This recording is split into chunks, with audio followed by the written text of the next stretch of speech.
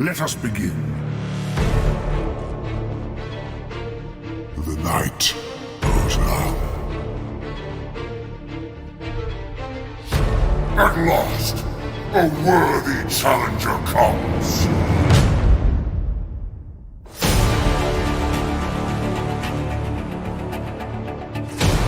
I am in a black mood. I shall enjoy this. Let there be battle. Sister.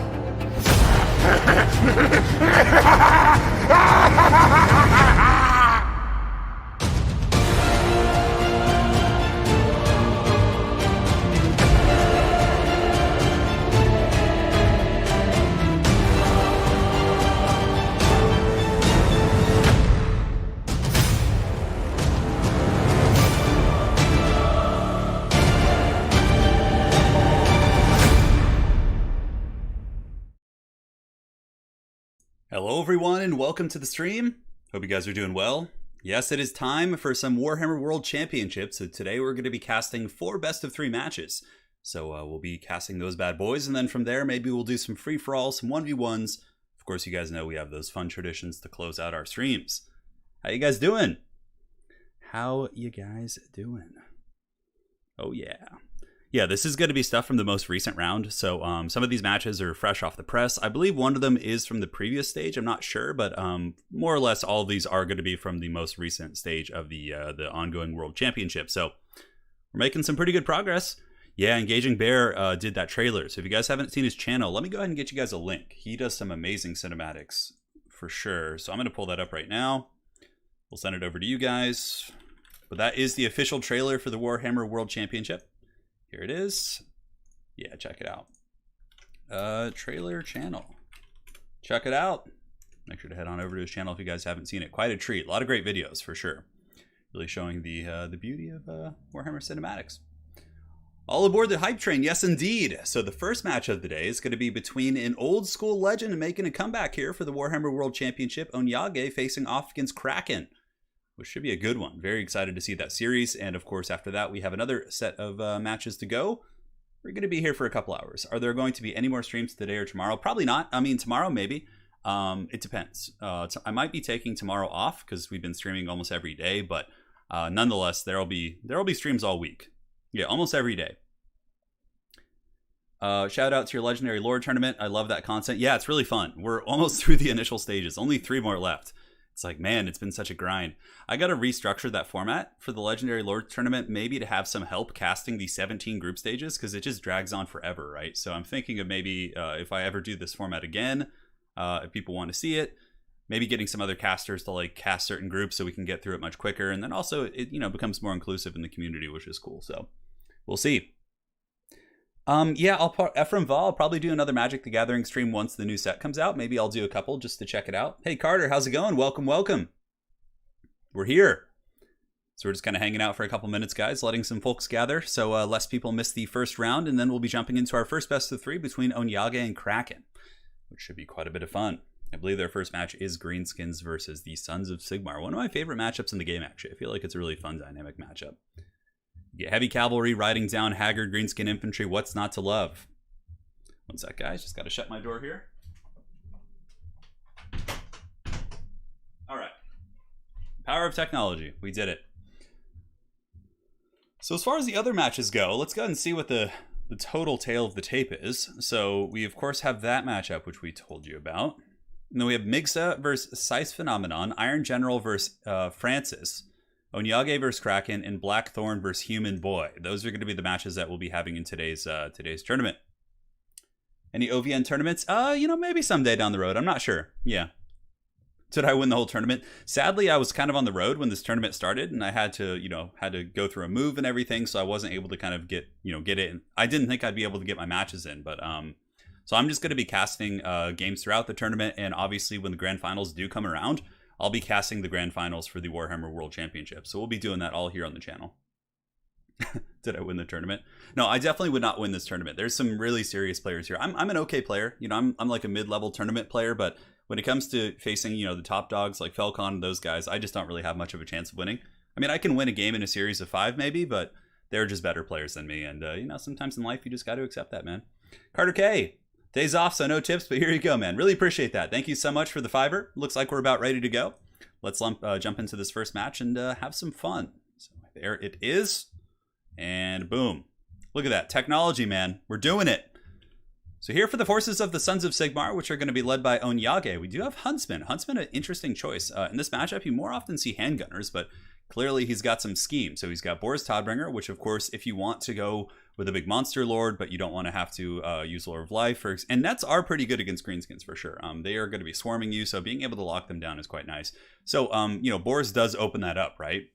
And honestly, he can still pack a pretty mean punch against the greenskin lords and Grom the Paunch and all those different characters. So Onyage does have the Huntsman. It looks like in total there's going to be 4 of those flagellants in the front line, backed up by state troopers and more state troopers, a single Knight of the Blazing Sun, and 2 halberds here in the secondary line. Don't see halberds terribly often, but halberds are a pretty cool choice.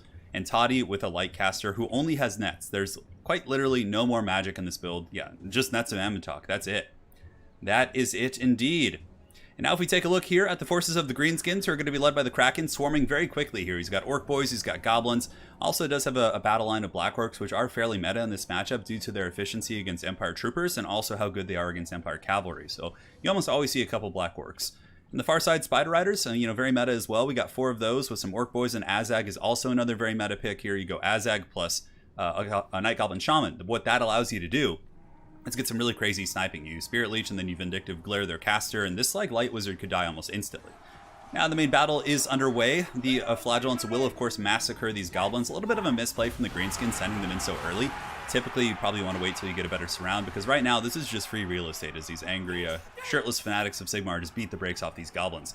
The Black Orcs will be moving in as well, obviously waddling, and they'll have a huge advantage against pretty much all the Empire infantry here, but the Huntsmen, there are 3 in total, and with Boris cycle charging, they can pick down those Black Orcs pretty quickly here. And Toddy, in the meantime, still doing some really good damage in the front line. Knights of the Blazing Sun moving in to take out these Orc Boys as well. And now the true Orcish infantry have reached the front line. Now, Flagellants, I think, do defeat Orc Boys head-to-head. A little bit hard to say.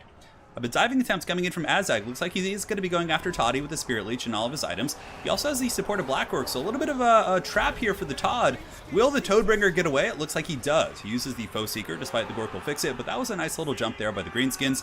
And now the Knights of the Blazing Sun going to be sent in to cover Toddy's retreat and make sure he can kind of escape that quite treacherous situation. Some more Orc Boys on the flank looking for ways into the battle lines. Empire Halberds rushing in to intercept Toddy as well, diving in, but the Huntsmen are all firing quite happily, and that's the biggest thing that the Empire has going for it. Although the Huntsmen are wasting a little bit of ammunition here on the Goblins, should be shooting at either the Skirmishers or some of the more powerful infantry units or cavalry.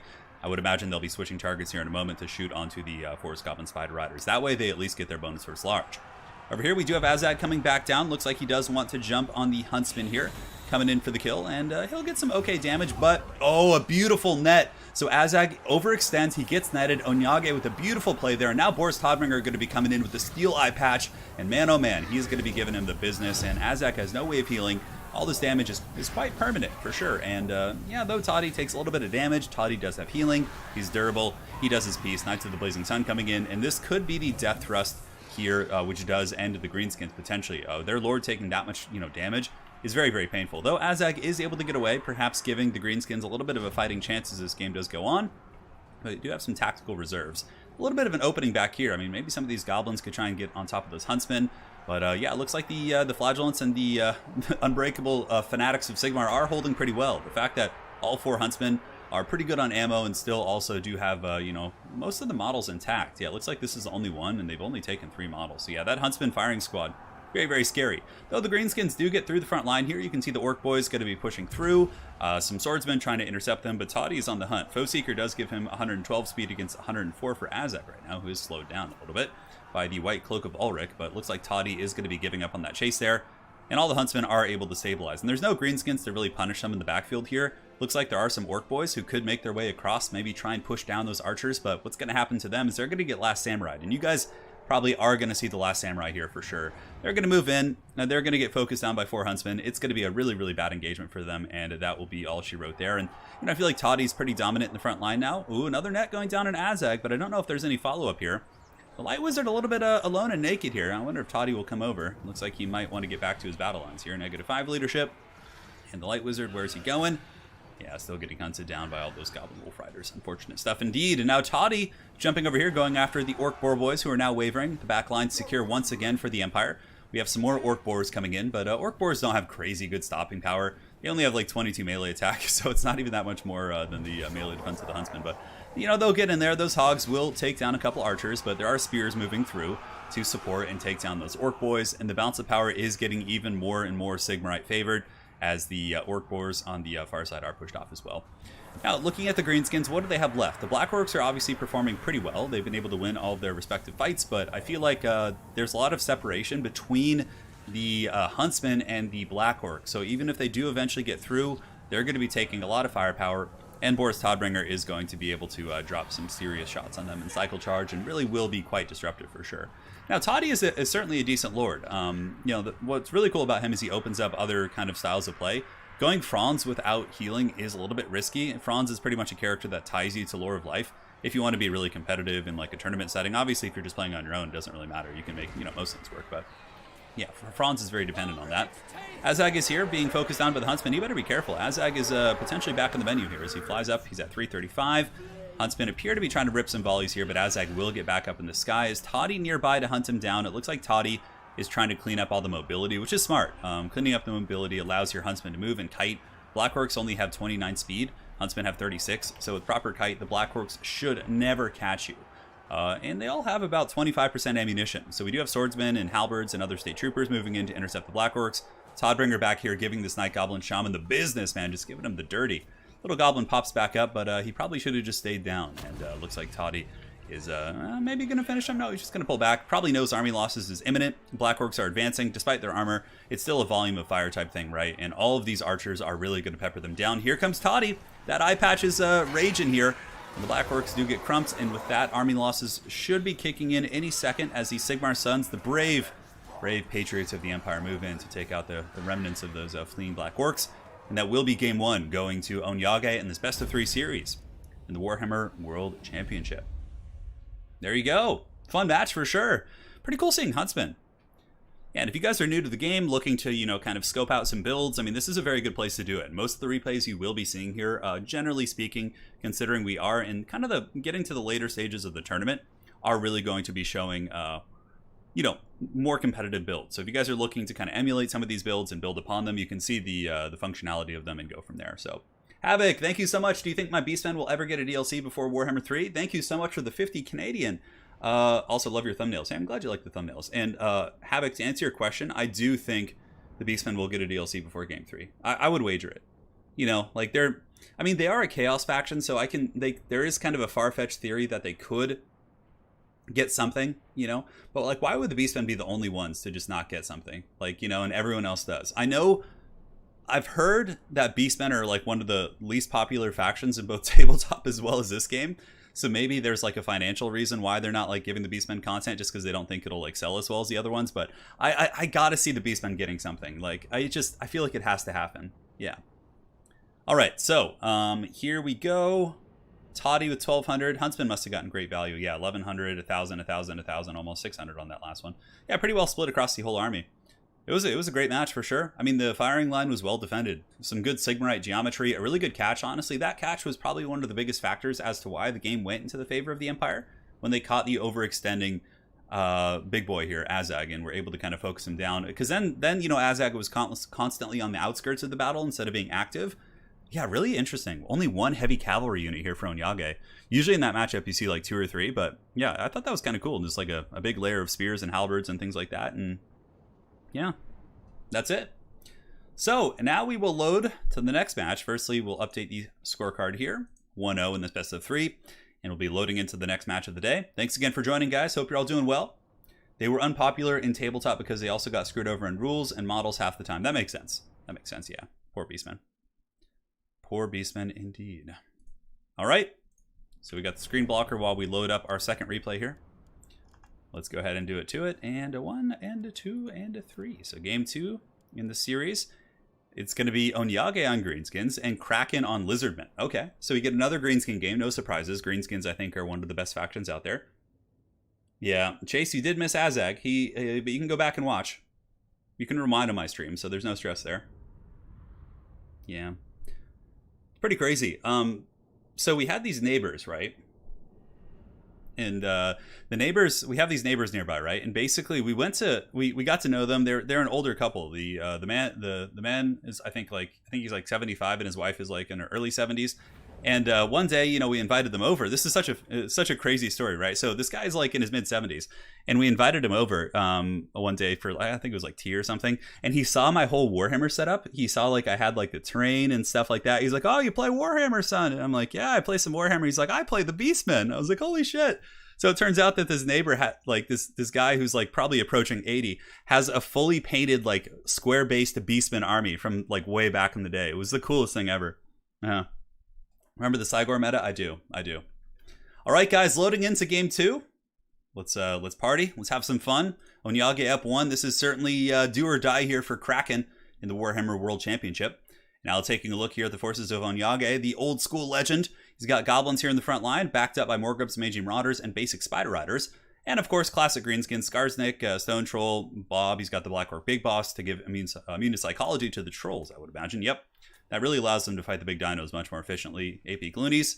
And over here in the bushes, we do have Night Goblin Squig Hoppers backed up by Wolf Riders and Spider Riders. So, yeah, it was pretty cool. It was a really neat experience. So we were talking about it. I was like, you know, because I kind of have familiarity through this game of like old school Warhammer. Sure, he wasn't the advisor in disguise. It could have been for sure. The grayest graybeard Beastman OG. Yeah. No, I didn't play him because I don't have like... My Empire army is like partially painted, and he played like in an older edition, so it would just be like a huge. Maybe someday I will. Someday I've talked to him about it before, and I'm like, you know, hey, maybe someday I'll come down and we'll play some games. You know, it'll happen at some point. I offered him some free 40k stuff. I was like going to give him some of my extra Death Guard models I had, but he wasn't interested. He just likes the Beastmen. So. All right, so that is the Greenskin army. We got a forest core of Spider Riders and some Goblins and Squig Hoppers, double Stone Troll, Skarsnik, as well as the Black Orc Big Boss. Now for the Lizards, no surprises here. Very defensive build. Lord Chungus here, Mazdamundi, backed up by an Ancient Stegodon with the Ballista. Not the Ballista, the Machine Gun, yes. And which, of course, is better against Greenskins. And we do have the Saurus Warriors, Temple Guard in the back, Cohort of Sotek, a couple of Chameleons, and a Skink Chief up on the Flying Steed here. Got to be careful, though. Onyage is getting a ton of free value here for sure. Probably should pull this little Skink Chief back. I'm not sure what he's trying to do. Maybe he's trying to go snipe Skarsnik or something. But yeah, I think he realizes at this point he just kind of forgot about it and it was a little bit of a miss micro. And now he's juking the shots, right? So he's doing the appropriate action here by moving away. Now this is a good play here by the Greenskins. Basically, this is the most efficient way to deal with Chameleon Skinks. You get cheap, shitty, shielded infantry, especially Goblins who cost less than them. And you just chase them down. I mean, yeah, the Lizards can go and send something after them, but this is one of the best. You know, people often ask me, how do you deal with Chameleon Skinks? Well, this is it. And a lot of factions can do it. With Empire, you can use basic state troops with shields, like Swordsmen or Spearmen with shields. You know, pretty much any cheap chaff infantry, you just kind of throw after them. And you can see those Skinks are being pushed to the edge of the map. Ruination of Cities going down right here. Going to be some nice stuff, potentially. Which way does it go? Okay, that was not... He got a pretty unfortunate RNG there. It could have gone up, could have gone to the side, either direction, and gotten a lot of damage. But still, it's a free spell, so it doesn't really matter that much. So now the Stone Trolls are moving in with the Orc Biggins. That is a pretty scary core of stopping power. Lizards are really blobbing quite hard here. You can see the Temple Guard and Saurus Warriors all stacking on top of one another. But they just got to make sure that, like, if they're going to blob like this, they got to keep everything together. Because what's happening right now is that the Greenskins are going to be able to split their army much better. Although, look at this. The Giant River Troll Hag actually does get surrounded here. And it looks like some of the darts up in the sky are poking in. So Onyage does respond by sending in the Orc Biggins and the Stone Trolls to liberate the Hag here. And it looks like the Hag should be able to get away. Though she's been clubbed a little bit by the Saurus and some of the Cohort of Sotek, I can see that Hag escaping here. And she's terrified, shaken, not truly broken, so she should come back here. Now, the Lizardmen pushing in once again to the AP Gloonies and to the Biggins. And with Mazdamundi there, it should be some pretty nasty damage for sure. But Balance Fire is pretty even up in the sky. The little Skink Chief doing a good job shooting at the Giant River Troll Hag. Certainly a very strong usage. Mazdamundi going to be dropping a banishment in the backfield, depending on which way that goes.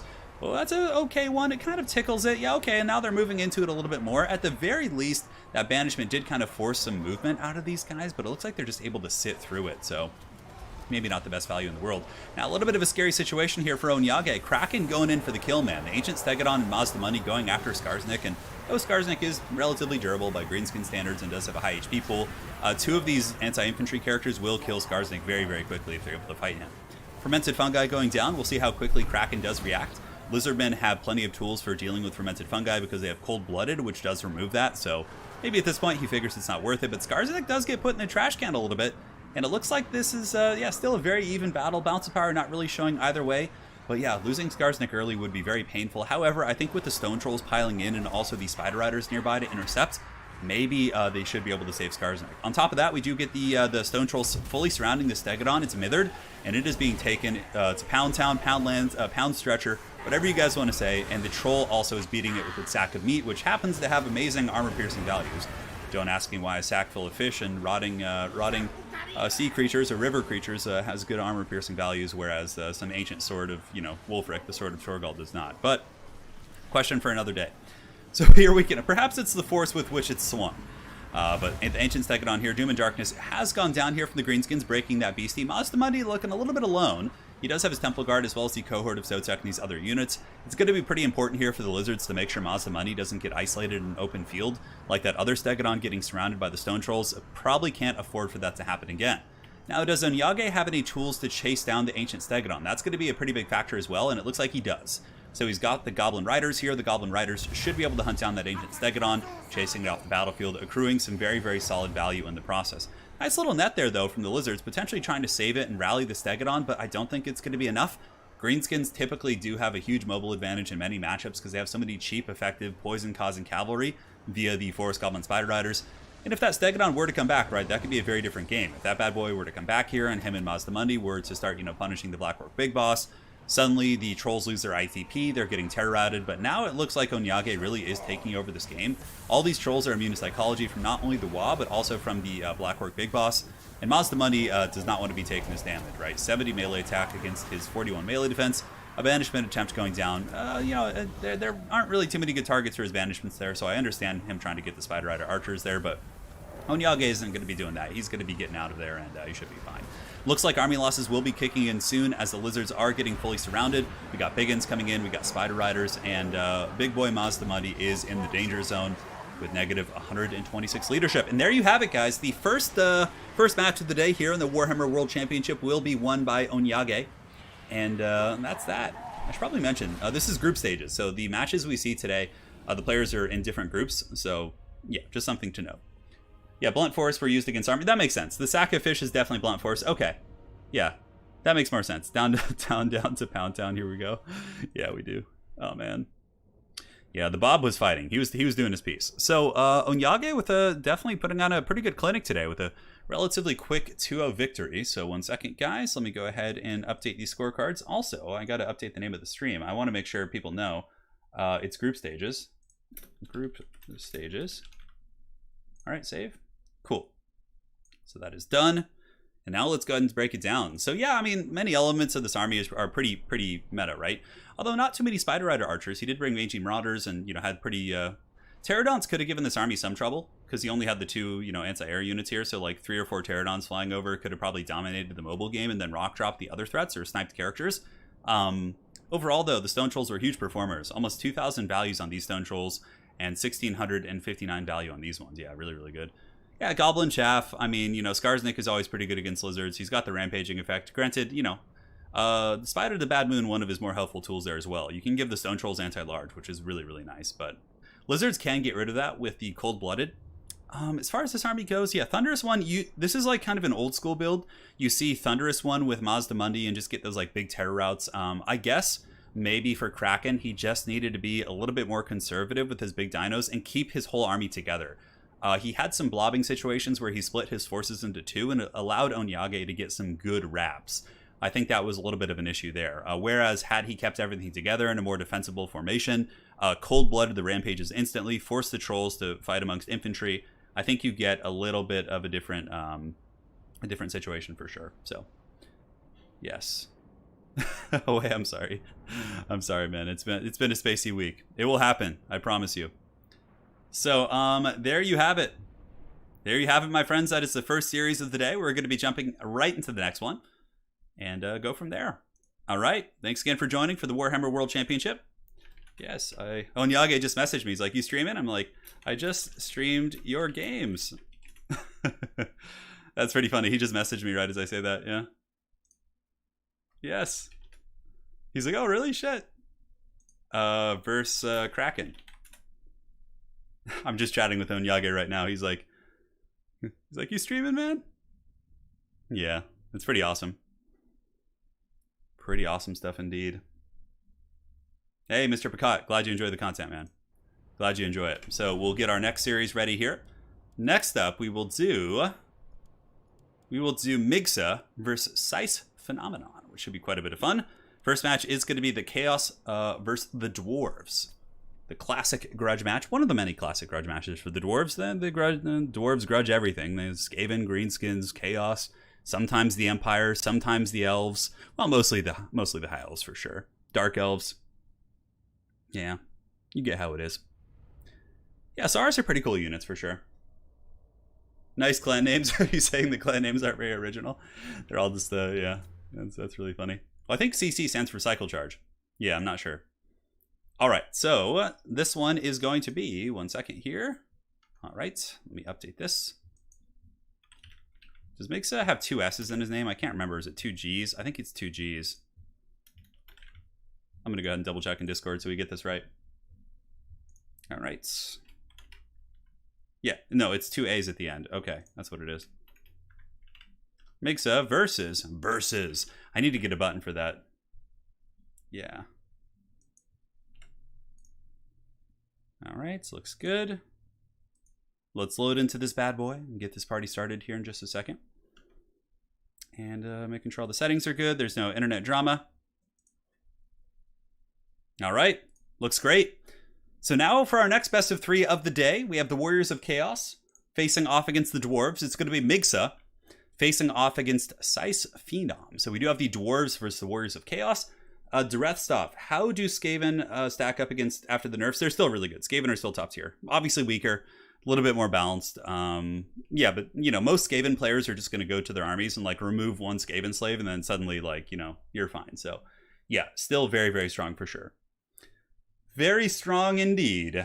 The Canadian Tuxedo and Chuck, is that what it's called? Oh, I love it. That's really funny. So for the forces of the Dark Gods and Migsa, Chaos Marauders with great opens with Chaos Warriors on the flanks, which is good. I like having the elite infantry on the flanks in this particular situation because a lot of dwarf players will have their gun kill box in the center, and on top of that, they'll use blasting charges in the center to absorb the frontline charge, right? So having those more elite troops like kind of offset on the side, I think is pretty cool for sure. And in the back here, we got Chaos Warriors, triple Gorby's Chariot. Oh man, those things kind of fell out of fashion. Oftentimes you just see the basic Chaos Chariots for 750 here, but these guys cost 1100, and you know, if they don't get focused down, they can really pay for themselves. They have crazy good armor-piercing values. How's it going, Onyage? Well played, man. You had a great series there. It was quite a bit of fun. If you want to go back, you can rewind and see that, but the champ is indeed in chat. Miners with blasting charges in the front. Gotrek and Felix teams up with the White Dwarf, double Thunders, Iron Drake Torpedo, and a single cannon. The cannon is definitely a good tool against the Chariots. Only one Slayer, though. Slayer's going to have his hands full. I mean, 3 Chariots. I'm looking at this army like, okay, you got the Crossfire, I suppose. But yeah, triple Chariot, that is a lot to stop. In the backfield, we do have Chaos Warhounds with Poison, and that appears to be it. So those Warhounds certainly going to be looking to feast on that cannon crew and go after the goodies. Hey, Onyage, it was all kind words, I promise. I promise. It was a good series. Don't you worry, man. So let us know in chat, where do your allegiances lie? The Dowie or the minions of the Dark Gods? Let us know. As the White Dwarf, Gotrek and Felix, we'll see if the plot armor can save them once again, as it always does in the books. They always narrowly survive and get away from the true disasters. Now, initially, the Dwarven cannons are shooting downtown here at the Chaos Warriors with great weapons. I would imagine he'll need to start switching those volleys here onto the Gorby's Chariots, and yes, you can see now the cannons have switched onto the Gorby's Chariot, which is the appropriate decision. Those Chariots are the scourge of the Dwarves. Even though there have been mass changes which have made Chariots a little bit less punishing and made the Dwarves a little bit more durable overall, it's still a relatively scary situation, right? So here comes the Chariots, the Chaos Warriors with great opens advancing up on the flanks here. And the gun volley's opening up. Gotrek going to be trying to rush in to intercept. He might be able to get in front. Honestly, a pretty good start from the Dwarves, getting this much damage on these bad boys. Yeah, one Gorby's Chariot's down, but it looks like they will get that sweet, sweet penetration there, pushing into the Miners with blasting charges, which then allows the Marauder Great Weapons to get in without taking the blasting charges. That's really kind of the beauty of the whole situation. A little bit of a disaster here in the center. The fact that the Thunders are having to run so quickly and Warp Chicken is just kind of running rampant in the battle lines. And yeah, look at this. Now we got Warhounds coming in the back here. So he did use his Slayers to intercept these Warhounds, but then another unit comes in and pretty much is just going to shut down this cannon. A very, very disastrous start here for the Dwarves early in the game. I mean, the initial volley, taking a Gorby's Chariot down this quickly is a really nice grab. Normally, Chariots take much longer to bring down there, but I don't know. If he can stabilize his cannon and get both hounds off, maybe. This cannon is at 1, -2. It's very, very close for leadership, and it looks like it's broken. Both Warhounds, of course, will be probably taken out by the Dragonback Slayers, but that is a pretty unfortunate way to start.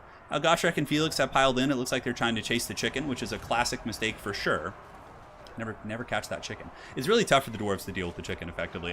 One of the best ways is just to kind of have Slayers defending your missiles, and then the Slayers pile in on the chicken, and they can actually get some good damage. But now we see the Dwarves stuck in a very, very, very, very heavy sustained combat grind. And, you know, there's always a chance with Gotrek, Felix, and Grombrindle, especially if the Chariots get caught here and they just end up getting picked apart. The Dwarven, core of infantry supported by those characters can be very menacing indeed. In the backfield, Longbeards with Great Opens are able to push back the chicken, supported by the Dragonback Slayers, and the Iron Drake with the Trollhammer torpedoes falling back, and Seiss has actually done a pretty good job stabilizing on many fronts. So these guns, plus the Iron Drakes with the Trollhammer torpedo, are going to be able to reform ranks. We also have guns set up back here, so the Dwarves, like I said, have done a pretty good job getting their gun line back, despite a relatively tough early engagement, right? On top of that, Sartorial, the Ever Bird, also really did take a ton of damage here from the Dragonback Slayers. He's down to about 40% HP, and here we have Longbeards with Great Opens rushing out of the center engagement to go intercept these Chaos Warriors, and Longbeards with Great Opens I think do lose head-to-head against Chaos Warriors, or at least it's a very close fight, but, you know, considering they got the jump on them, they should have a decent chance of winning that, although they're only a 54 model, so. Nice dodge there by the Dawi, able to pull back the Thunders and get away from that engagement. Dragonback Slayers, unfortunately, are having to be sent to fight Chaos Warriors, which is a terrible engagement for them. They have really, really bad armor piercing, but the balance bar is pretty even. If anything, it actually says the Dwarves are a little bit ahead. I think some of the Chariots of Chaos have sat idle in melee for a little bit too long, which gave the Dwarves an opportunity to kind of restructure their formations. But now the Chariots are free, and they're going to be charging into the back of these guns here. Warp Chicken, man, taking a ton of damage. That turkey is getting cooked a little bit, guys. Definitely got to be careful, and this Dwarven Hero Squad is going to be very, very tough to take down. Although surrounding it with Chaos Warriors or Marauders with Grey Opens, any number of other units like that is certainly a very, very good way to kind of get the party going. So will the Dawi pull this one back? It looks like they're actually clearly ahead in the balance of power right now. Ooh, but a really, really nice overcasted final transmutation. It nails Felix, it nails Gotrek, as well as Grombrindle. And yes, they do have magic resist on the dwarf characters.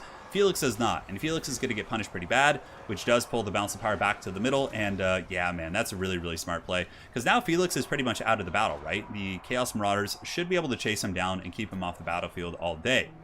Now, Dwarven Guns probably in guard mode, ripping some shots here at this big Christmas turkey. Looks like 725 in the HP department. Dwarf Warriors, Thunders, maybe looking to charge in there. I'm not sure yet. They should probably be put in guard mode and make sure to just keep ripping their shots. But now it looks like after that final transmutation just nuked the Dwarven characters, Chaos seems to be ahead in the balance of power, or at least kind of pulling it back here.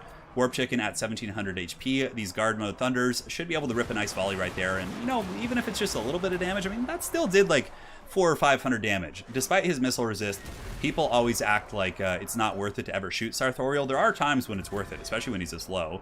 And it looks like they might be able to actually finish off the big bird. Yeah, what's his HP right now? 900, 800. Imagine if he didn't have that 50% missile resist. This goose would be cooked so freaking hard. But it seems like Chaos just has too much. Grombrindle, oh, look at that! Gotrek actually got the healing off. That ability almost never works, but it worked right there. Sartorial at about 500 HP, going in after the Mighty Slayer. We'll see if he decides to stay in combat there. Dwarven Guns getting the last shots that they possibly can. Balance of Power is creeping back towards the middle, but I just simply don't think that the Dwarven characters can win this. He really needs to finish off Warp Chicken too. Grab these guns and just put him down, man. Because that guy's just going to be cycle charging and terror routing your extra infantry. And although most of them are Longbeards or Unbreakable, so yeah, hard to say. 82 HP. Will the chicken fall? It looks like it. He's on the edge, on the brink, baby. And he gets one more Space Jam, just pretty much dunking on all of his own troops. That's how Chaos rolls, anyways. They're all about their own schemes and things like that. But yeah, I guess he's shooting into the Great Weapons and the Marauders here. Maybe he doesn't think the chicken's as big of a threat. But I would imagine the chicken will probably still fall at some point. Really nice smoke bomb right there. Does tank the leadership, and Warp Chicken does finally get capped by the Thunders here. So it looks like Elmer Fudd was able to take out the notorious chicken. And now Grombrindle. Oh, how could we not call someone Elmer Fudd in this game? Who would be the closest? If there was like an Empire Master Engineer character with a rifle, he could totally be Elmer Fudd.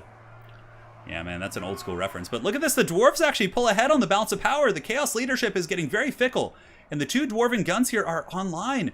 And it looks like a little bit of a tactical reserve situation going on. These Chaos Warriors with great weapons do need to be given an attack order to go over here and go after these Thunders. That's a little bit unfortunate for sure, but I'm not sure what else he's microing here. These replays are brand new, so it's not any replay issue with the replays, to my knowledge. Looks like Gotrek and Grombrindle and the boys are fighting in here pretty good. Although Gotrek did go down. Yeah, man, these Chaos Warriors need to be given an attack order. Oh, it's brutal. Is there an issue with this replay? Yeah, it looks like there might be. This is a new replay, though. How could there be something wrong with it? No way. Am I on the wrong client or something? Let me go ahead and double check this. Okay, this seems funky. Yeah. Yeah, let's go ahead and fast forward here, see what happens. And then Chaos Warriors get a Pyrrhic victory. See, there's... Let me go ahead and double check these replays, because these ones are brand new. Hold on a sec. Hold up. I'm on the right client of the game. Hold on, guys. Sorry about that. No, that replay was not correct. We'll redo that series. It looked totally fine. Yeah, and look at that. I mean, what? It seems like everything's fine. Usually when there's an issue with the replay. So did the dwarves just quit? Yeah, that's really weird. Because that replay, look, normally when you get to the end of a replay like that, it doesn't show all the values. It doesn't show anything like that. And let me go ahead and look at this replay in the folders real quick here. Hold on. I'm on the right version of the game, I'm pretty sure. Let me go ahead and double check this. Yeah. I don't know. Yeah, some stuff seemed really funky there, but regardless, we'll get the... Am I on the wrong version? No, I'm on the correct live version. Zinchian... He's actually playing the new deal. Yeah, I don't know. That's very strange. No, that was not... That replay is new, though. I'm pretty sure. Maybe it's not. Let me go ahead and drag it out of the folder and double check here. So hold on, guys. Hang tight for 1 second. We might have to just go to another series. Yeah. Intro graphic. Okay, so let me grab these ones. Maybe those ones were from a previous stage. Because normally it doesn't show like that if...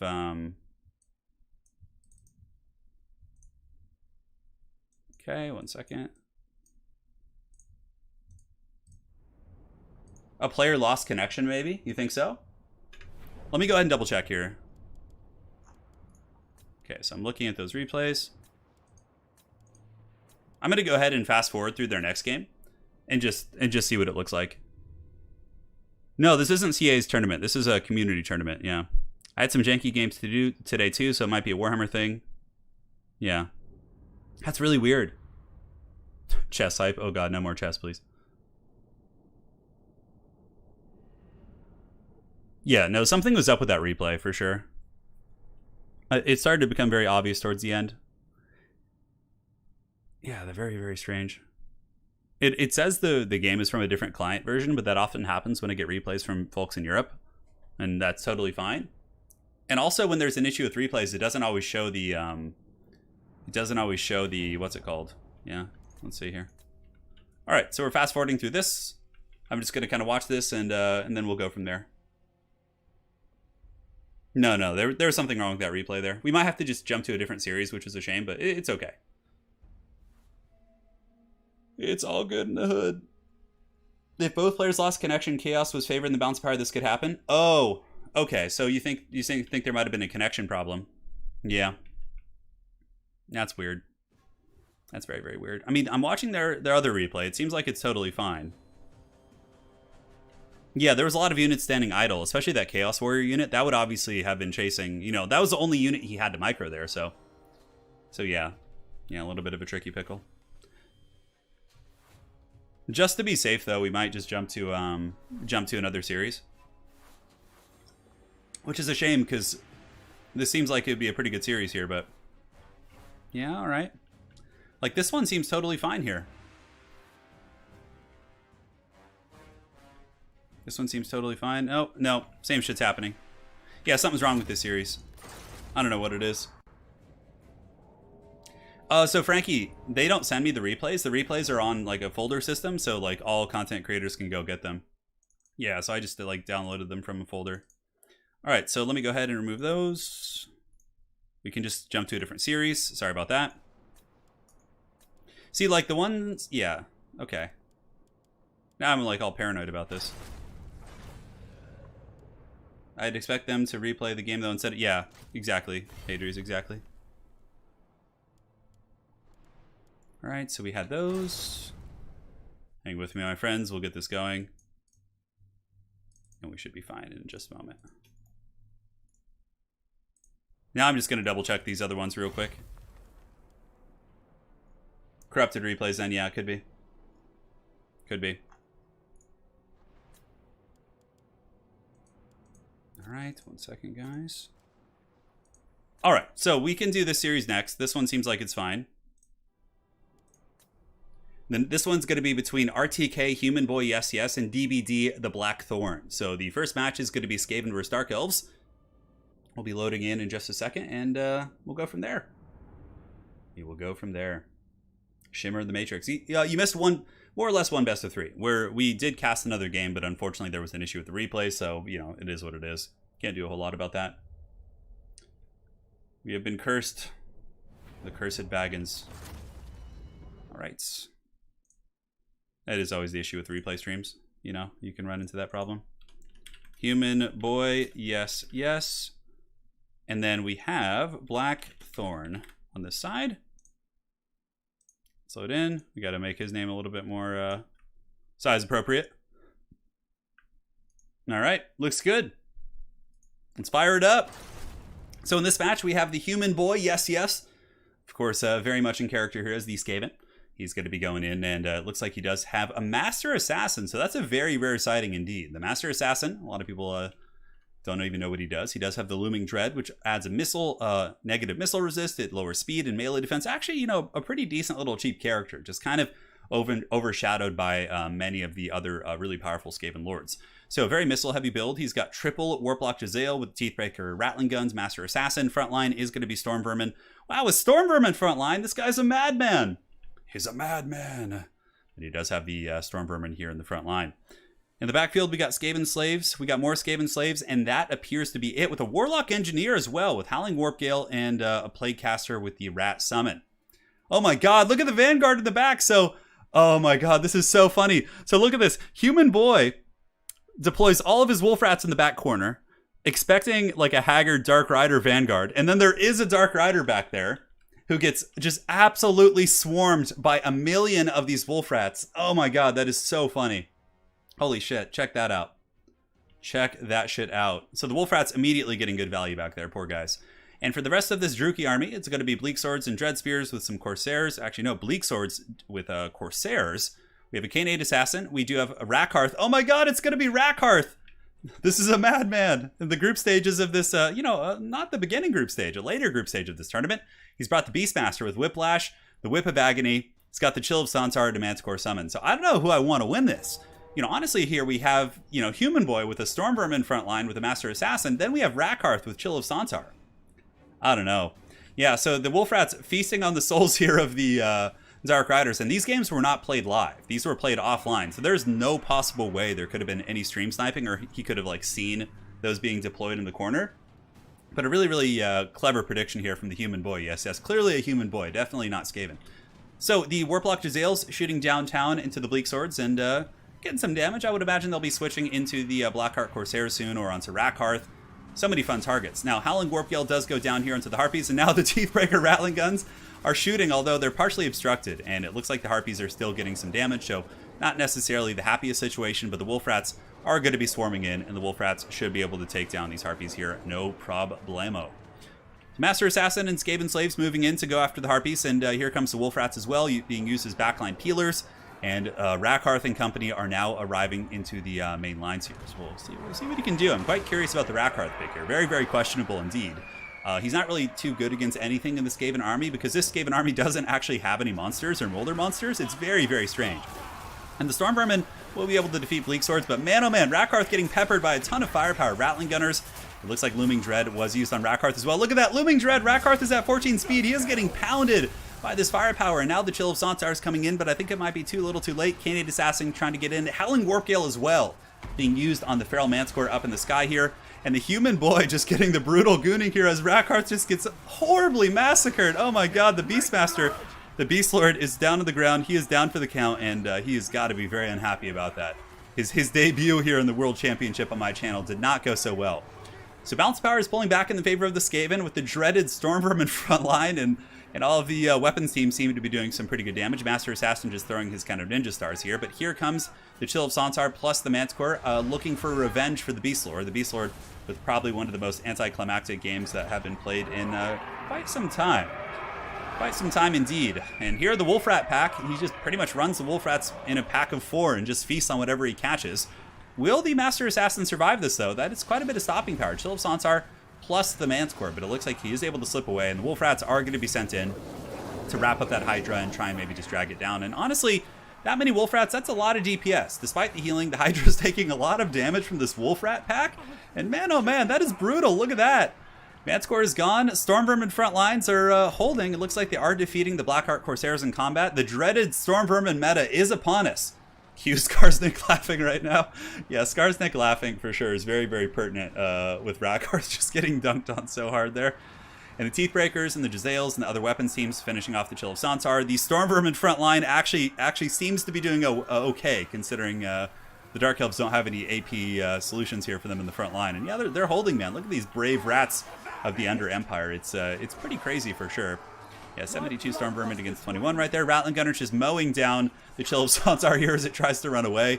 And the Master Assassin once again is being hunted by another Manticore summon here from the Blackthorn of Clan DBD. But the Human Boy, yes, of RTK is holding on firm. 1200 HP there on that Master Assassin. Rattling Gunners almost finishing off the Chill of Santar. It's at negative 50 leadership, so I don't see that bad boy coming back. And the Stormvermin continue to just hold the front line, and yeah, Rekarth.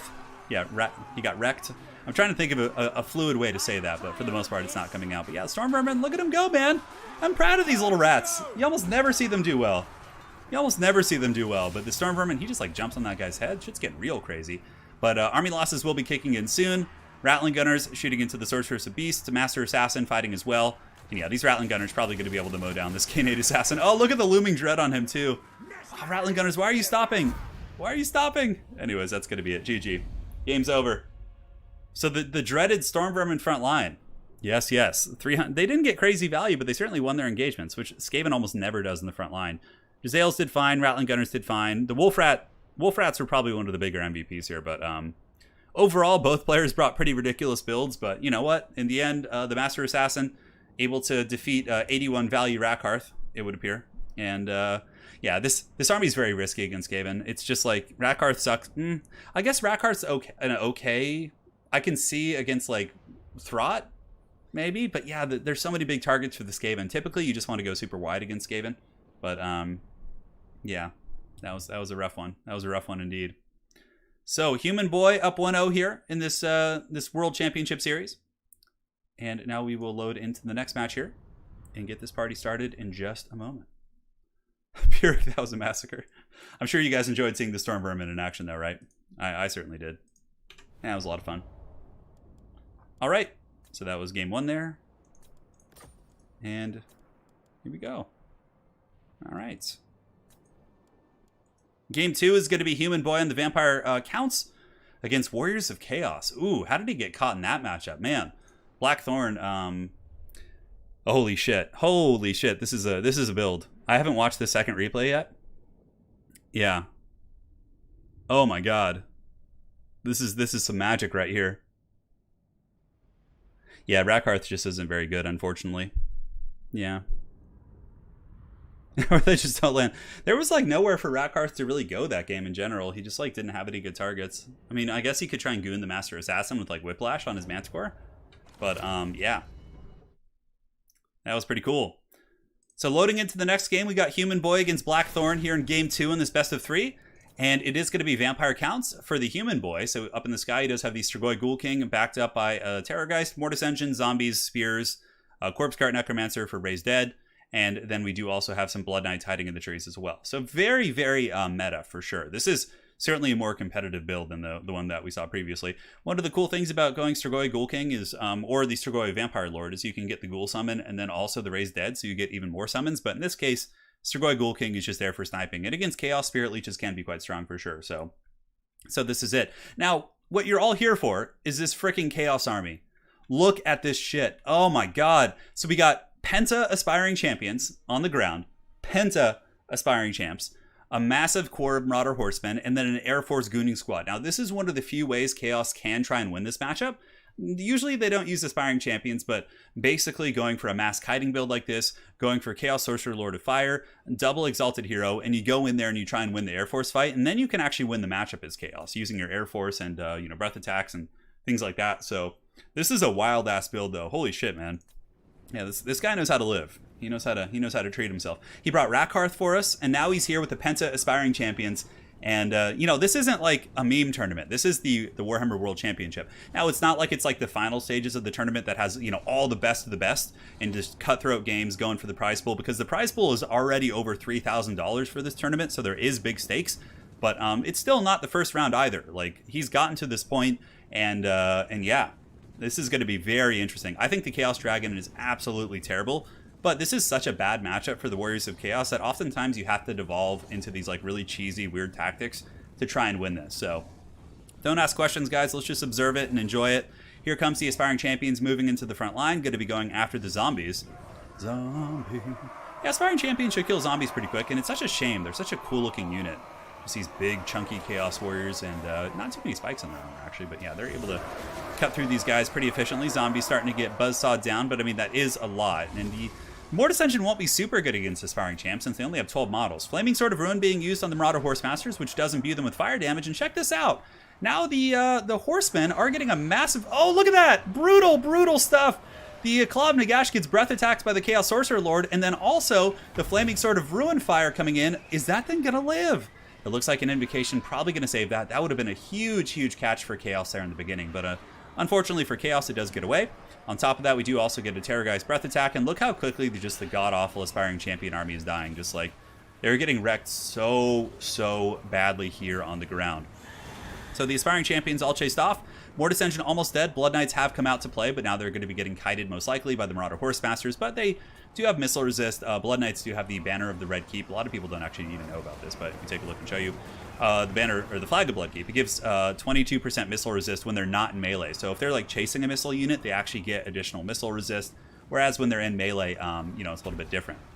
So yeah, I would imagine Chaos really wants to try and finish off the Claw of Nagash here. You can see the Chaos Sorcerer Lord of Fire is going to be dropping a big Burning Head, which could be okay. Yeah, it kind of tickles the back of those, gets a couple zombies. In the end, probably not worth it. Would have been way stronger just to use a Fireball in the Claw of Nagash and try and finish that bad boy off, but I mean, really, the Claw of Nagash isn't super good against a lot of the Chaos army at this point.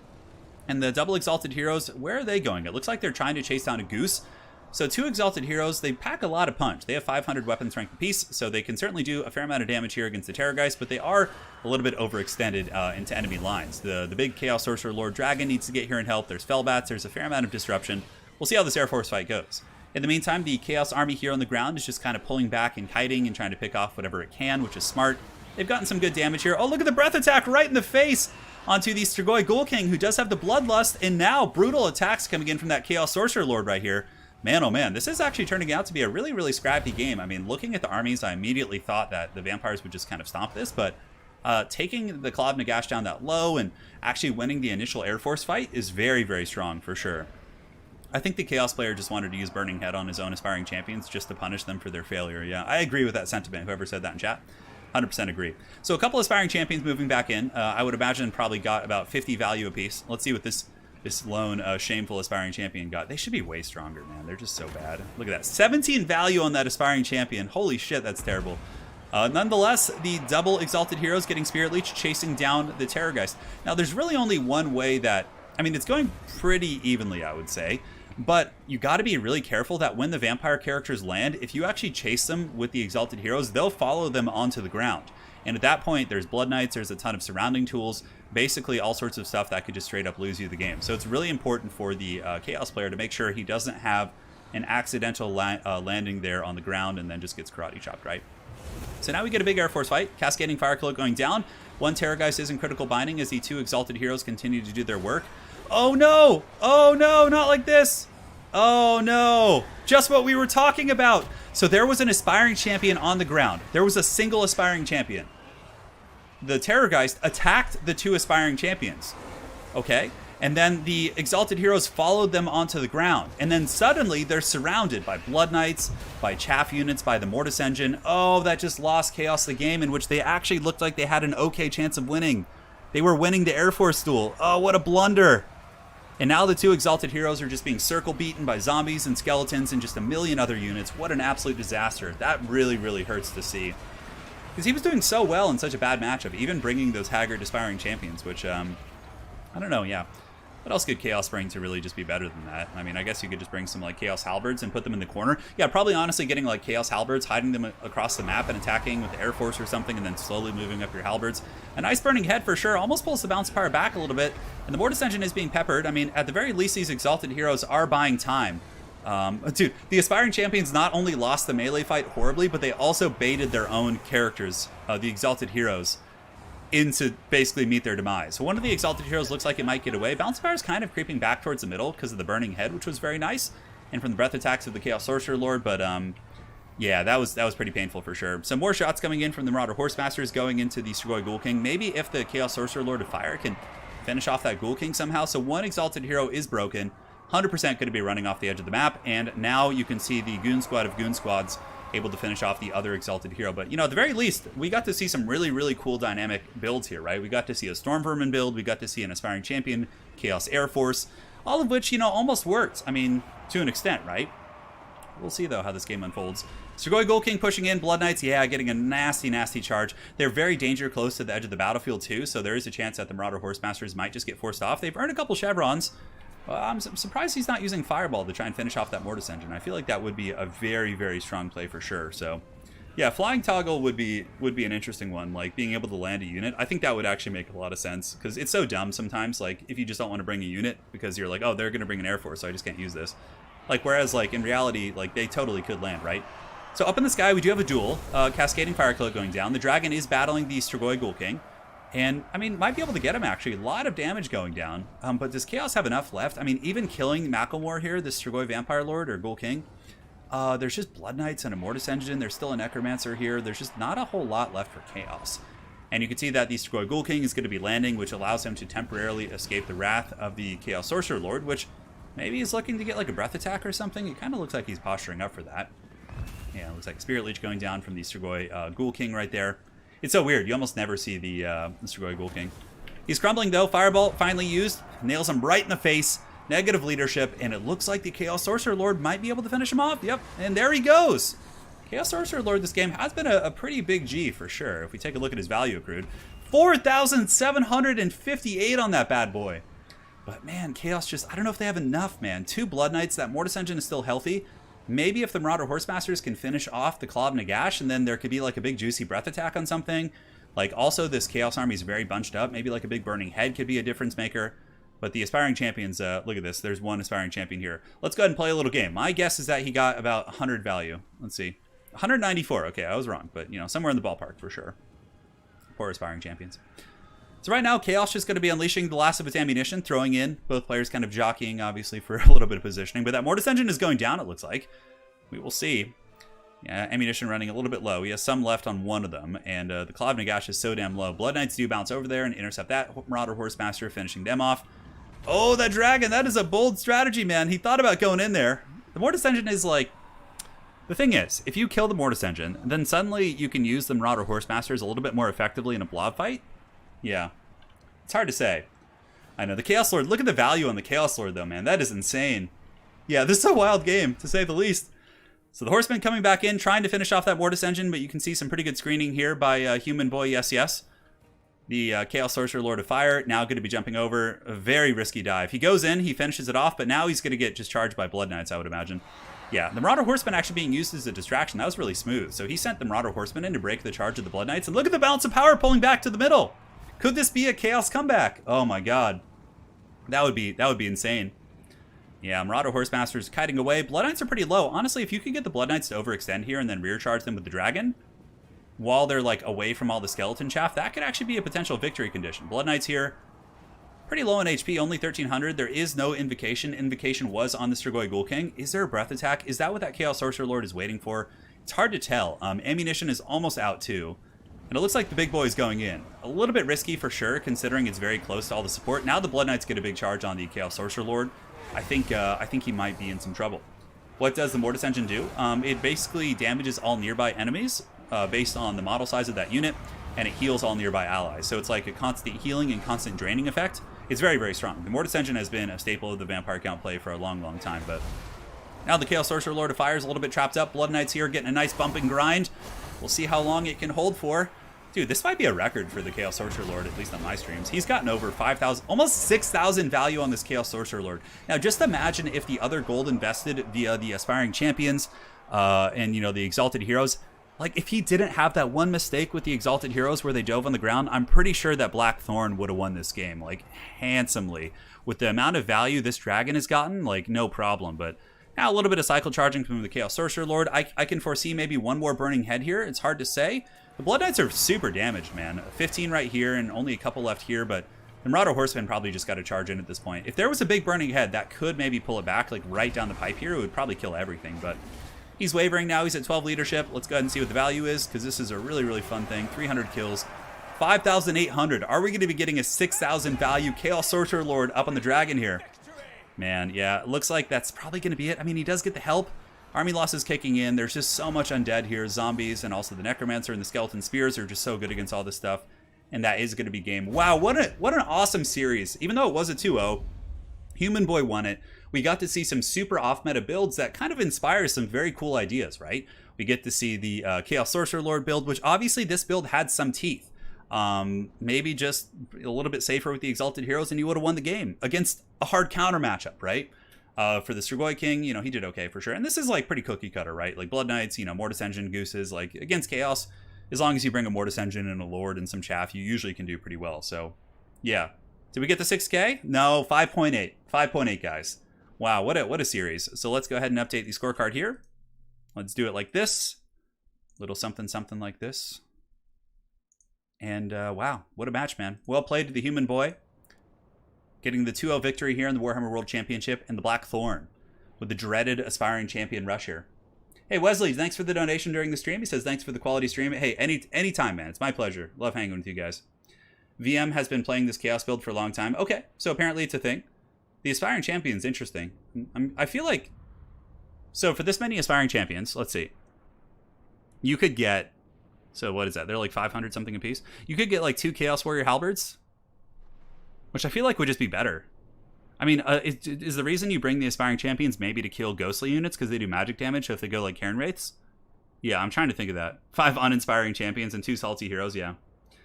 The Blood Knights, yeah, 2,300, 1,800. Blood Knights both paid for themselves quite handsomely. Nate, I'm going to be watching the UFC tonight, but just the main card, so yeah. It might run into the prelims a little bit, yes. Dude, what a great game. Awesome. Big thanks to both those guys, Blackthorn and Human Boy, for putting on an excellent show there in that duel. And now we can prepare our next series. So I just need to evaluate the replays, make sure they're all good. And we'll go from there. All right, 1 second. I'm going to go find some replays that are not corrupted. So hang tight for 1 sec, guys. It's only going to take me a minute here, and we'll get some more replays going, and we'll be good. How you guys all doing, by the way? Life treating you well? Tomorrow we have our Zinch video going up, so I know it's been a while. We kind of slacked on those speculation videos, but tomorrow we have the Zinch videos going up, which should be quite good. Very excited for that. And cool. All right. And this one looks like it's the most recent. Very good. Let's go find some replays. Oh, yes. Yep, these were uploaded today. All right, let's download these. Yeah, I'm just making sure to get new replays so we don't run into any issues, guys. I just found a series. So we have Onyage versus Sentencia from that same group, which will be quite a bit of fun to cast. And then let's go take a look at another group here. In the qualifiers. Man, I have to, let's give a big shout out to Moores of Clan VM. He's been doing such a good job organizing this event. It's like masterful, man. All right.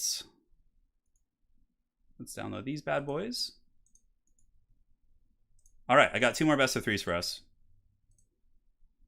And if you guys want, we'll go into the wee hours of the night. We'll get these games streaming, and life will be good. Life will be good. All right, perfect. Right on the go there.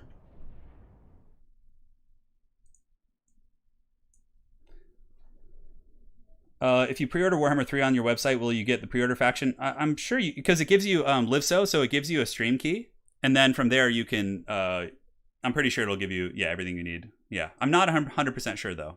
Not 100% sure. Right, so let's go ahead and do this. Load into the next match here. Thanks again for joining. Yeah, they could just add like a couple more champions. Yeah, for sure. That's actually a pretty reasonable solution. Okay, it says it's a different version of the game, but I think it's just because of the region these guys are in. Yeah. So right now we have Han Samurai facing off against Nameless Order. Han Samurai, I believe Han is a Chinese clan, so we're going to get to see a little bit of a different meta, right? Which is quite cool. Because I would say in my experience playing against Chinese players, their meta is a little bit different. Not like drastically different. You still see like the core essentials, but the builds definitely use some different units, which I think is really, really exciting. So, all right. So loading into the match here, we do have the Nameless Order on the left side. So let's update this. Order versus Samurai. And reset. Boom, boom, and boom. And let's party. Let's have some fun. All right. What do I want to see in the Total War Collector's Edition? I'd like to see some dice.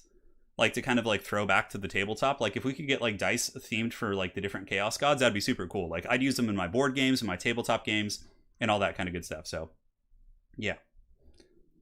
I pre-ordered through Turin, and it's sitting in my Steam library like any other pre-order. Okay, very cool. All right, guys, so we got Nameless Order facing off against Han Samurai. So we do have a Chinese player here facing off. I'm not sure where Nameless Order is from, so it should be quite a bit of fun to see the unique meta builds.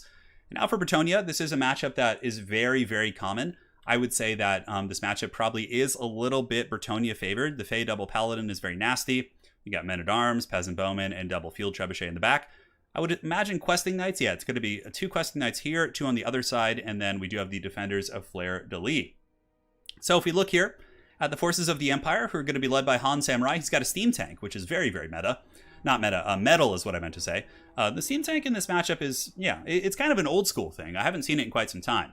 Now, a halberd battle line, so he's got 4 halberds, spearmen, triple mortar, which I think is very strong against peasant archer spam, and Empire Knight. So clearly the Bretonnians have a massive, massive advantage in the cavalry game. So he's going to have to make sure to really use his halberds in an effective defensive screen. So I'm sure there'll be a collector's edition of Game 3. There's got to be at some point. I don't know. They've done one for every single game so far. I have the collector's edition for Warhammer 2 sitting here. It's kind of cool. It has like a custom art book and different things like that. So that's that. So the meme tank has advanced up, and it looks like the steam tank is actually shooting into the field trebuchets. Might be able to actually kill those. Oh my god, the trebuchets, the pinnacles of technology for both these factions shooting. And oh my god, is that Kelt? No, it's, yeah, see what I'm saying? It's Pegasus Franz. Pegasus Franz. Not Deathclaw, Pegasus Franz. Yeah, very interesting. Just with Galmaraz. So he's really just looking to snipe paladins and things like that. Yeah, it's Franz on a Pegasus. That's really some neat stuff. So far, the meme tank is actually outvaluing the trebuchet back here. Has been able to pretty much pick one apart. Look at this, man. That steam tank doing the work of Sigmar. Holy shit. So this field trebuchet has 1 model left. That steam tank is like just a pinpoint sniper. Oh, but very clever play here by Nameless Order. He moved the field trebuchets just under the hill here, so the steam tank wouldn't be able to shoot them. That is some really, really clever play for sure. So now the main battle will be on its way soon. Oh, the steam tank blasting the paladin right in the face. This paladin's got to be careful too. Pegasus Franz could certainly leap in there with Galmaraz and chunk like a good 50-60% of his HP in a couple seconds if he's not careful. The Knights of Bretonnia advancing as well. Pegasus Franz taking a very cautious approach, and the paladin going to be pulling back while the mortars are now raining some hot fire onto the peasant archer lines. And it seems like a pretty cool build here from the Han Samurai. I'm definitely digging it. The halberds with the double mortars, although, again, we have yet to see the efficiency of the halberds. So the mortars seem to check out. The steam tank seems to be doing pretty well so far against the trebuchets, and obviously gives you good stopping power against the questing knights. But now Han Samurai is going to be forming ranks with his spears and kind of pulling back. Hey, Dennis the Master, thank you so much for the donation. Really do appreciate that. Hopefully you're enjoying the stream, my friend, and more good times to come. So spears and halberds falling back to defend the artillery pieces, which of course makes sense. Here it comes, and a nice little flank charge from the questing knights right down the flank of those halberds, and I don't think they got their charge defense there. It looks like they actually took quite a bit of damage. The steam tank, though, still putting a little bit of hurting on them, and the Empire Knights do bounce out to countercharge those questing knights, and Horse Franz also, or Pegasus Franz also coming in. So what is the Pegasus names? We have Death Hoof, we have Death Claw, and what would be the name of the Pegasus? I think you guys in chat need to help me figure that out. So all 3 mortars, I think, are still functional, although over here, really aggressive cycle charging coming in. Bretonnia has pretty much been fighting without its peasant archers. They're getting, like, chain routed, and that's got to hurt pretty bad. But yeah, 1 mortar is offline. Defenders of Fleur de Lis probably going to come back here and finish it off. May actually end up engaging against these Empire Knights, although they do get caught on that Jade Wizard. And then the Empire Knights do get the optimal surround on them, which is a little bit unfortunate. A very strange Earthblood. I think that was a misclick. It looked like right there Han Samurai did use the Earthblood on the mortars on accident when he was trying to get the Empire Knights. And Bretonnia seems to actually be overwhelming here in the front line to an extent. Though the Empire still does have its steam tank, and Franz is still pretty healthy. 2 trebuchets are online and going, and peasant archers are now on their way back up. So let's go ahead and see. Still have pretty high model counts, 39 here, 46 right here, and 49 right there as well. Ooh, a big chalice of potions going down as well, right on top of the spearman here. Looks like it might buckle that Sigmarite spear position. And now the Empire Knights running in with the support of the steam tank, and of course the mighty engineering of Sigmar is going to be rolling over these filthy peasants all day. It does have the steam attack, which does have infinite ammo as well. What do we got? Yeah, I'm looking for names here. Death Feather, okay. We're getting some Death Fluff. We're getting some okay suggestions here. We'll have to think about that. Wing Hoof. All right, not bad, not bad. So peasant archers are now in position, which is going to be very pertinent because, of course, they do bring the poison damage to the table via the pox arrows, and the poison doesn't do friendly poison anymore, so it's just going to be poisoning the steam tank as well as Karl Franz. Don't ask me how a steam tank gets poisoned, but you know, those peasants must have some very vile poisons indeed. It's the fertilizer, says Lady Turin, yes. Yes, indeed. The last of the Empire mortars trying to get back online here. It looks like a couple questing knights trying to shut it down with a little bit of trebuchet fire in the distance as well. But the Spearmen of Sigmar are able to shatter those questing knights, actually, and then push back the men-at-arms most likely, although, I don't know, it looks like the Spearmen might end up losing that position. The steam tank is going to be a big problem, too. If Horse Franz... Ooh, Galmraz has popped in. It looks like we have a little bit of a duel. He's getting in there with his bonus first large. 541. The Paladin really getting smashed by Franz. By, not Horse Franz, Pegasus Franz. God, I got to get that right. Yeah, but Pegasus Franz getting in there. Balance of Power is getting a little bit Empire favored now, as the big epicenter of terror with the steam tank has been able to kind of push back the Bretonnian army.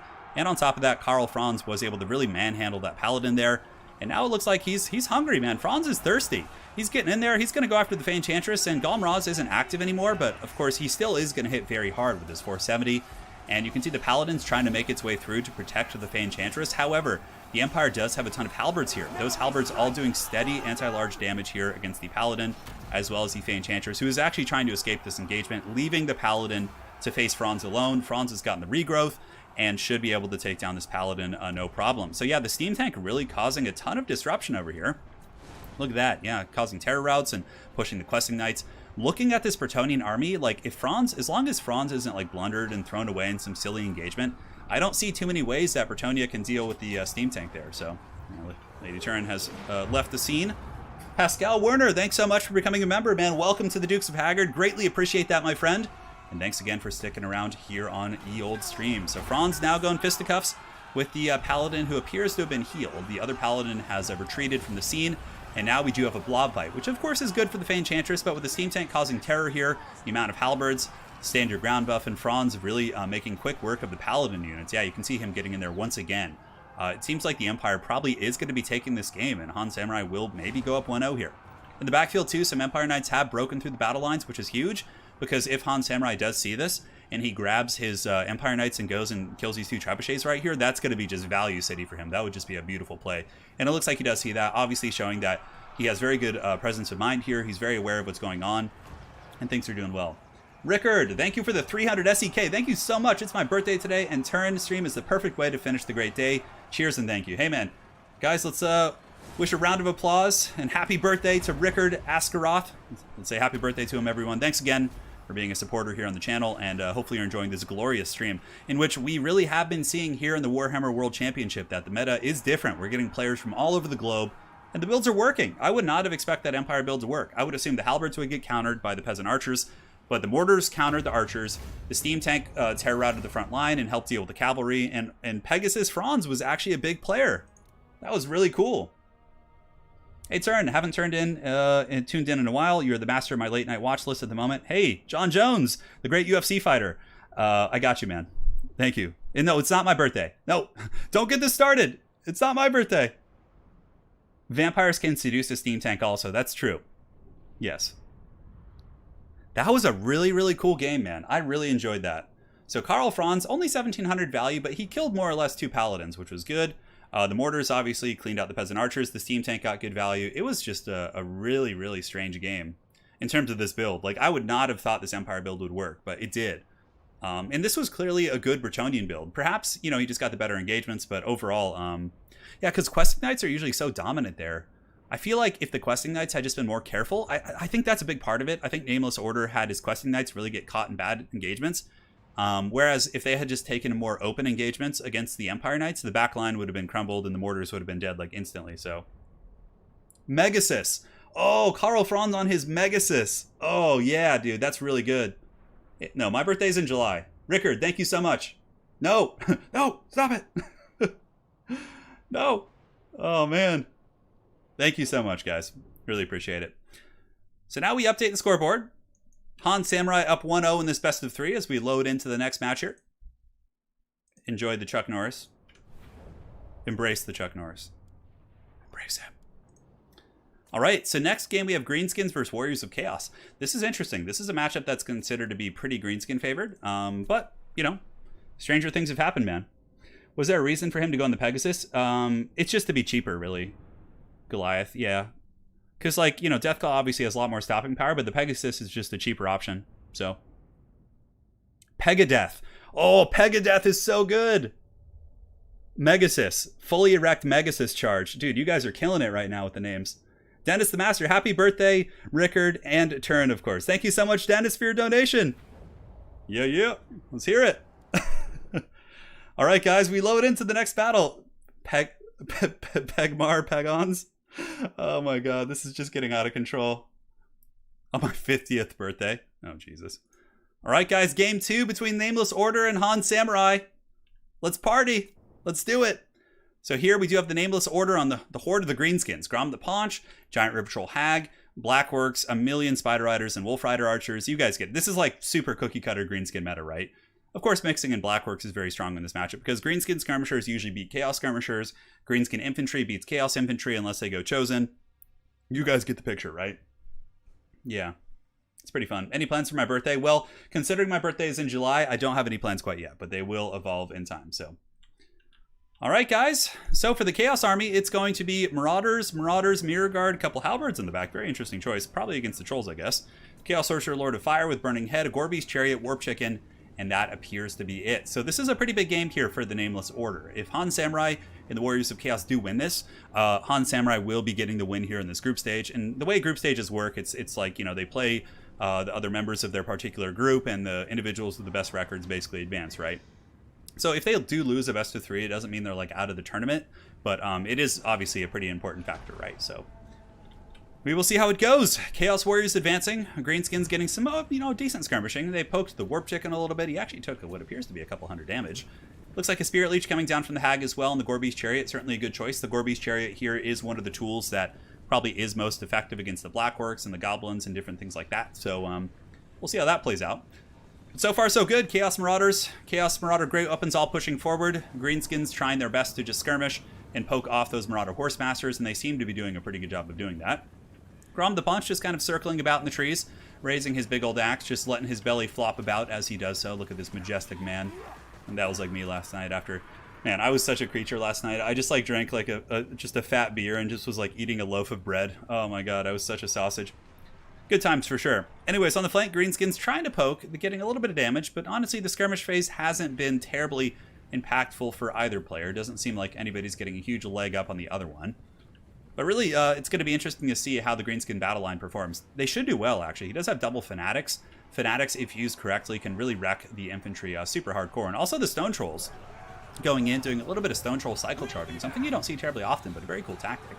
So right there, the Stone Trolls for Nameless Order do get in there, and they pounded the Chaos Marauders. And then they get back. Man, look at the damage on those Stone Trolls. Those guys hit super, super hard. That is some nasty stuff, man.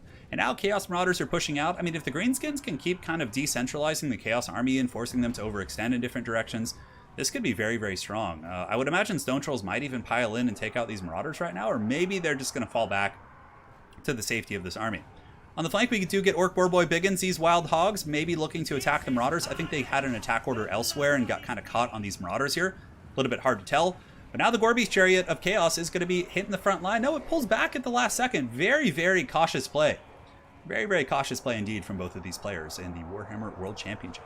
Now the Pigs have engaged. The Pigs are engaging against Chaos Marauder Infantry. It looks like there was going to be some sort of a spell back there, a Piercing Bolts maybe.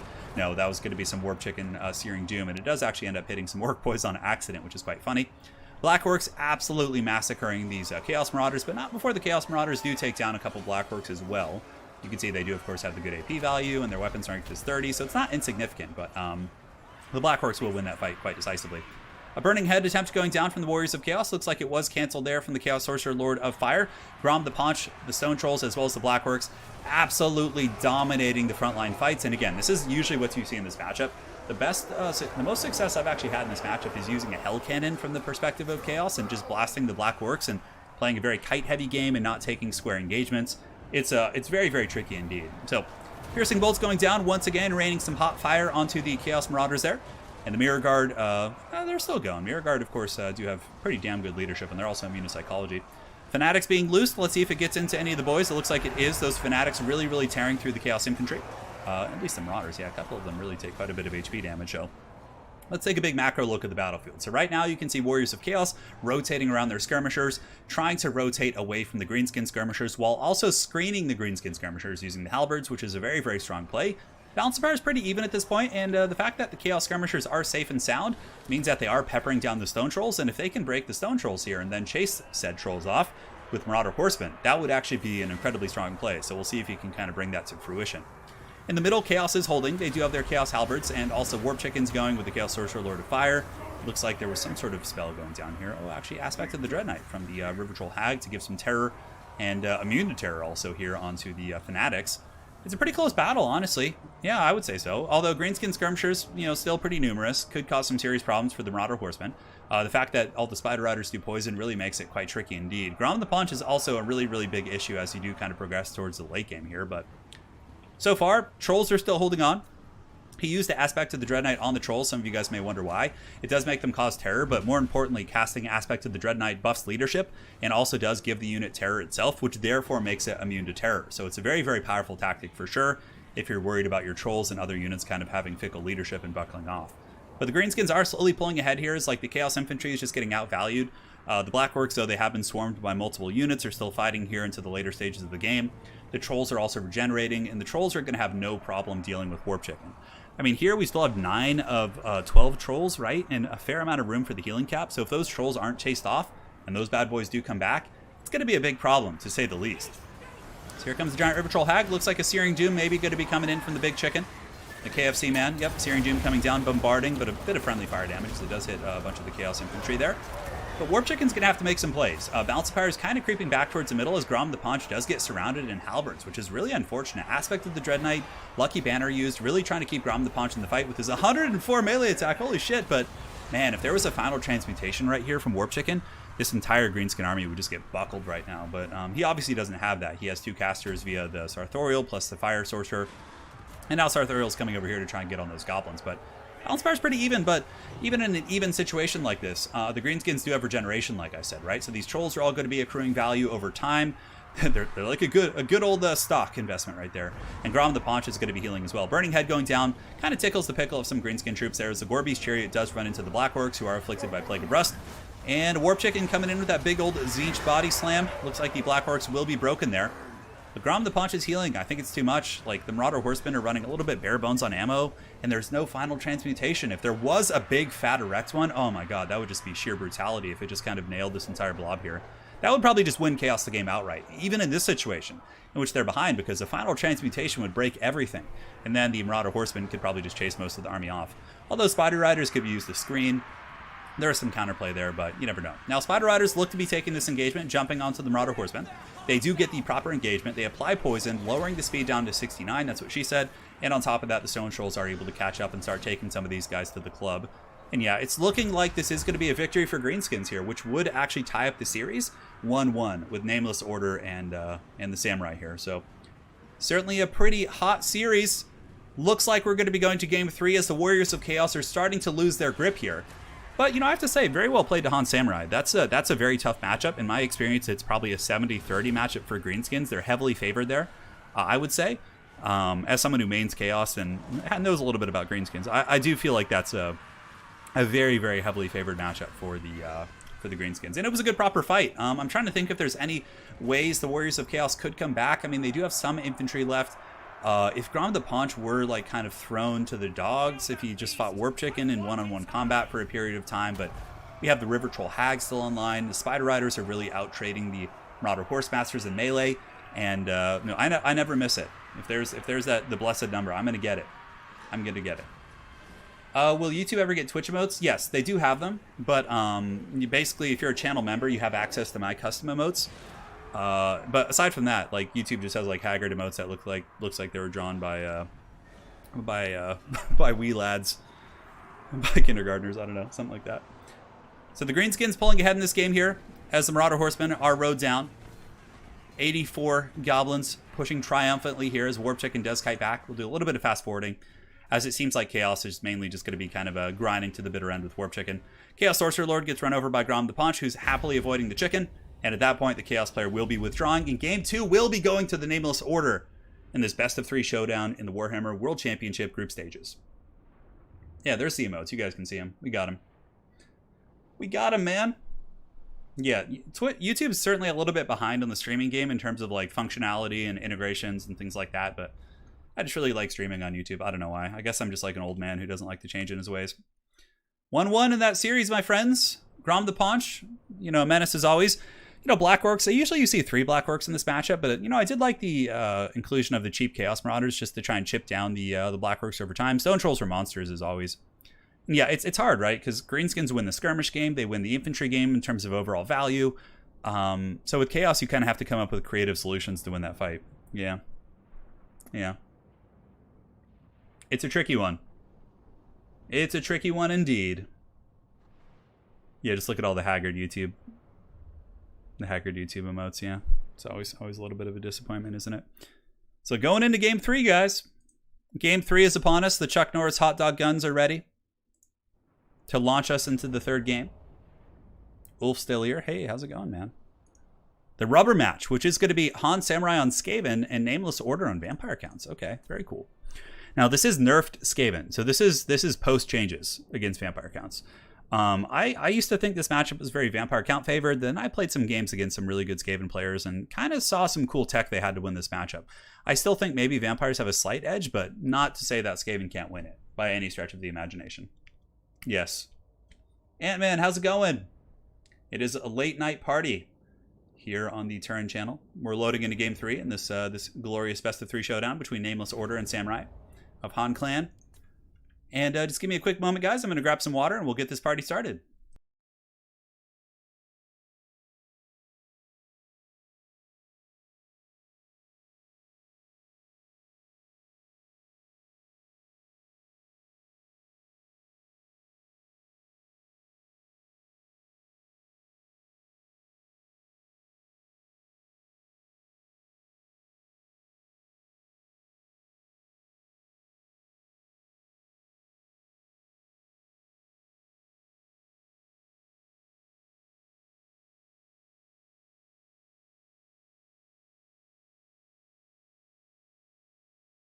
All right, guys, we're back.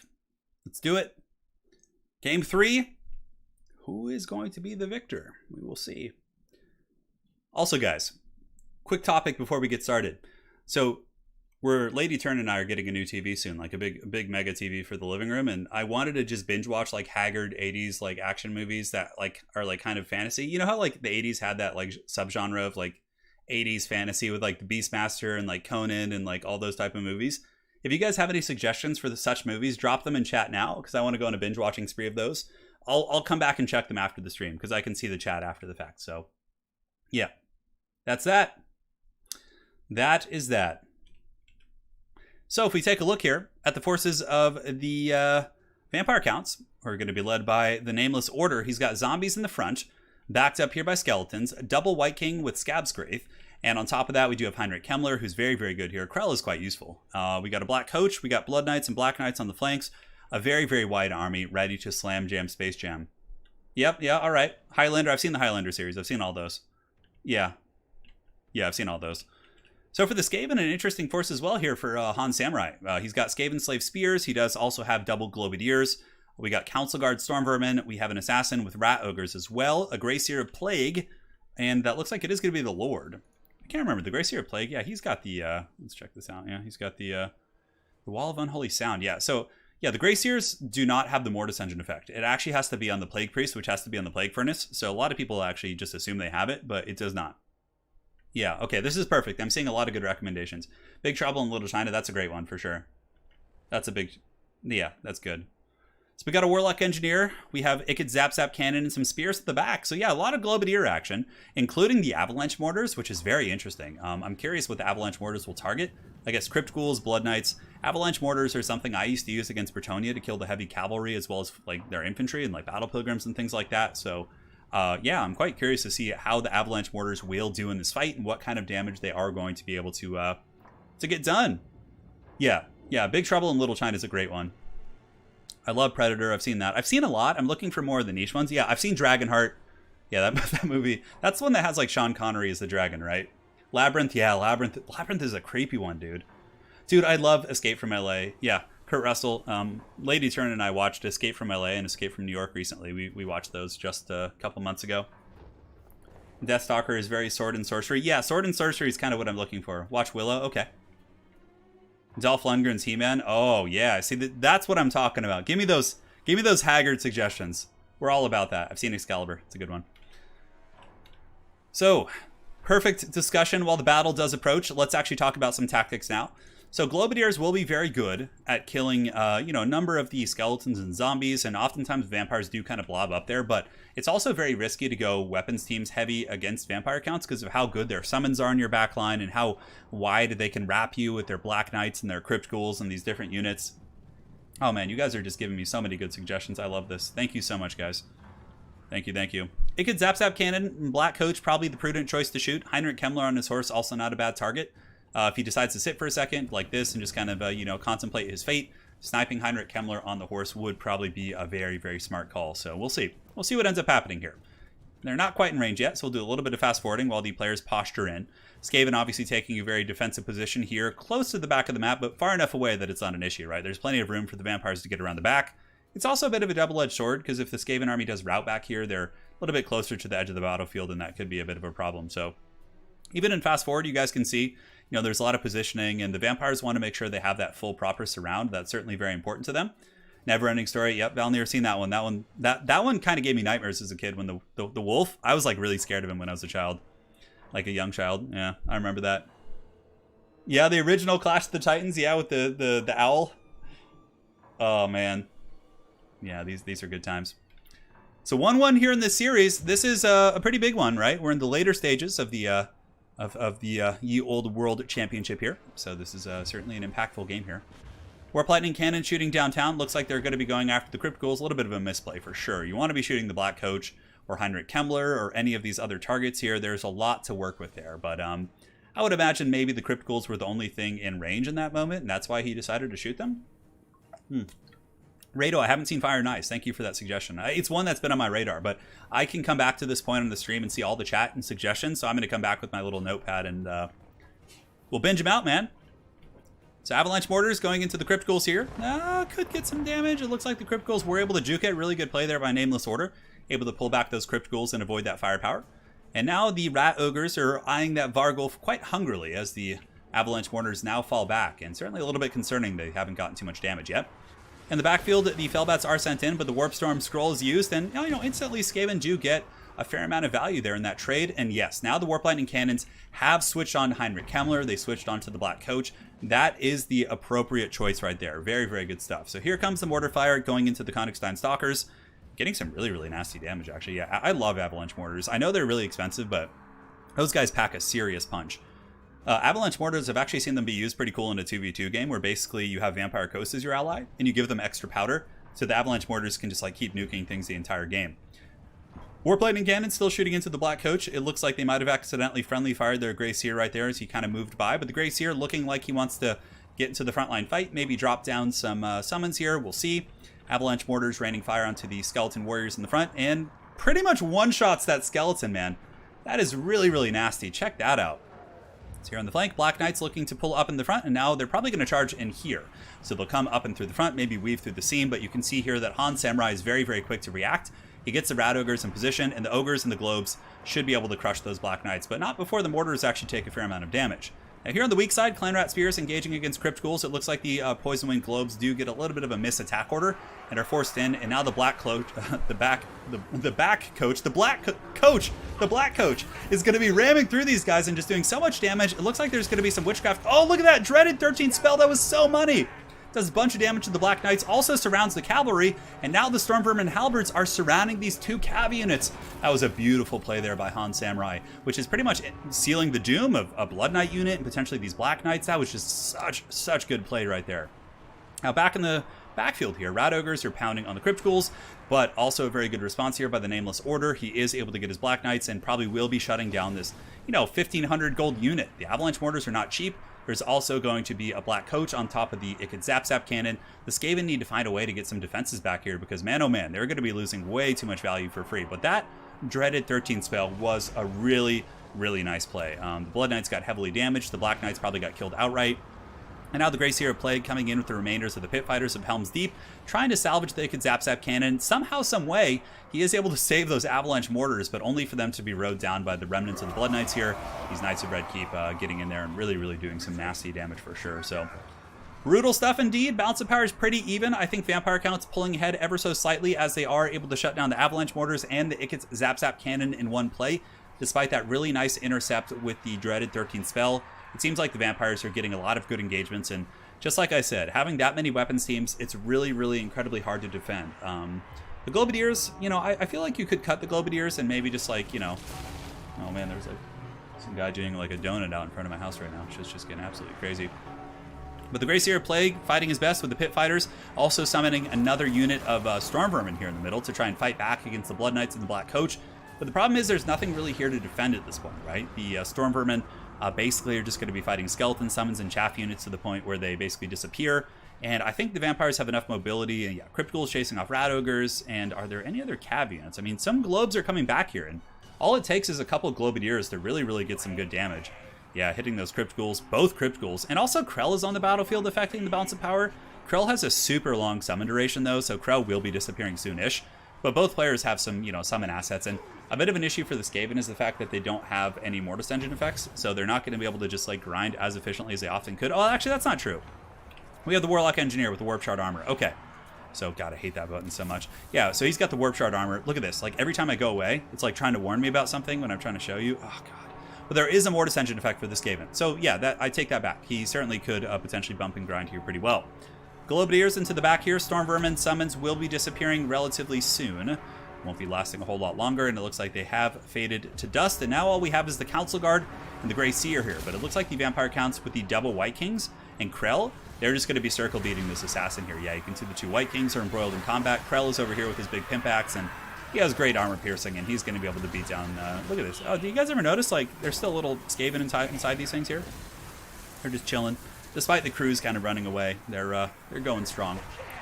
Balance of power looking pretty Vampire Count favored. It was certainly a very entertaining game. That dreaded 13 spell usage was very good, but aside from that, he really struggled to protect, the rest of his back line. And obviously pre-nerf, Skaven would have had a couple more Skaven slaves because of the cost increase, so that could be something to consider. But I just felt like he didn't have enough Rat Ogres or kind of durable units. Even Clan Rat Spears can be used to fend off those type of threats.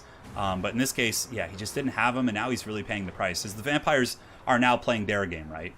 They have, the grind going. They have Heinrich Kemmler, who has his Chaos Tomb Blade. The last of the Council Guard only have 15 models left. And the Grey Seer of Plague on the bell, he's already pretty much blown his load, right? He's used his 2 summons, and now the Vargulf is getting in, pounding the Warlock Engineer. Blood Knights hammering in from each direction, should be able to break the Globadiers. And, yeah, Heinrich Kemmler still riding around on his horse, cackling like an evil necromancer. Toxic Avengers, yeah, Toxic Avengers is pretty magical.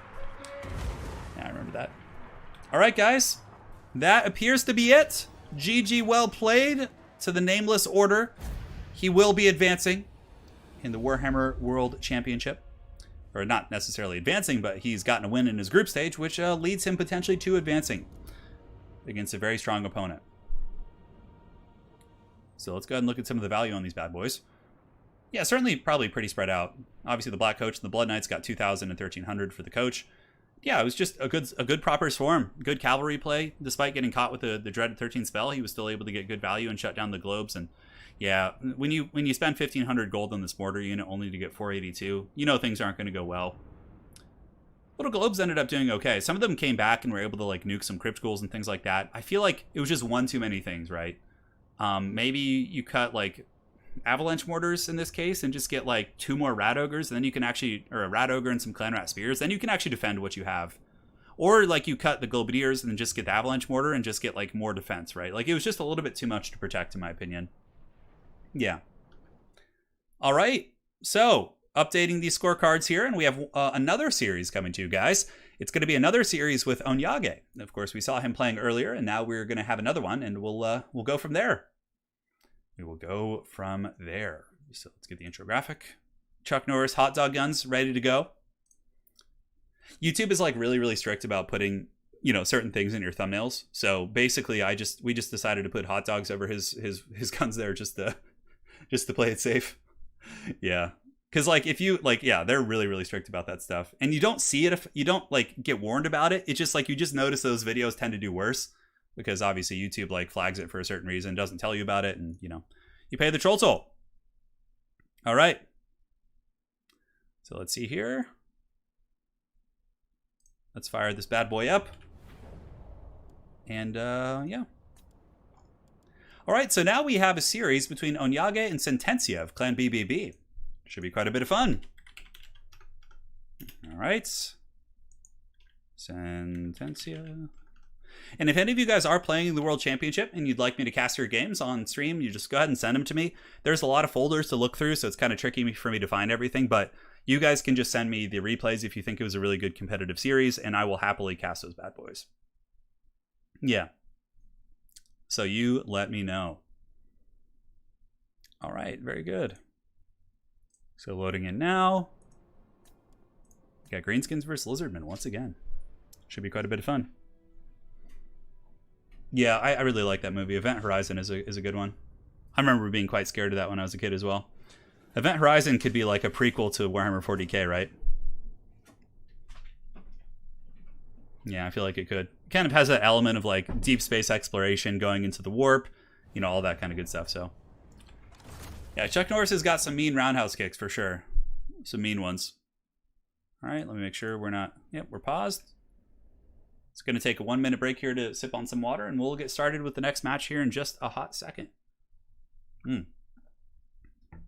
Just a hot second. Yeah, this is going to be a good series. I'm excited for this one. Of course, now instead of machine guns, kids will be encouraged to dual-wield hot dogs instead. See, there you go, Hadries. Positive... Positive messages for everyone. Who doesn't like a good hot dog? Yeah. Good hot dogs indeed. Yeah, I really enjoyed Red Dawn. Onyage, what's up, man? We got your series. It's time. This one looked like a pretty good series, so hopefully you're ready for it.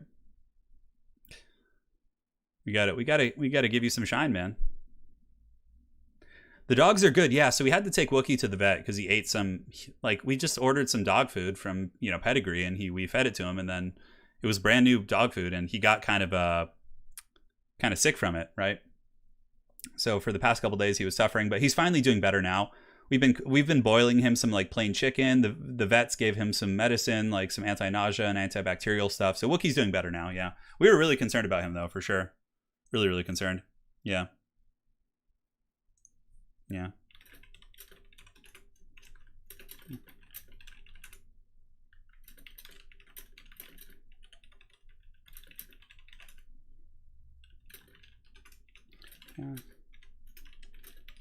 As a video. Cool. Just checking everything. Ant-Man, T, the Beastmaster, and Death Race 2000, the original. I put my reputation on both. Both will change your life. I'll watch I've been wanting to watch the Beastmaster for sure. Yeah. Yeah. All right. Very good. Oh, okay. Hold on a sec.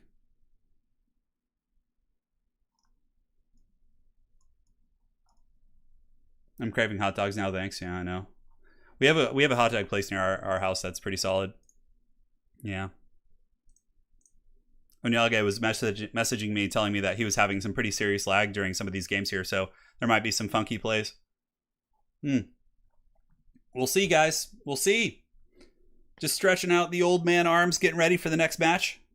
The old Lord of the Rings movies. Oh my god, yeah, the animated Lord of the Rings movies were crazy. They were crazy. All right, guys, you ready? I think I'm about ready. Let's get this party started. Yeah, okay. Basically, the screen froze for like 10 seconds for both of us. And oh, so there's going to be some wild ones for sure. Oh, my God. All right, guys, loading in. Let's do it to it. Let's fix the names, too. We had Human Boy's name was so massive there. We had to change that. Where there's a whip. Yeah, I know. Where there's a whip, there's a way. Dude, the singing... I think my favorite song from the original ones was the Down Down to Goblin Town. From the Lord of the Rings animated movie. Yeah, that was some crazy stuff. All right, guys, so once again, we have a similar matchup that we saw earlier. We have Onyage here on the Greenskins facing off against the Lizardmen. So it should be quite a bit of fun here for Sentencia of Clan BBB. And let's go ahead and take a look at the armies here. Yeah, it should be good. So one quick question before we start. Bane says, hey, Turin, just got on. Can you tell us how this World Championship is going to roll out? So basically, we're going through the group stages right now. So players are put into groups based on their skill levels and their regions they're in to make it a little bit more fluid. And as we get further and further in the group stages, we eventually get to top 16, top 32, and we start having streams. Those streams will be focused on those. It'll be similar to like an Everchosen. We're going to have a big presentation. It's going to be really fun. So this is the biggest tournament in the history of Total War Warhammer, hands down. It has the most people signed up. It has the biggest prize pool. It's even bigger prize pool than Everchosen, because the prize pool this time around was crowdsourced by the community. So that has led to a really, really good prize. Yeah. I think it's like close to $4,000. It's really steep. So basically, yeah, this is going to be like who's the best of the best. They go through the group stages. Once we get to the final, it then becomes a best of 3 elimination format, best of 5, best of 7, depending on what point we're on. So that's kind of a summary of it all. So right now, what I'm showing you are group stage games from the current group stage, which is going on. Yeah. Who's going to win and why is it Greenskins? Greenskins are really, really strong. But also, you have to remember, it does come down to the players, right? Onyage is a top tier player for sure. I mean, they both are. Sentencia is a very skilled player as well. But, don't discredit the player just because the faction's strong. It is something. The Spark, thank you for the 50 DKK. For Wookie, buy him some treats. Well, right now, he's on a strict diet of only eating boiled chicken and rice for a couple days. So we're cooking for him. Yeah, we're cooking for Wookie. I went to the health food store, bought him some good chicken breast, and Lady Turin shredded it up for him. Wookie is being spoiled and taken care of, so everything's good. Yeah, it's going to be interesting to see who makes it to the grand finals. I have a feeling it'll be a lot of the same faces we see in the finals of my Eternal Challenger League, but should be pretty great. So battle's underway. Army composition that we saw, very similar to what we saw earlier. We got Stone Trolls, Giant River Troll Hag. We got Skarsnik once again. So this is more or less the same army that he did bring earlier. Now, the Lizardman army is a bit different, right? We have Mazda Mundi, a bunch of cohorts with javelins, Saurus spears, actually, backed by Coldwind Riders here for Sentencia, which is quite cool. Yeah, the Last Starfighter, I remember that one. Yeah, man, you guys are taking me back. There's so many things I forgot about. Pavao, thanks for the awesome content. You are welcome, and thanks to Jankuya Bardzo za donation, my friend. I hope you are doing Dobja over in the lands of Poland. Thank you so much for that generous donation there. So Saurus Spears moving up. Trolls are going to be piling in. I'm very curious to see how well this Lizardman build variant will do compared to the last one. The last build we saw had 2 big dinos, whereas this one is more cavalry focused. Now, Fanatics being loosed in. Stone Trolls are pushing in, but this time they have to kind of push into Spears. They do a little bit of blunt damage, and then they pull back, which is very, very good control there, as Curse of the Midnight Wind does go down from Mazda Mundi, and Shield of the Old Ones giving ward save to all these nearby units. Lizardman cavalry piling in on all fronts. Saurus Spears against Orc Biggins should lose that fight, but with the cavalry piling in, although they are Spear Riders, so it's not going to be super impactful there. But the Sara Spears getting an Apotheosis here in the center, holding back the Orc Biggins. Javelins versus Goblins on the flanks, the battle of the little guys. They're holding firm, and we'll see how that goes. Honestly, pulling some Coldland Riders out here just to kill all these Goblins on the wings could be a nice, like, free grab that they could potentially get. Now, Lord Mazdamundi, of course, is a big player here in the center. He is being afflicted by Spirit Leech coming in from the Death Hag caster. Skarsnik forming a Helm's Deep here. So we got Skarsnik, we got the Black Orc Big Boss, we have the Giant River Troll Hag. This is pretty much the epicenter of Greenskin power. So we'll see how those guys kind of unfold here. And Mazdamundi just kind of bumping and grinding. Waaagh going down, the entire Greenskin army getting sauced on steroids. Waaagh, a very powerful ability, putting the melee attack of Goblins up to 44, which is more or less as much as like an elite infantry unit for a short period of time. Definitely very strong. And yeah, the Stone Trolls seem to be doing pretty well against the Sara Spears when backed up by the Orc Biggins, right? If they were just alone, it would be a bad situation. But Mazdamundi's getting in there. He's trying to support his cavalry. Maybe he can get some terror routes. I think the Black Orc Big Boss's aura might not quite be reaching the Stone Trolls here on the far side, so that's something to consider. We'll see how that all plays out. Christian Bender, thank you for the 500 DKK. Holy shit, man. Yo, Turin, love the channel. What do you call a bad Greenskin joke? Orc word. Happy streams. Thank you, man, for the donation. That's pretty solid. Thank you so much. And Christian, I really appreciate that. So Mazdamundi trying to cause disruption, but once again, the Greenskin Death Star here seems to really be punching through. And, you know, the Coldland Riders don't seem to be getting the most value. They keep charging through the front line into a very, very buffered Greenskin position of Biggins as well as Stone Trolls. And now Big Chungus Mazdamundi is isolated once again, right? There's going to be a Giant River Troll Hag beating on him. We do have Forest Goblin Spider Riders swarming all over the place. And more Stone Trolls are going to be surrounding him here. And now you can see the bounce power really is ebbing into the favor here of Onyage, as the Coldland Riders didn't really seem to pay for themselves too well this game.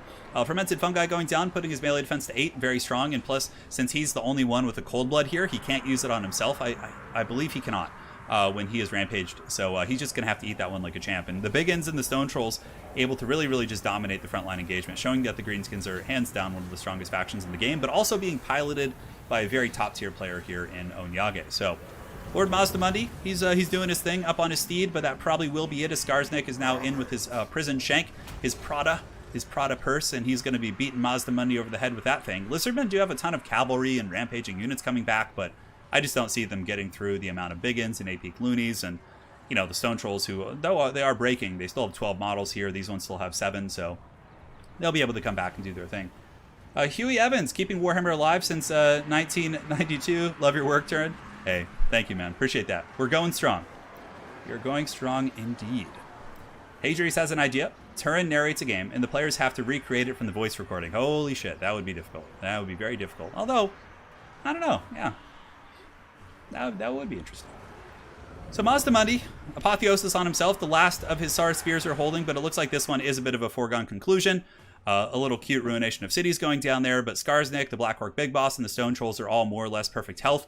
Mazdamundi does drop a big ward save ability here, obviously the Shield of the Old Ones, but there's not really much to save.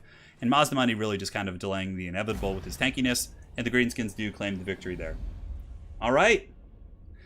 Greenskins are really strong, yeah. They're hands down one of the strongest factions. But, you know, again, you're seeing them in a very limited scope.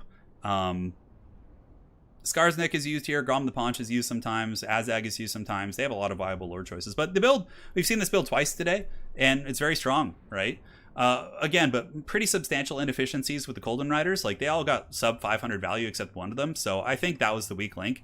You know, obviously, I like the Spear Wall. I felt like it held pretty well with Mazdamundi getting 1,500 value. But I think you got to do something different other than these cold ones. They just did not get any value, which was tricky. All right. So let's go ahead and update these scorecards here. Get ready for the next game. Game 2 in this best of 3 series. And we'll do it to it. So we have one that we did see earlier, but this one looks... Ooh, yeah. This is what I'm talking about. Guys, we got Pegasus Knights, and we have Alberic coming in here for Onyage. Against Karl Franz, Demogryph Knights, Huntsmen, all sorts of good stuff. Yeah. Man, this is hyped. Dude, I'm stoked on this matchup. This is going to be fun. So game 2, loading in right now. It's going to be Bretonia versus the Sons of Sigmar. We've, of course, seen this matchup earlier today, but nonetheless, very different builds. Very, very different builds from both players. And let's go ahead and get this party started as we load into the battle. So, for the forces of the Bretonians, we have a double Knights Errant. We have an Air Force of the Gods, so we do have Alberic de Bordelot facing off with some Pegasus Knights here. They're going to be backing him up. Yeah, buddy, that's some good stuff, Alberic. We've seen a lot of weird lords and weird builds today. This has been great. Peasant Bowmen, Grail Knights. Oh, we got Grail Knights too, backed up by Questing Knights here in the tree line. All right, there we go. Some good stuff. And now for the Sons of Sigmar, we got Huntsmen, State Troopers, Halberds in the back. We got Karl Franz up in the sky. Certainly a very scary situation for the Franz, facing off against Alberic and Pegasus Knights, but he does, of course, have the support of the Huntsmen on the ground. And double Demogryph Knight with Halberds. You know, pretty standard, right? Halberd demis are pretty good against cavalry, so you're facing Bretonnia. What more could you ask for? That's some good stuff right there. That is some good stuff indeed. Ian Hurst asks, do I play the Thousand Sons? I do not. I play them as an extra like side detachment. I don't use them as like a main army. I play Death Guard and Chaos Space Marines. Those are my main two forces. Death Guard is my main army though. Yeah, I have a fully painted Death Guard army. It's good to go. So the battle is now underway. Huntsmen moving up, getting ready to unleash some hellish volleys into whatever targets they can find. Peasant Bowmen do have 160 range, so do Huntsmen, so they can actually trade relatively evenly there, which is something. Yeah, the Pegasus squad is coming, man. You got to be careful. Bretonnia looking to flank here with some Questing Knights as well as some Grail Knights in the forest. Demogryph Knights with Halberds are waiting with spears, but it looks like the Bretonian cavalry haven't been discovered quite yet. And the Huntsmen do unleash a volley, getting it on the Peasant Bowmen. They can shoot while they're moving, which gives them a little bit of an advantage in that particular trade. But now it looks like the Grail Knights are just going to be meeting their friends here in the bushes. And Grail Knights pull back, Demogryph Knights charging, but pulling back instantly, realizing they don't want to overextend and get trapped in peasant mobs there. And also, Alberic is nearby with his trident. Could lend a bonus first large to some of these Grail Knights and different units there and cause some problems. So we will see. Huntsman here from the forces of the Empire from Sentencia, blasting into the Knights Errant. Didn't pick off any models, but did some pretty good HP damage. And now the Pegasus Knights are going to be flying overhead. I'm quite curious where they're going to be going. Got to be careful of them. They're a very, very expensive unit. And now the two Peasant Archers, or four Peasant Archers here for Bretonnia, are unleashing volleys into demis, which is a good play. Yeah, they're heavily armored, and even if it only does like 1 damage per shot, it's still worth it. And it looks like there is going to be a response here from Onyage using the, from the Empire using the Demogryph Knight's Earthblood to heal those bad boys up. So up in the sky, we do have a ferocious battle. Karl Franz is going to be getting away here. Yeah, he's running. So, of course, we do have Sentencia here on the Sons of Sigmar. Got that a little bit backwards. My apologies, guys. But the Huntsman ripping shots here at the Royal Pegasus Knights, and now we do have an Air Force duel. Although it looks like Franz does not want to take this duel, although Franz with his items would handedly defeat Alberic in combat, no problem. Franz with his items activated is hands down one of the stronger lore choices here in the games, in terms of like dueling. Now Royal Pegasus Knights taking a lot of damage here from the Huntsman. Definitely need to get active with those guys, or at least pull them back and use them for an engagement later in the battle. Karl Franz in the front line, going to be getting charged here by the Grail Knights. A little bit dangerous for sure. Nice charge coming in there from Onyage as he does get that surround. We'll see though. Pegasus Knights could come in for the Franz as well. Looks like Alberic with a nice rear charge. Reichlin Runefang is giving huge buffs here to all these troops in the front. So the Swordsmen and Demogryph Knights are currently sauced up. And the Grail Knights and Royal Pegasus Knights actually diving into the back line of the Empire. However, Sons of Sigmar do have some Halberds coming in who will be benefiting from the Reichlin Runefang. Pegasus Knights have very low mass and are very easy to trap. So there's certainly a chance that these Halberds could get a couple Knights dragged down here. Yeah, you can see a couple of those bad boys in really, really bad shape. Actually, down to 11. Ouch. Very, very painful engagement for the Bretonians there. And the Huntsmen take a little bit of damage. I mean, these Huntsmen go down to 34 models, but the other ones are more or less intact. Demogryph Knights were able to hammer the front line out and are now pulling back. And let's just kind of look and see if there's any tricky cav play. In the forest, we do have some tactical reserves. We have some peasant mobs who could certainly be sent in to chase down these Huntsmen and cause some disruption, although it looks like Alberic is getting in there to do that himself. Got to be careful, though. There are 2 units of demis with halberds who could pull in there and potentially surround him, but looks like some good micro there from Onyage. He's going to be able to escape, but Sentencia is hot on his tail here with the demis, and we'll see what kind of a difference that makes there. As far as the state trooper fights go, Spearmen against Battle Pilgrims will win that, but the Swordsmen and other units with the support of the demis here in the front line were able to push through, and now they're actually pressuring into the Peasant Bowman lines, which is quite disastrous for sure. It seems like the Empire Cavalry is a little bit healthier overall. The Knights Errant here quite damaged. The 2 Demogryph Knights both are 24 models and 22 models, so more or less at their full fighting capacity. And now the Demi's going to be couching their halberds, or I guess you don't really couch a halberd, but they're going to be charging in with their halberds here and doing some battle with the defenders of Fleur-de-Lis. Should be able to drag them down no problem. Now, where's Franz? Franz is in the backfield trying to shut down the Peasant Archers, while Alberic and company are really getting into the Huntsman lines. It makes me wonder if it's worth the trade back here. Maybe Franz should come back here and try and secure his back lines, although I guess The Demogryph Knights probably have that handled. You can see they're really doing an excellent job of sweeping up these questing knights and these different units, and are quite happy in the process here. So Alberic has popped the Foe Seeker. Franz, stand your ground. The duel of duels, the duel you've all been waiting for, is finally here. Franz has got his Brave Spearmen, and there are some Knights Errant and other Bretonnian troops nearby that could help. I would imagine the Peasant Archers will turn around and shoot as well.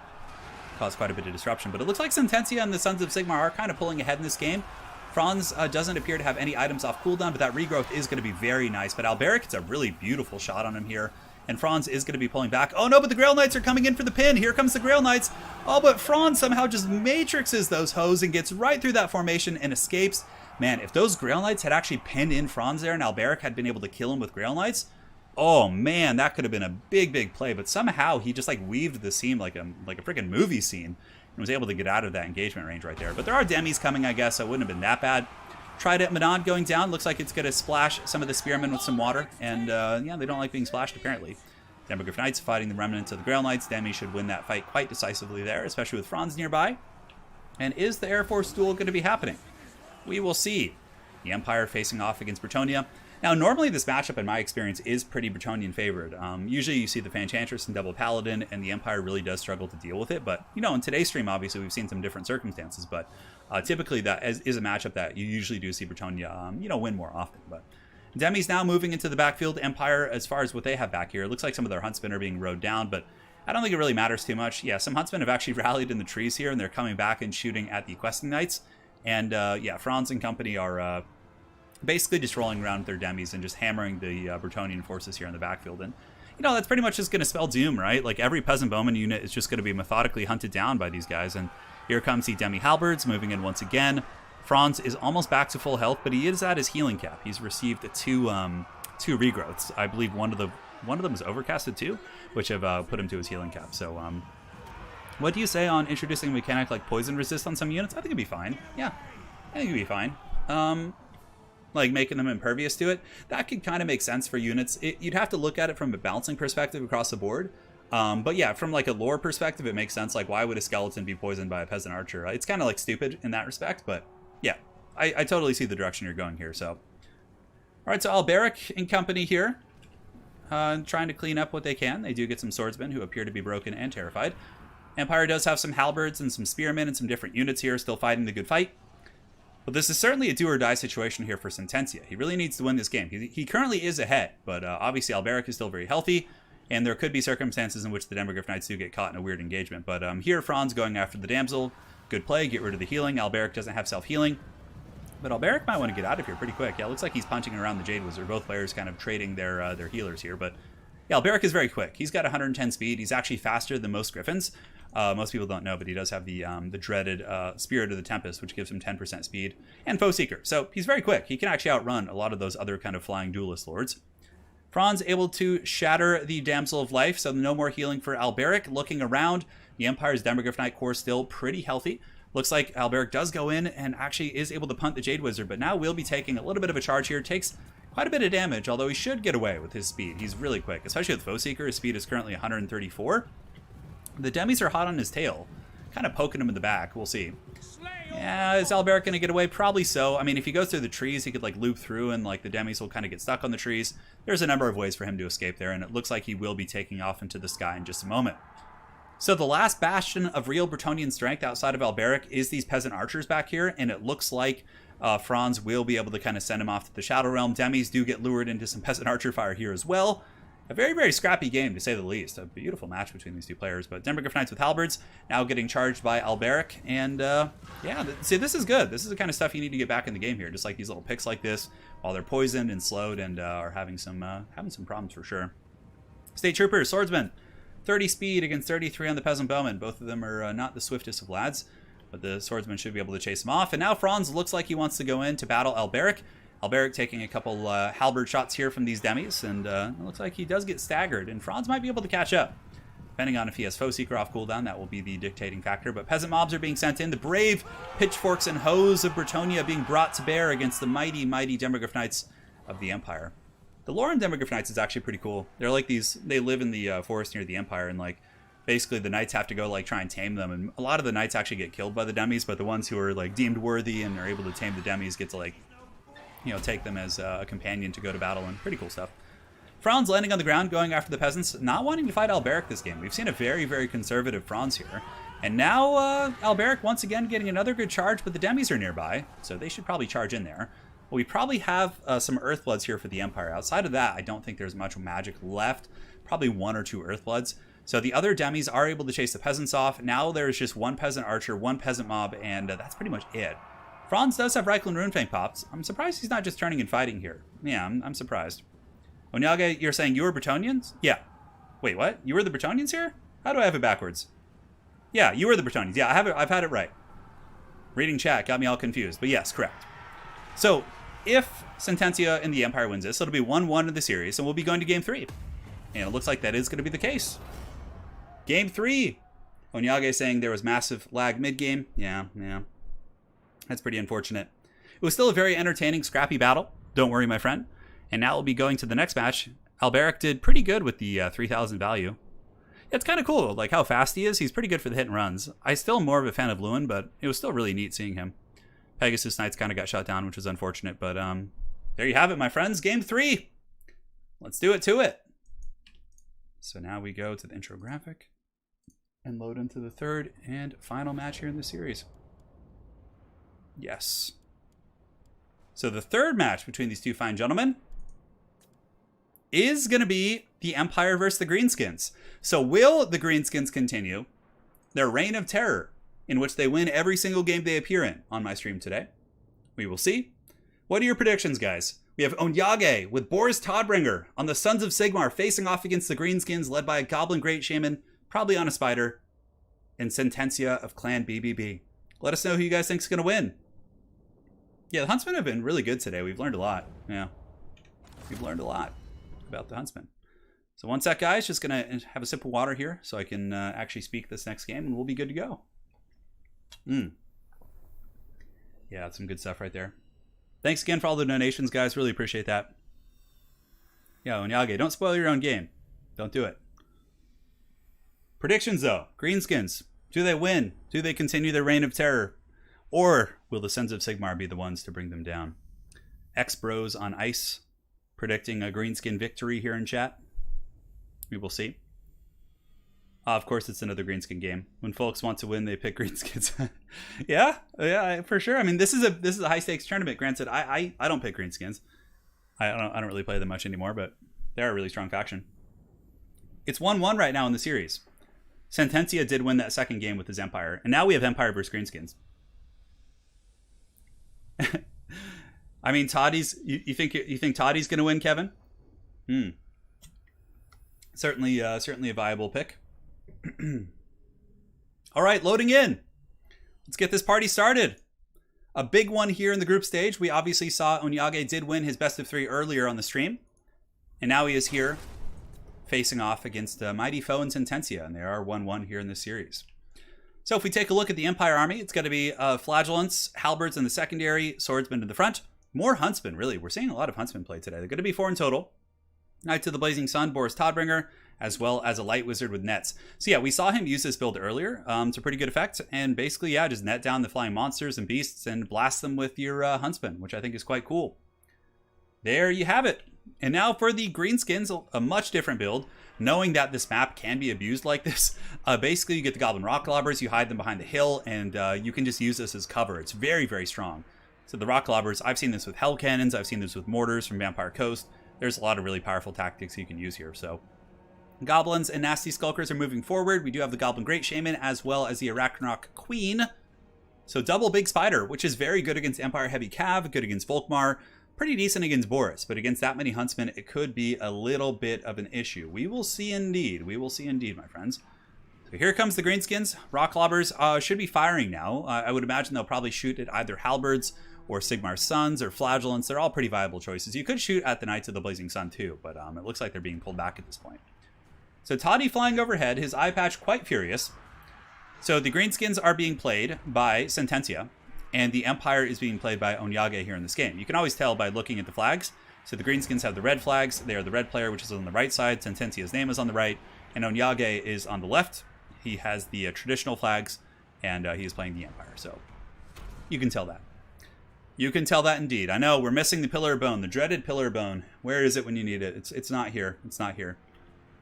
So the Empire Army is going to be pushing up the hill. Flagellant, Sigmar Sons, all those boys getting ready to party. So far, the Rock Lobber is doing some very, very good damage. Wow. Brutal stuff here onto the Sigmar Sons. Yeah, nailing those guys. And what are they, down to like 50%? Yeah, pretty cool. So now the frontline fighting is underway. For one of the few times the Empire will have the advantage here on the front line. The Flagellants will massacre these goblins pretty badly, but there are the Arwar Night Goblins back here, which could make a big difference. The Goblin Great Shaman is there to pretty much snipe characters. If you can get Vindictive Glares on top of the Light Wizard, that would be quite strong. Pretty much one-shots it. If you overcast Vindictive Glare on top of the Light Wizard, he's going to get Karate Chopped super bad. So the Empire front line, Flagellants out trading goblins, but now we get some Orc Boarboy Biggins moving in. A little bit of a mistake, probably. Probably want to just use them to screen out the Knights of the Blazing Sun. And the Spiders are very conservative here. It seems like both Spiders are kind of afraid to engage, and I see that being a bit of an army building issue here, because you have two Spiders, right? And like, there's no good targets for them. Yeah, Toddy is a target, but he's very mobile and hard to lock down. The Knights of the Blazing Sun on the far side of the battlefield are absolutely destroying the Forest Goblin Spider Rider. And yeah, you can see those Spider Riders getting just shreked right there. Now, the Greenskins do pop the wah. Goblins putting up a good fight. These Flagellants actually do get broken down by the RORs, which is a nice win. And now we have Skulkers and Spider Riders moving in, and here the Night Goblins might be able to put some hurt in. Net going down from the Light Wizard. Does net down the Arachnoid Queen right there. Looks like the wah is going to be buffing up these boys and keeping them fighting a good fight. But yeah, some good damage for sure. You know, Huntsmen don't have good great AP value, so it's going to take them a lot longer without like a Plague of Rust. Things like that, but Toddy's still in the hunt. He's looking for some prey. Those Knights of the Blazing Sun were able to efficiently defend the flank, and the Empire front line seems to be holding very, very well. Flagellants winning their fights and, you know, eventually being defeated, but not before they accrue some good value. Toddy being used to terror out here, so he's just going to try and buckle off these goblins. Knights of the Blazing Sun intercepting Forest Goblin Spider Riders on the far side. Yeah, nice Vindictive Glare there from Sentencia. That was a really good play. Nailing that Light Wizard, actually leading him to be shaken. Vindictive Glare is such a strong ability, such a strong ability. But the Huntsmen are just wasting that Goblin Great Shaman, putting him down very low. We could get a Toddy engagement on the Goblin Great Shaman. A little bit risky, though, considering the Orc Boarboys are nearby. But, yeah, I don't know. We'll see where Toddy decides to go. Very careful play. It looks like he's maybe going after the Hammer of Gork, or at least teasing that he's going to. No, he decides to pull back, which I think is smart. Landing back here would have been a little bit precarious, considering there are two Spiders kind of chilling, but this is very strong, too. Focusing down the Orc Boarboys with all these Huntsmen is going to pretty much grant freedom to your Knights of the Blazing Sun. They'll be able to then run in, and the only thing that can stop them will be the big Spiders, who are much slower. You guys get the pictures. So Spiders do have 57 speed against the 71 of the Knights of the Blazing Sun. So something to consider there for sure. So more firepower going in. Huntsmen blasting downtown. Here comes some Spearmen moving in, and this is probably going to be spelling some doom here for the Greenskins. When they have to start fighting on top of the Goblin Rock Lobbers, that is going to be incredibly rough. Though this deployment was very, you know, very clever. If the Empire had had like a defensive artillery build, since they had a more aggressive pushing build, he could have maybe had more space had he deployed a little bit further back. It's hard to say. Very hard to say indeed. So Huntsmen still unleashing volleys, probably have gotten some huge value. A big net going down right there on both the Goblin Great Shaman as well as the Arachnoid Queen there. And yeah, man, that's a lot of damage right there. That is a lot of damage. And Toddy is perfect health. He's been just a sneaky Toadbringer this entire game. Balance of power kind of keeps creeping a little bit as ammunition does run sparse on the Huntsman, but I have a feeling that when Toddy really lines up his eye patch with the Goblin Great Shaman in conjunction with the firepower from the Huntsman, I think the Goblin probably will break, and it doesn't look like the Goblin decided to bring the Crown of Command this game. So we're not going to be seeing that unbreakable Goblin Great Shaman, and yeah, look at this. Knights of the Blazing Sun just going absolutely apeshit here in the back line, running over all of the Hammer of Gork, a crew also going after the Rock Lobbers.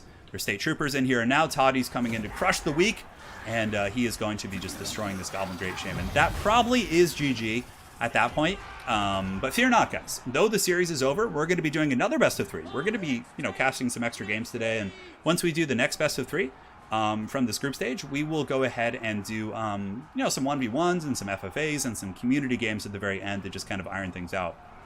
But Arachnoid Queen's there.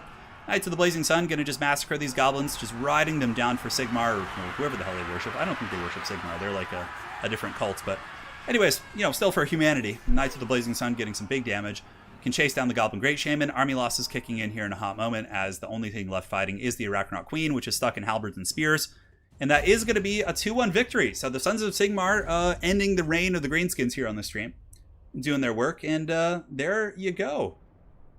There you go, indeed. Huntsman value is where we really want to see. 1,000, 1,000, 1,000, 800, 800, 1,000, 1,000. Yeah, pretty good. Toddy didn't do as much that game. He was kind of more of a distraction, but Knights of the Blazing Sun did good as well. Yeah, cool build. I dig it. I think it's, yeah, it's like old school Warhammer. This is like a very much, and Onyage, if you're still in chat, this feels like it's very much like a Warhammer 1 style of play. Back when, like, obviously you used to play a lot more, right? Like, Empire used to just play, like, nets with, like, firepower and just, like, pick off targets one at a time. It felt like very much like I was watching a Warhammer 1 game there to an extent, which is quite cool. But the greenskin build was good, but not against this. This greenskin build was designed against Volkmar, against, 3 Knights of the Blazing Sun, which is very common in this matchup. This greenskin build was teched to defeat Empire cavalry builds. It was not prepared to deal with this Empire build as well, in my opinion. So, all right. So let's update that bad boy. Let's go ahead and find another group stage game for us. Well played. And let's do it, man. More games. Who wants more games? You guys want some more games? Do you want to stop now? I don't think so. I think we're all in it to win it, man. So let's see what other games I can truffle upon. Going in the folders here. Let's cast some more Warhammer. Never enough Warhammer. Never enough Doom Wheels. All right. So we got through all those, which is great.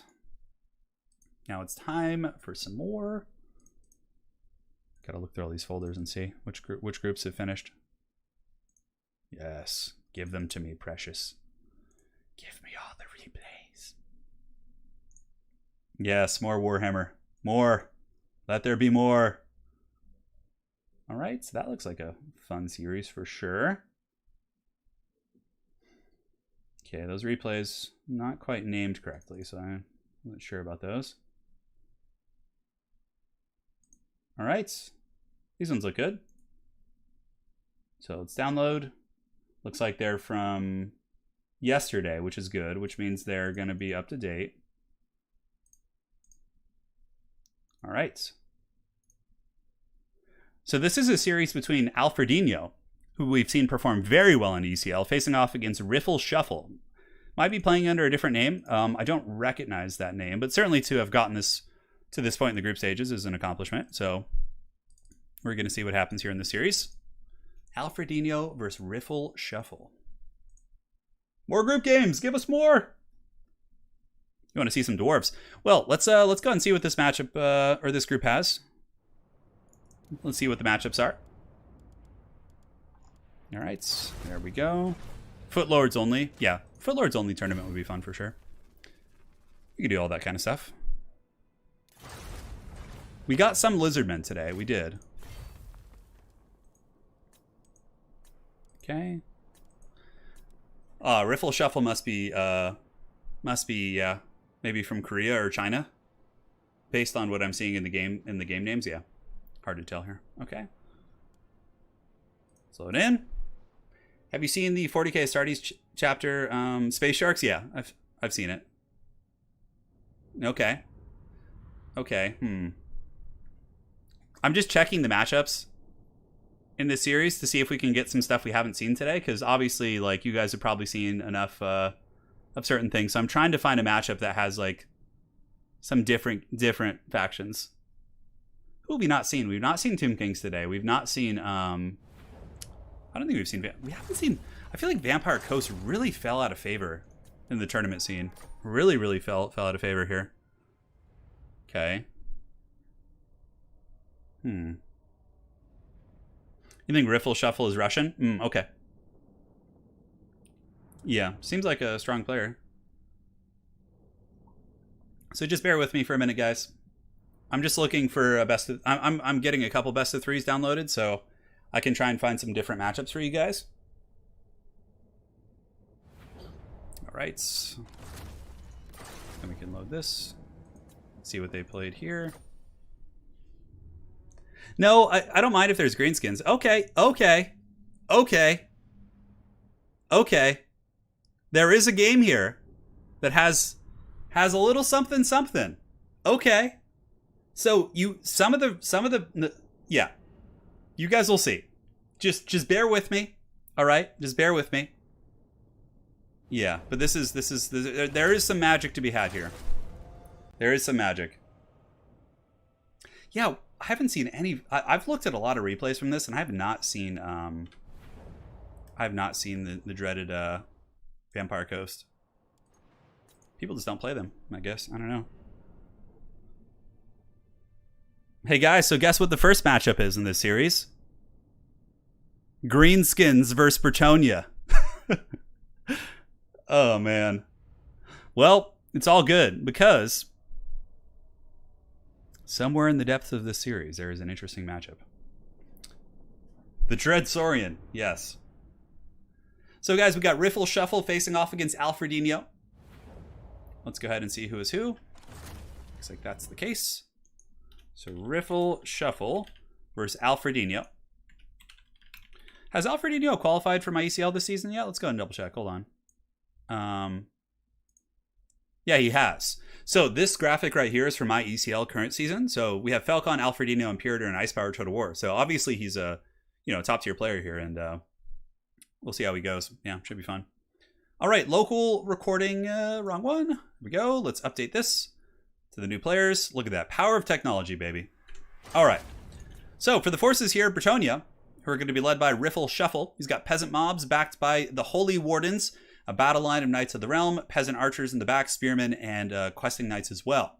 For the Greenskins, who are going to be led by Alfredinho, he's got, big surprise here, 1,000,000 Spider Rider archers backed with goblins, orc boys, a great shaman, goblin big boss, and it looks like a little bit of Pigtonia action via the orc boys, and a Hammer of Gork here in the backfield. So all four players spammed Greenskins in their ECL runs for sure. So Ice Power Total War though, hang tight, man. There's a treat for you coming. Just wait for it. Just wait for it. It is some good stuff. So yeah, pretty standard armies. I mean, the Goblin Great Shaman caster is very, very meta. Like, he can fight the big Bretonian lords. He's really good at sniping damsels if he wants to. Like, brings a lot to the table. Can snipe paladins on horseback. Definitely causes some problems. DandyMan56, hey Turin, been watching you since you first started. Love everything you do. Could never donate, but wanted to share that you rock, and this is just what I need as I sip my whiskey tonight. Hey, I got you, man. We're gonna have a fun time together. Thank you so much for sticking around in the long run, my brother. All right. Battling in the front, peasant mobs being run over by goblins, but this time Lewin is going to be jumping in, bringing a couple goblins down to the pits with him, as the peasant mobs do kind of get worn down. Bretonnia advancing quite aggressively here, of course. The Hammer of Gork is dictating the pace of the battle. That's some good water right there, to an extent, right? Hammer of Gork going to be shooting in. Bretonnia just doesn't want to sit back and take that, and a Vindictive Glare does go into King Lewin, but Vindictive Glare doesn't do as much to big armor targets, and it looks like the Bretonnian cavalry... Ooh, a smoke bomb going down. Nice response there by Alfredinho. Does hit the Knights of the Realm and kind of blunts their charge. Now, it probably won't lead to mass casualties, although how much longer on the smoke bomb? Man, the duration on that is really long, but the Boar cavalry are very slow, and on top of that, it looks like the Bretonnian player here is going to be getting his peasant mobs in and should be able to screen those guys out. King Lewin, in the meantime, diving in, going in against the Orc Boys, could instantly get a terror route, and Alfredinho with a big swarm here is able to trap up these Knights of the Realm. So there you go. Knights of the Realm are trapped, certainly being circle beaten by a bunch of haggard Greenskins. A very, very strong start for the Greenskins here with this round. However, King Lewin and company do mass route these nasty Skulkers, and Lewin is now going to be diving in and could get a big terror route here on the Greenskin force, and it looks like Riffle Shuffle is going to do just that. So Orc Boys and all these different units are getting buckled off and getting pushed back. Goblin Great Shaman maneuvering around the flanks, looking to get a fight with King Lewin, but Lewin is a very slippery prey and should be able to escape with his speed. Though it is poisoned, he is still fast enough to escape the big spider. On the other side of the battlefield, a little bit of loose fighting here. Holy Wardens against Night Goblin RORs, Poison Archers shooting against Orc Boys, and it looks like the Questing Knights really took quite a beating when they fought those Orc Boys, but still were able to win that respective fight, so things are going well for him here. Goblin Big Boss a little bit trapped in peasant mobs. It looks like a cavalry of Bretonnia charging in once again, but deciding to pull back. At this point, Bretonnia probably going to be abandoning this flank, just moving away from it. Come over here, get all your cavalry around the top, and trying to overload on this side. Just get away from the spider and, whatever else is here. Looks like just some random Orc Boys and things like that. Maybe a frontal charge wouldn't be bad too. I mean, these are just Orc Boys, so the Questing Knights and Knights of the Realm, who do have a charge bonus of 68, could really get in there and wreck these Orc infantry. And it looks like that's what's going to happen. And if the Greenskins want to contest it, they're going to have to deal with Lewin. So Lance is couched. Are they going to get the charge? It looks like it. Oh, sorry about that. And massive charge going in. Yeah, look at that. Orc Boys getting wrecked. I mean, just getting absolutely destroyed by Knights of the Realm. They're getting broken. Lion Shield is active. Earthblood is active. That was a very, very good value charge there by Riffle Shuffle. But now Alfredinho is going to be responding with his Goblin Great Shaman, which is being partially charged by the Knights of the Realm, although they are obstructed a little bit by the Goblins here. And look at this like weird position here. All the Greenskin skirmishers seem to just be poking those questing knights, but Hammer of Gork might be going offline here. Questing knights and peasant mobs probably could push back here, and it seems like Bretonnia is pulling ahead here in this game. Riffle shuffles of engagements have been very, very strong here, crushing the pigs, trapping the Goblin Big Boss, who might actually just die to the Holy Wardens here. Lewin is now fighting the big spider. A little bit dangerous for him. That spider does have sneaky stabbing. It looks like there are poison arrows though, and poison is very powerful against big targets like this because it is percentage based. So if you're able to poison like a big spider or something like that, it's going to give you proportionally a pretty massive amount of value there. And you can see the Goblin Great Shaman is going to be paying the troll toll here as he does get poked down. Bounce power pretty Bretonnian favored. Looks like the sons and daughters of the lady, although in this battle doesn't look like, well, I guess there's a daughter here, probably the damsel is somewhere to be seen. But the Goblin Big Boss is broken down. It looks like King Lewin and the boys able to take him to Pound Town. And from here, the spider is also in a bit of trouble. Lewin could even push the spider. I don't think the Greenskins have any ways of peeling Lewin off at this point. They don't have any pigs, skulkers, biggins, trolls, like nothing to really stop the wrath of King Lewin. And I think there's going to be a little bit of trouble here as King Lewin does hunt down that Goblin Great Shaman. For leadership, Lewin's going in strong. The King of Bretonnia showing no mercy. Gork will fix it. Well, Gork is not going to fix a whole lot here as the Goblin Great Shaman does get a little bit of support from the spiders, but I think the Holy Wardens are nearby. The Knights of the Realm are going to layer on, and it's only a matter of time before army losses does kick in. The Hammer of Gork crew is running for the hills. A couple Haggard Goblins coming back and Orc Boys and different things like that, but I think that is going to be it. I don't think there's going to be much more going on as King Lewin gets in there, goes balls deep. Goblin Great Shaman is shaken and certainly stirred. And I think that is going to be the final death thrust. Bretonnia claiming victory here in game one. Truffle Shuffle or Riffle Shuffle able to win the game. Jay Phoenix, hey Turin, so hyped you are casting the World Cup games. I've been so hyped to be, so Jay Phoenix here in chat. Thank you, of course, for being a member and had some great games against you in the past. You are a referee in this. We have an amazing core of referees who are just doing all the dirty, grungy work that comes with tournaments. And so thank you so much, Jay Phoenix. And yeah, the only reason I wasn't casting more is because I was on the move. I was like, we were on the road for like almost 3 weeks and staying in hotels and just all this drama. So I didn't have my computer. But now we're back. So we will be casting at least one stream like this, like every week, where we just go in and cast games from the group stages and stuff. So yeah, Jay Phoenix, appreciate that. Yeah, Lewin was cool. No Fey Enchantress. Did some great work. Bretonnian cab play was exceptional. Lewin was really good at getting big terror routes, and it just made it work, man. Pigtonia versus Bretonnia. Riffle Shuffle, Truffle Shuffle, up 1-0 here. Battle Pilgrims, Holy Wardens, they grinded. Yeah, the Bretonnian cavalry really outclassed the pigs for sure. Really gave those pigs the business. There were some really nice smoke bombs by Alfred in the beginning, but yeah, it was a game. It was a game. All right, there we go. Let's get this next game going. Jay Phoenix says, yeah, we're working hard, but everyone has been really lovely. That's good. That's really good. I'm glad to hear that. Sometimes it can get a little bit grungy when you're having to do tournament, rules and all that sort of stuff. Yes. All right, let's drink some water. Delicious water. Could you explain why Bretonnian players only rarely use the lance formation? It's kind of clunky in my experience. Like, it kind of takes away surface area from the charge. Yeah, in my experience, I find it just better to stay in your standard formation. Just my 2 cents. Has too much ranged and missile power.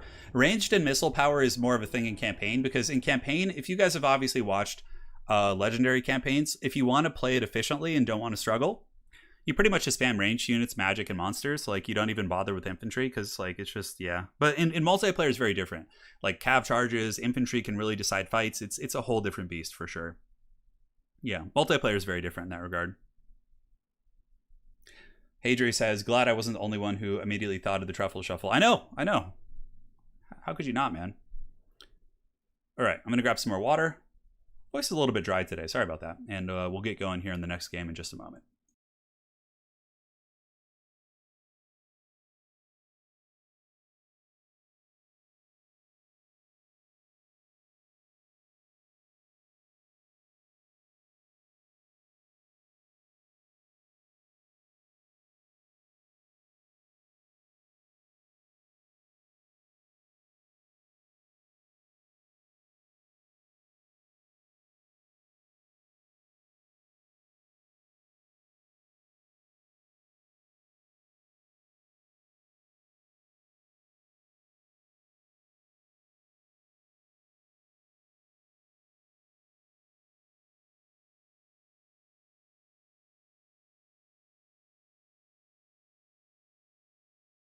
All right, guys, we're back. Let's do it. Let's load into this match. This one's going to be Empire versus Lizardmen. So we did see this one earlier, I think. So let's find it. There it is. Riffle Shuffle currently up 1-0 on the Sons of Sigmar, facing off against the Lizardmen. Pretty big one here for Alfredinho, obviously. Going to want to win this, or else he will be losing this group stage showdown, which could affect his chances of advancing, depending on how his other games go.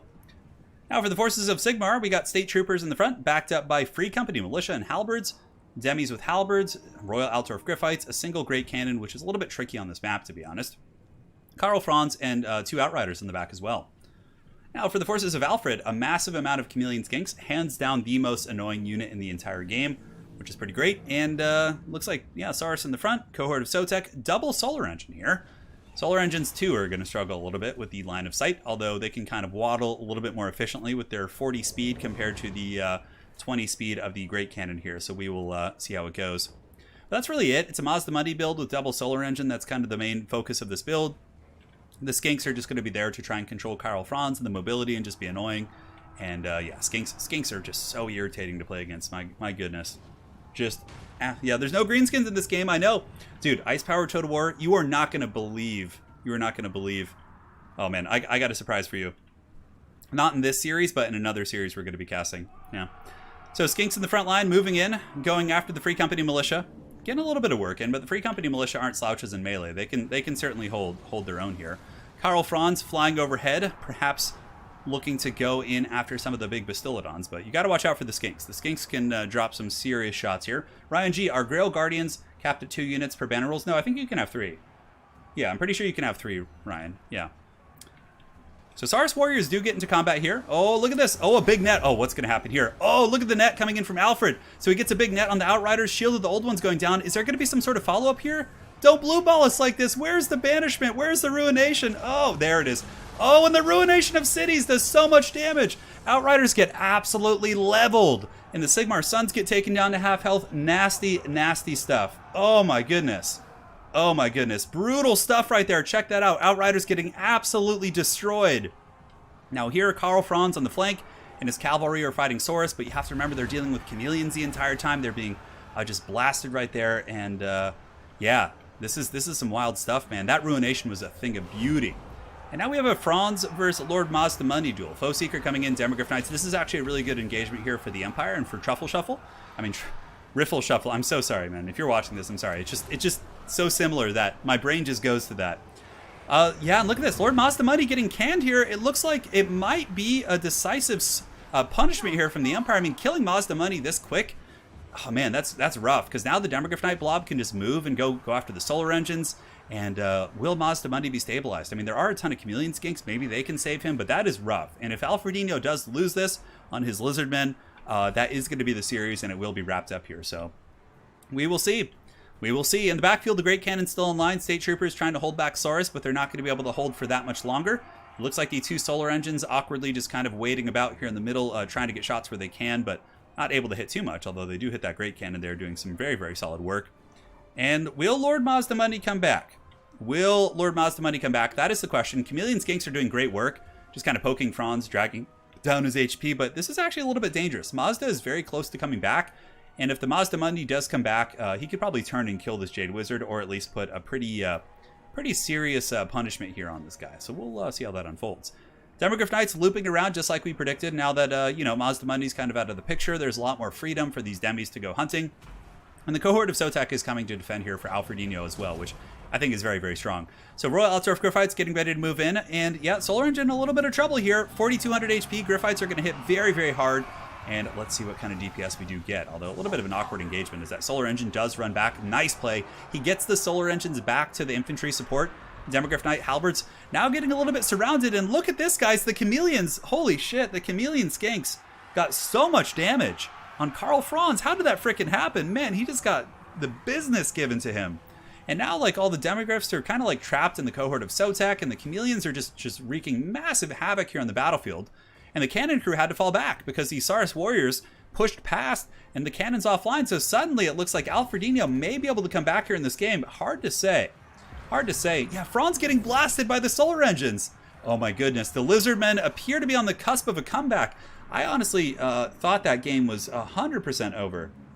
100% over, but here we are with the Lizardmans pushing Franz off the battlefield, and Big Chungus Mazdamundi fled as well, but the dreaded Chameleon Skinks just dominating Franz and pushing him off, and now the Solar Engines can basically just sit on the cohort of Sotek, and they can nuke everything that the Empire loves and holds dear to themselves. Man, oh man. The Solar Engine shots going into the Outriders, beautiful damage right there. Going into the Demogryph Knights right there, picks off a model, goes through. The Skinks are pushing forward, still have a little bit of ammo. And yeah, I just don't see anything in this Empire army that can deal with the Skinks. Almost nothing. I mean, Demogryph Knights are going to get dragged through the mud. And with that, he leaves the game. Alfredinho with the comeback victory. Oh, yeah. Oh, yeah. Chameleons, man. Holy shit. I thought that game was going to be over when Mazda got karate chopped that hard. But the Chameleon carry. I mean, overall, this build was a little bit awkward. Like, it had too much monster killing. It had 2 Outriders, it had Franz, it had 2 Demis. It didn't have anything to deal with, like, ground-based infantry. Like, you cut the 2 Outriders, cut 1 Demogryph, cut the Free Company Militia, just get, like, 3 Empire Knights and, like, a bunch of support to, like, keep the Chameleons in check, and then I think you're doing great. Just too much monster killing, because most Lizardman players, you know... I mean, I guess there was a lot of monsters to kill, but in the end, the Chameleons were just such a good counter against this stuff here. Yeah. Man, what a game. What a game here. Solar Engine's got okay value. Chameleon's got like 800 apiece. Some of them over 1,000. Pretty crazy for sure. All right. 1-1 here. Scorecard has been updated. Loading into game 3. Now, this is the reward. For all of you guys who have stayed on the stream this long, you are getting... Just, I could hear a pin drop, the anticipation. You are getting a Malice Darkblade game. Malice is here, facing off against the Skaven. Dark Elves versus Skaven. Oh, yeah. Oh, God, it's so good. Malice Darkblade. What a crazy situation, right? Like, we've seen him pick, like, competitive stuff, like, nonstop, and then to come in with Malice Darkblade here, it's just, like, absolute lunacy. All right, guys, so Riffle Shuffle, trying to win your hearts and minds, although I'm sure he had absolutely no idea this was going to be cast on my channel, since I got it from the replays folders. But, guys, we have the Skaven versus the Dark Elves. Riffle Shuffle coming in with Malice Darkblade on the Velociraptor. Yes, he is here. We got Bleak Swords in the front, backed up by Dark Shards. It looks like 2 in total, just waiting to get mortared down. Spears in the back, Dark Riders, and a big Manticore up in the sky. So you guys had to suffer through a million Greenskin games today, but this is the final reward here. So, yes, oh yes, baby, it's him. It's Malice Darkblade. Dark Riders in the Sunset, Scourge Runner Chariots. That appears to be it. And now for the forces of the Lizardmen. Skaven Slaves, yeah, pretty standard. Wolf Rats. A Packmaster, actually. So Packmaster, Gracier Plague with, double Packmaster. Okay, double Packmaster, 4 Wolf Rats, 1 Jezzail, and it looks like a single Mortar team. So yeah, pretty standard Skaven. I mean, Skaven have many variations they can play, but double Packmaster is certainly going to be a little bit of trouble for Malice, but let us know. Ice Power says, oh my god, Jay Phoenix, it's your build. Oh, is this the build that you use? That's so funny. Hadries is saying that the build that Ice Power uses has bolt throwers in it. Is that true? In Death instead? Yeah, so maybe a little bit of a variation, but Malice Darkblade is here nonetheless, and he is here for blood. He is here for blood. So Packmaster and company do charge into the Bleak Swords, getting some pretty heavy DPS. Wolfrat rushes actually are quite scary, although the Wolfrats do take a bit of damage back, and Wolfrats aren't, a super cheap unit. Dark Shards forcing the Night Runners back as well as Malice Darkblade decides to push in there. You know what? Malice might actually just bro charge in here. Just let himself get surrounded, pop all his buffs. Man, Skaven Mortar is still super, super nasty, but Malice taking quite a bit of free damage here. Definitely needs to get the rest of his forces engaged here. Now he's pulling back. It looks like there is going to be some sort of a summon. He does at the very least get a Clan Rat summon out. Maybe assuming that Malice was going to be trying to push through there and get some work in. We will see. So in the flank, Wolfrat's trying to get some more freebies against the Bleak Swords, but the Dark Elves are ready this time, and the Dark Riders do kind of scream in there to kind of push those guys back. Dark Shards, though they have taken a substantial amount of mortar damage, are still functional. Still have 68 of 68, so they haven't lost any models, just HP at this point. But maybe they're just waiting out the Skaven summons. It seems to me that the Dark Elves are being a little bit too conservative. Because the longer that the Skaven are allowed to shoot their Jezzails and their mortars, the worse the battle is going to go overall for you. So yeah, we'll see. We will see. Manticore looking like it's kind of keeping an eye on the Packmaster and Wolfrats here. But again, I really think the Dark Elves need to kind of put their pedal to the metal and start pressing and surrounding the Skaven army to try and get on the Jezzails and the mortar teams and all those different tools. Malice Darkblade, of course, lurking on the wings. Bounce of Power is a little bit Skaven favored. That just tends to happen after they get a couple mortar shots and a couple engagements like that, but overall, the game is still very, very even. Just ignore the balance of power at this point. Malice Beam Blade looking to get in there, but he's very slow. He only has 68 speed, so there's pretty much no Skaven he can catch. And it looks like the Skaven are going for a big flank overload, which is actually doing an exceptional job of distracting the Dark Elves from the main engagement. The Druchii definitely need to move in. I mean, they could have been attacking the Skaven army very aggressively by now. Probably could have killed the Jezzails with their chariots and different things like that, but yeah, it's a tricky one. So Malice has 110 armor, somewhat durable against the Skirmisher fire, but you can still see it did some good damage at the end. Warder's still just doing so much work, man. Just such a disgusting unit. And the Dread Spears, yeah, just getting dunked on so hard here. Bleak Swords against Clan Rats. Bleak Swords should win that fight if I'm not mistaken. But again, there is Skaven support nearby and Rat Ogres and things like that. Also, some Dark Riders in the backfield should be kind of drifting around here, getting ready to push into Alfredino's back line. And we do have a blob fight, so it looks like there is a Soul Blight going down. Dark Riders fighting, but there are 2 Packmasters here. Doomfire Warlock. So both players are really kind of laying on the pressure here. And yeah, a couple Wolf Rats might actually break off the map here. Doomfire Warlocks might be able to get a pick as well. Looks like there is one Packmaster kind of trapped here. We'll see if Ruffle Shuffle? God damn, what's the name again? I can't see it on my second screen right now. It's accidentally blocked it with something. But okay, Malice has gotten on here. He's going after a Packmaster. This is a really, really nice pick for Malice. He should be able to beat a Packmaster, especially with his different buffs. We'll see. But the problem with Packmasters is they're so freaking fast that the thing is just going to ditch Malice and leave him in the dust. The Dark Elf army getting more and more beat up here. We do have some Dark Riders drifting around. Now, with proper control, these Dark Riders here should be able to push in and go after the Natty Bubo Sharpshooters. We'll see. The Manticore, it looks like some of the Rat Ogres or Wolf Rats did get pushed off the side. Doomfire Warlocks do overextend and get killed by the Packmaster and the Wolf Rats, but now it looks like more Wild Riders going in, really making a huge effort to chase down the Wolf Rats instead of the weapons teams. So 2 Dark Elf infantry units do break through here. It looks like there are some tactical reserves in the back as well. Some Bleak Swords that could perhaps come back in. Manticore Summon going after the Grey Seer.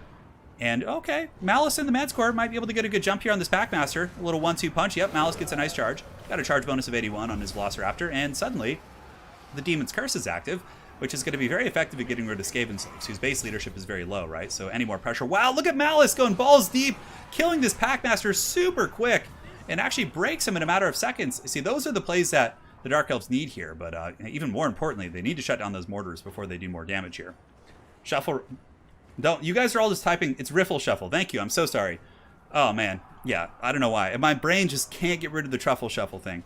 So Jezzails are temporarily shut down. Mortar teams are also compromised. Could this be the day of the Darkblade? Malice Darkblade fighting against the Packmaster and some Rat Ogres. He's got to be very careful not to transform too early. If he does, then he's just going to get kited around the map. Oh, is he doing it? No, he's popping the Blood Price. Okay, he popped the Blood Price here. He's getting some good DPS here into the Pit Fighters from Helm's Deep.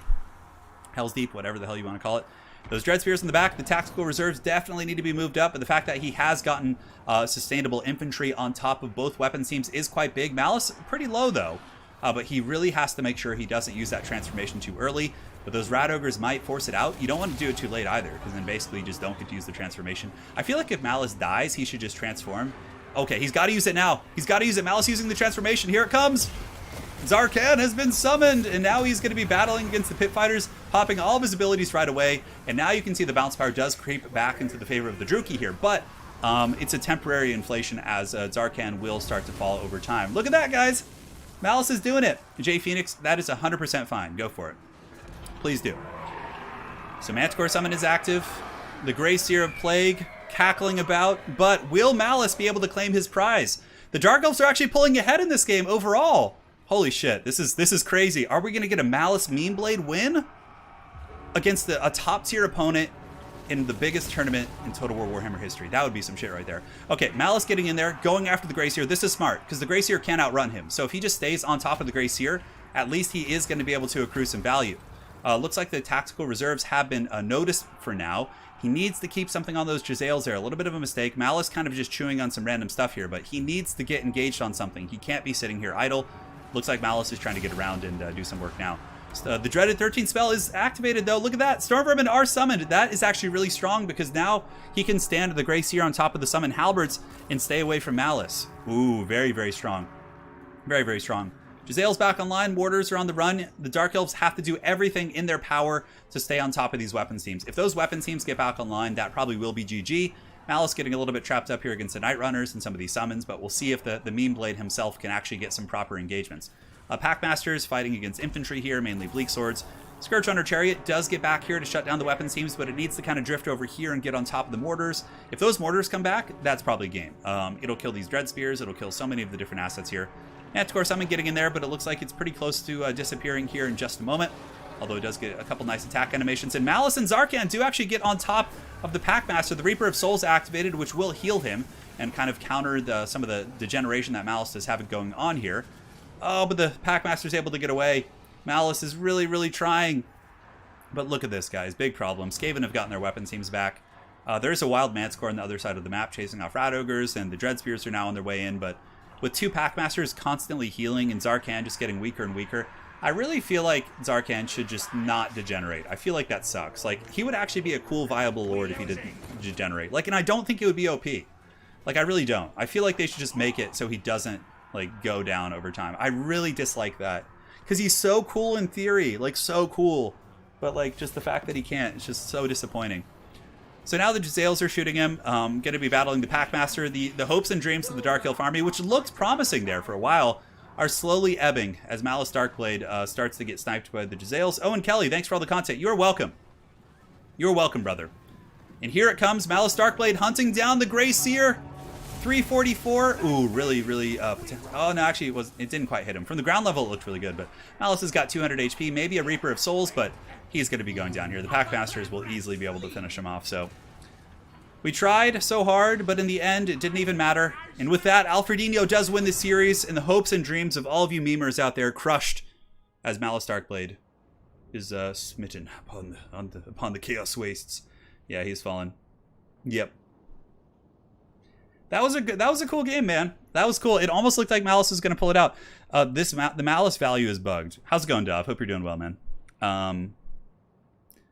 Would you just make Malice's bait? Yeah, like, I just really don't like the generation. Yeah, it's just stupid. It takes away from him. I mean, so the Dark Elves had some major misplays in that game. Like, they sat for far too long before putting pressure on, and they still almost won the game. I think if Riffle Shuffle had pushed earlier, pressured earlier while his Dark Shards were healthy, while he had more play on the field, and didn't overextend his Slaanesha's Harvesters, I think he could have potentially won that game. But in the end... The weapons teams were allowed to shoot for too long. The Packmasters were given too long to regenerate. There was just too much. Oh yeah, Dark Elves love Linkin Park. They love it. That was a great set. And with that, that is a 2-1 victory for Alfredinho. Alfredinho, of course, is in the finals of my ECL tournament, clearly showing he is a force to be reckoned with. But so is Riffle Shuffle, taking the first game off Alfred and then almost winning the third one with Malice Meanblade. So very, very impressive. Yeah, just some small misplays. It was a good game, though. What if Malice just lost the buffs of Zarkan after a period? Yeah, I don't know. Yeah, something like that. I don't know. It needs to be changed, though. It's just suboptimal, you know? It's just weird.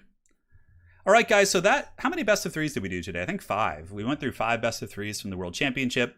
4 or 5. I can't quite remember. Yeah, we had Human Boy versus Blackthorn. Man, I can't even remember. Yeah, we had a couple Onyage series. We had this one. And then I believe there was one more mix in there. We did have the one with the messed up replay that we're obviously not going to cast because the replays are an issue, but yeah, there you have it. All right, let's see. Perfect. So now we'll close out with the dreaded FFA. I know that's what you guys want. Or we could do a team game too, even. Let's do the Turin FFA. Password is 4321. We're probably just going to do one here. 4321 is the password. All right. And let's go ahead and switch this. Looks good. I think Malice would work better with his demonic form being a toggle, whether he degens whilst in it.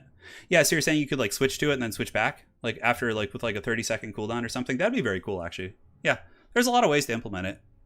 A lot of ways. All right. So, oh, the dreaded Professor Pone is here.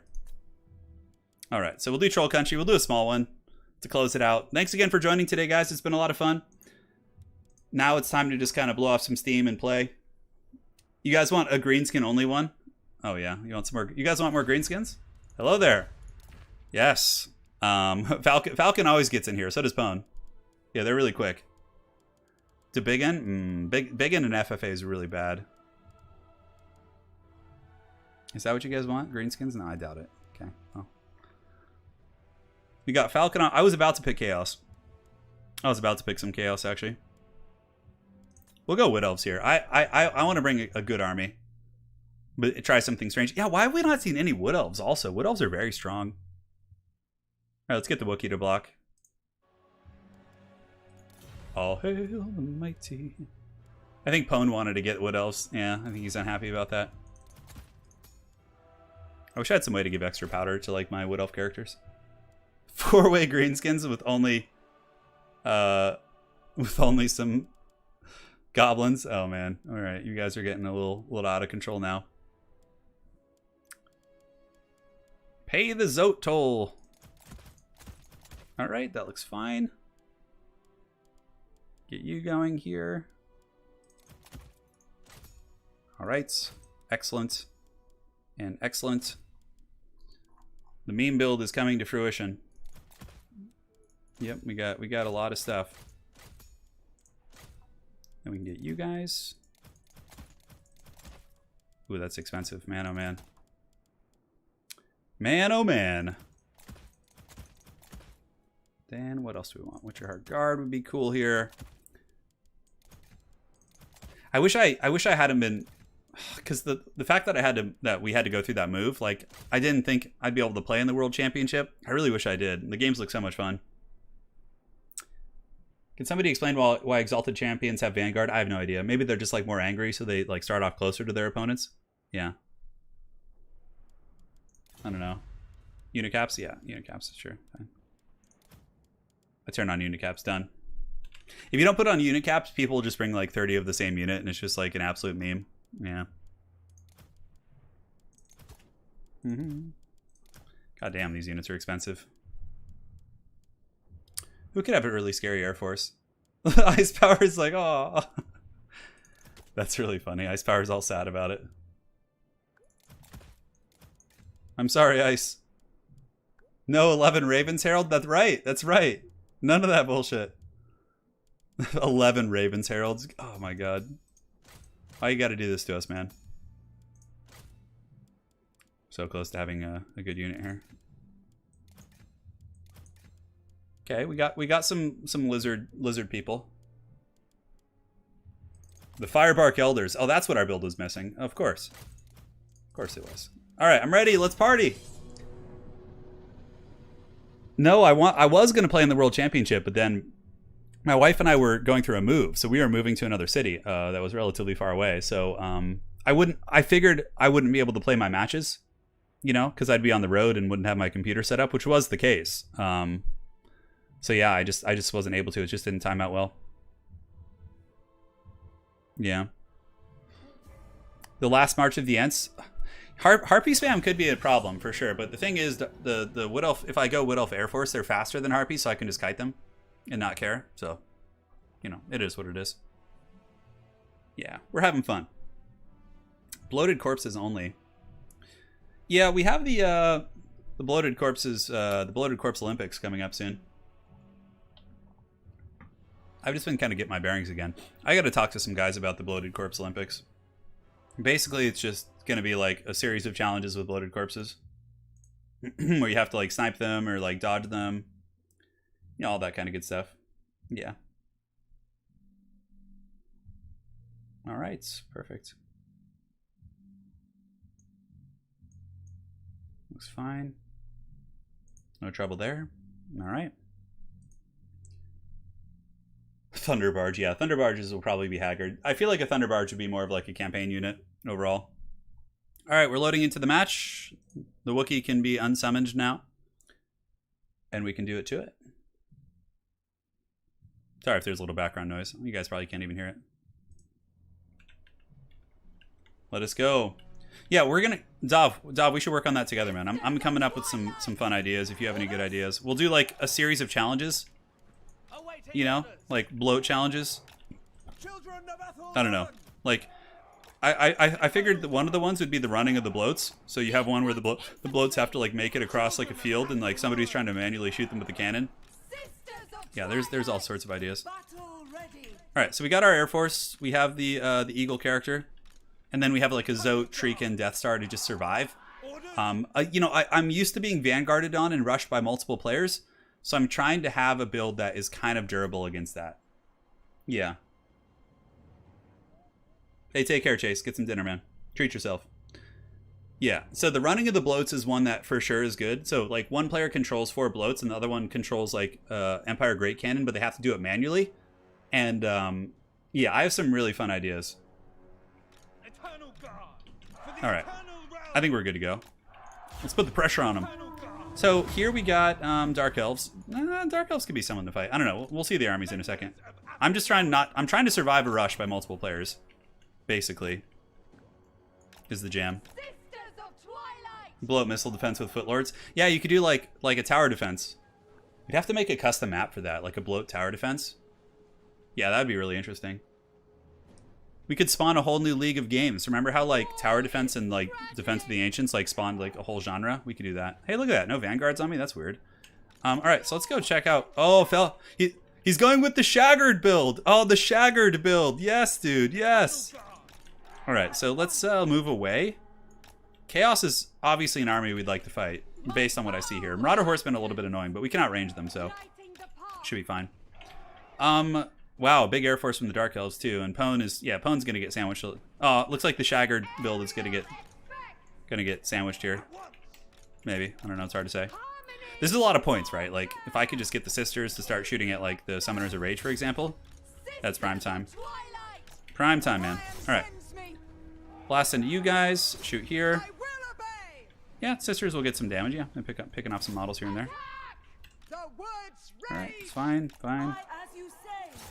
Probably spray fire mode's better on these guys.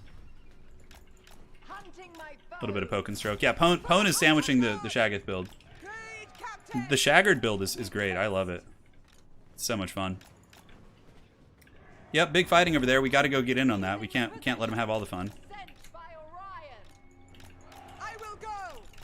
All right, so we're juking. We're juking a little bit. We gotta go back and forth and dodge those shots. Very good. Although partial hits going in. See if they're paying attention. Hawk Riders will defeat them in combat pretty handedly. Yep. Okay, this is good. This is real good. We have a Glade Captain here too, so. Yeah, buddy, give us those points. Give it to us, precious. Oh man, look at this shit over here that's going down. All right, looks great. We're missing out on a lot of points though. We need to go get our sisters and take them off fire at will here. Oh, look at that. There's actually there's a little caster hiding there in the bushes. All right, you Hawk Riders keep going. Caster, keep going. Hide and go bloat. Oh, that's a really good one too. I like that. Man, the Shaggies got punished, and they're close to the edge of the map too. So that's just really unfortunate for them. Blade Captain can go after the Chaos Sorcerer Lord here. It's rough. It's like his one lifeline there.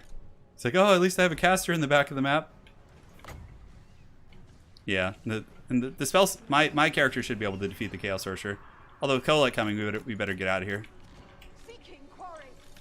All right, let's heal up. Let's get out of here. There's too many angry Shaggoths coming. All right, pulling back. Look at the Shaggoths just being like pushed to the edge of the map. Just oh man, that's so rough. No, you stay there. You guys shoot here. All right, let's get some points. We're not doing super hot on points, but it's okay. We can drop an Earthblood here to heal these guys up. Very good. And so anyways, I just started blasting. We can go get you. Oh shit, that character landed on the ground. Oh, I had it in the wrong mode. Oh god. Move up, infantry. The Glade Lord, the Glady is in trouble. I think we should be able to get away though. You need to switch her back to range mode. Come on. Come on. Up you go. There. Up and at him. Alright, so Hawk Riders just blast here. Let's actually go see if we can catch them in melee. Move you guys up. And so far so good. Yeah, we're not we need more points. We need to get more active. Let's just kind of move our main force up now and see if we can actually get some fights. Hawk Riders look to have gotten a good fight there. Oh! Whoa, whoa, whoa, whoa. Shit, is she in melee too? Okay. Jeez, I gotta be careful with that. Come on, guys, let's go. With these Dark Riders? Yeah, we don't want to get caught by the Dark Riders. Alright, so we're getting in there. Moving up the army. As a matter of fact, we could fight these Arc Riders, that's okay. And then we just bring the you over here and just provide some healing. Alright, spears, get in there and fight. Winterheart Guard, okay, okay. We can dive them and then we can have the Zotes provide healing too. Yeah, that's fine. Alright, Sisters of Twilight, just, you know, ripping shots. Looks like the Dark Elf Air Force is coming for us, so we're gonna have to, like, restructure ourselves. Yep, let's pull back. It's good to have those spears engaged, though, for sure. Zotes! Heal our Hawk Riders. Yes, good, they got some points. Could we beat the Dark Elf Air Force? Oh, the Feral Manscores? Okay, we could actually shoot here at least. We can shoot. Spears are actually getting some okay value. Pull you back. Might need to move up through the trees here with these guys. Get on those damn shades. Those shades are throwing shade, to say the least. Alright, very good. So we won the skirmish fight here. Zotes use the heal, which is cool, but we might need the Zotes now. Drop a heal on you guys. Firebark Elders are moving up, but Manscore's getting in there, causing problems. Looks like there's going to be a little pendulum or something cute like that. Yeah, it was a nice pendulum. It was a very, very good pendulum. Come on, Spheres, get us points. Take us from the pits of last place. Hawk Riders, come over here. Prepare to do battle. And do we have anything we want to regrowth at this point? Actually, Firebark Elder is probably a good choice. Yep, we sniped the caster, which is great. Zotes are coming over the top. We have spears against Manticores. That's also quite prime time. Let's see if we can break the Shaggoth. You know, it's not worth the risk. It's not worth the risk, my friends. Alright, so Hawk Riders are swarming. We need to just kind of sit overhead and act like a threat. Let's see if we can go for the Ravens Heralds. We got Cold One Knights. Get the Zotes in there. We can Flush to Stone them too. Let's go ahead and get our characters in there. Start taking them to Pound Town. Oh yeah! Hawk Riders, don't let the Shades shoot because they want to sit and just take pot shots at you. That is a lot of guys. Azrai Spears, go get them. Alright, so yeah, Professor Pone has a lot of points, for sure. Prof P is not messing about. You can use the snipe on the Manticore to try and finish it off. Nope, wow, that just missed horribly, Jesus. Alright, Zotes, get him. The Chaos Marauder Corps giving us some grief too. We should save our Winds Magic at this point also. Get the Shades. Get the Mannequin. Where is she?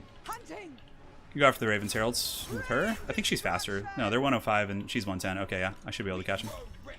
Shades are a problem though, for sure. We got to take them offline. Go Spears. Get the Shaggoth. Oh god, is that Marathi over there? I think it is. The dreaded Marathi. Firebark Elders, yeah, they must have just waddled off somewhere. Let's get them in the trees here. Let's get them in their natural habitat. Okay, yeah, she's not shooting right now, which is good. We should get the Ravens Heralds over there. We need to get Azrai Spears pushing up there to hunt. These guys go here. We can even attack with the Great Eagle. Those spears collapse there. And these spears go fight the Manticores. Great. Looks like we got all the proper engagements. Ravens Heralds should get chased off. Zote should be able to hunt them down. What else do we have around the map? Yeah, it looks like it's mainly just in this corner. Coming back in here, Cold One Knights are getting taken out. Azrai Spears get on top of the Shades, which is beautiful. And, ooh, you know, we actually have an opportunity here to head off these Chaos Skirmishers. They look like they want to get down and dirty too. Alright, let's turn on Spray Fire and then go into melee. Yep, and let the shooting begin. Is that Marathi? I gotta be careful. No, it's a Dreadlord. Oh, okay. I was gonna say, if this is Marathi, this would be a very different game. Okay, Ravens Heralds are almost gone. Let's go ahead and drop a fat heal on all my units. A Bloated Corpse Obstacle Course. Yeah, that's a good one too. I'm trying to think how you would implement that with the current features we have in the game. Yeah, give me those Shades. Nice, nice, nice. Shades are just such a cool unit. I think Shades are probably one of my favorite units in the Dark Elf roster, if not my favorite. Alright, Firebark Elders have returned from their long exodus. Manticores should be next. This is like a good example of like a competitive Dark Elf or Wood Elf FFA build. Maybe I don't know about the Firebark Elders, but aside from that, just like it's mobile, doesn't like it's durable if you get rushed. Manticore is broken. Sisters can go ahead and take this character out, so we can just start sniping here. Yeah, looks like she's out of ammo. The Haggard Chaos Horsemen doing their thing. Alright, so let's form ranks for Earthbloods. Yep, we broke those Dark Riders, although we can bring the Zotes back now. You guys chase those guys down. Very good. Very good. So for anyone just joining the stream, we have finished the group stages. We went through a lot of replays, and now we're just basically playing some games for fun. So we'll do a couple FFAs, and then maybe some something else. I'm not sure. We'll see. Maybe just one. Who knows? Who knows? We've been streaming a while, though. We've been streaming a long, long time. All right, diving in. Next weekend, we're going to be having a faction war, too. Next weekend, yeah. So that'll be coming up on the horizon. Cool. So we shouted those guys. The Dreadlord coming in to fight. Sister's actually surprisingly good in melee. Yeah, look at that. 2400 value. Should be able to get that character. Yeah, the Firebark Elders did show Volkmar who was boss at one time. That's very true. Look at them. Rocking 150 value or something. I think that's it. I think it's just these Chaos Horsemen here. Okay, so I think we got enough points with the last man standing included. Yeah. You guys, would you guys rather see a 2v2? You guys want to see a 2v2 game? How long have we been going? We could do some 2v2s here at the end, actually. I could get Professor Pone on the mic and we could do some 2v2s. I think that sounds like fun. Let's do that. Alright, let's get in there, finish him off. Flush the stone. And that should do the trick. Yeah, let's do some 2v2s. Hold up. Alright, GG. So we got that one. We definitely had...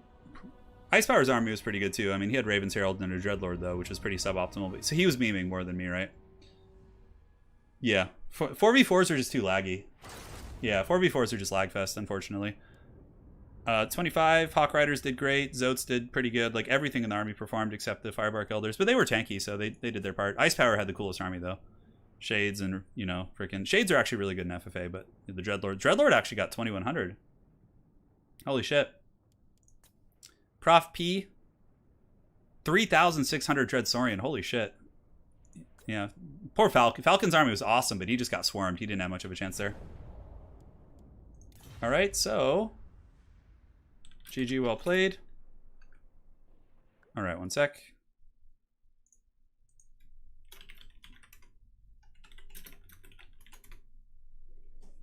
Okay, what's up? Just get my headphones all set, guys. Hang tight. Yeah, there we go.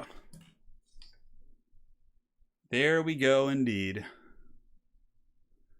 Not to jinx it, but man, we've had some pretty good luck today with the internet. Okay, hold on. Let me go ahead and just get this set up here. Oh, was that a heroic victory? Was it? Yeah. I've seen a couple. I've seen them. They happen occasionally. All right.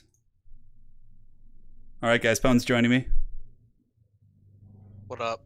How's it going, man? You ready for some 2v2s? For the dankest strategies of all time? You forgot to bring a Beast Slayer, though, so for more eagles.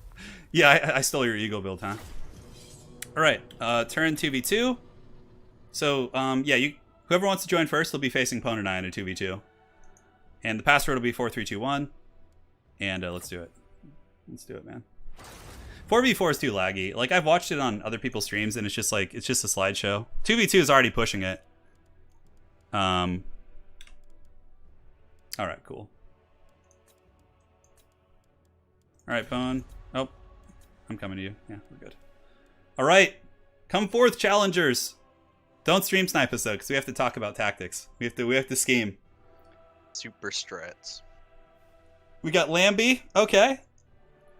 The dreaded Lambie. Do we want to do like picks and bans and stuff, or lore friendly? We could actually do like a structured 2v2. Mr. Dumpling, I will check that out. Yeah, I'll check it out. So Lambie needs a partner. Lambie is a solid player. I'm having to sell Lambie here. Well, Hey. his profile picture is also Bretonia. I have a feeling. Let's just counter Bretonia. Wanna...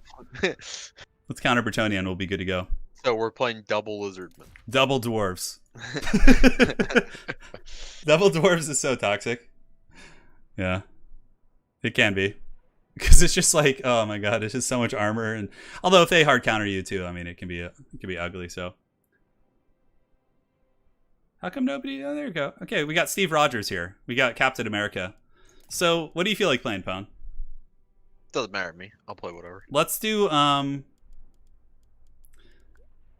Do you want to do like a big Haggard Chaos Beastman rush? You want to do it? We can. Yeah, you feeling it? Sure. Oh, man, there's so many fun options in 2v2. I kind of wanted to do extra powder with something like Vampire Coast mixed with someone, but yeah. Okay.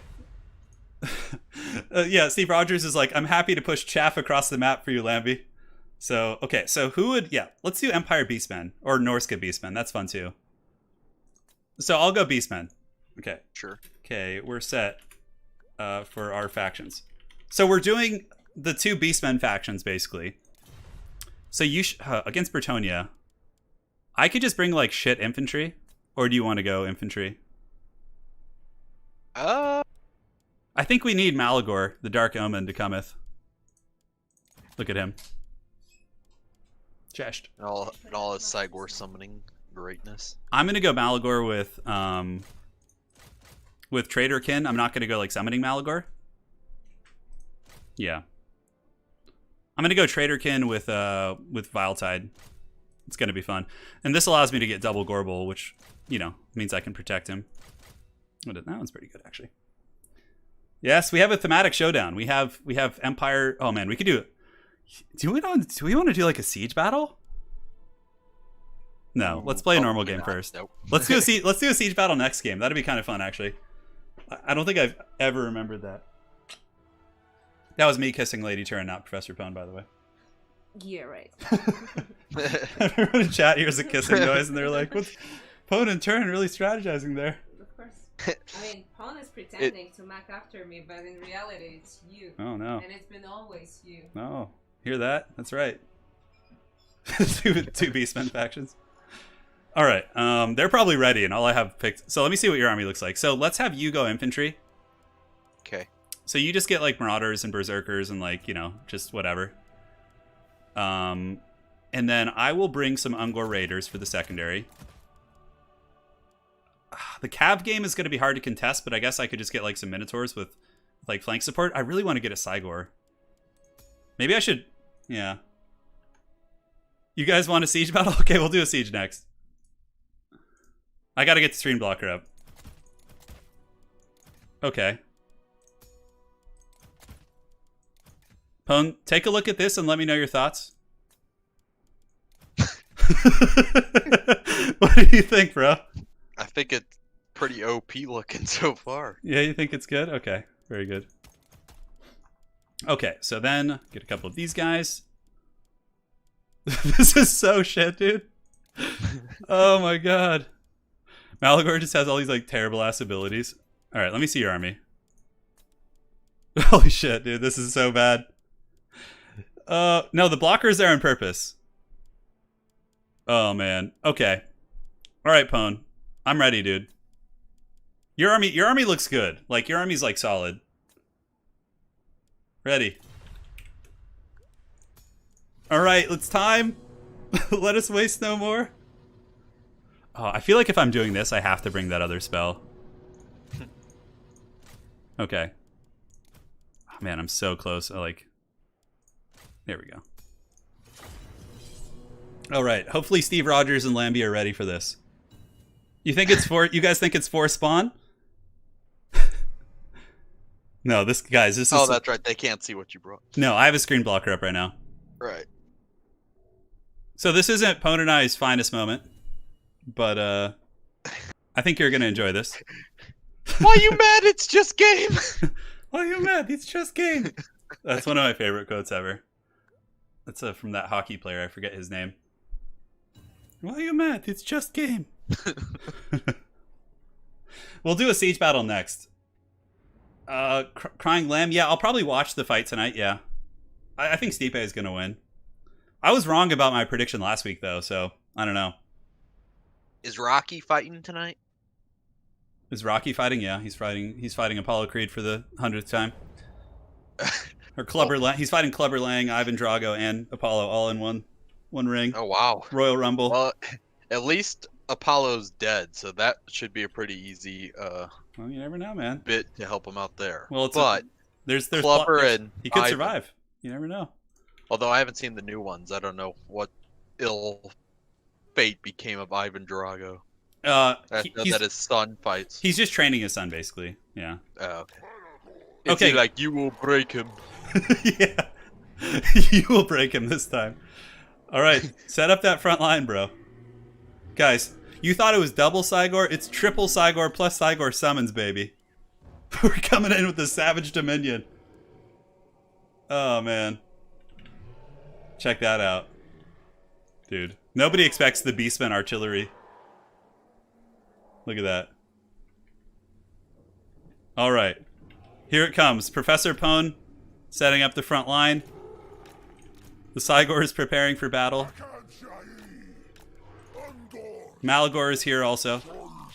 So Gorbals and Malagor can just be chilling in the back. 2 and 3 to defend the flanks against their cavalry. Oh god. We need your spears and really to just do work. Kevin. Well, no promises there. Kevin in chat says he was trying to eat and the Wookiee blocker made it hard for him to eat. All Cygors, yes. Is it because you are stunned by his beauty? Yes, he is a majestic creature. So I don't know if you guys know this, but Pone and I have never, ever lost a 2v2 together in the history of all gaming. Wait, did we win that 2v2 tournament that we did? No, I'm pretty sure we lost that one.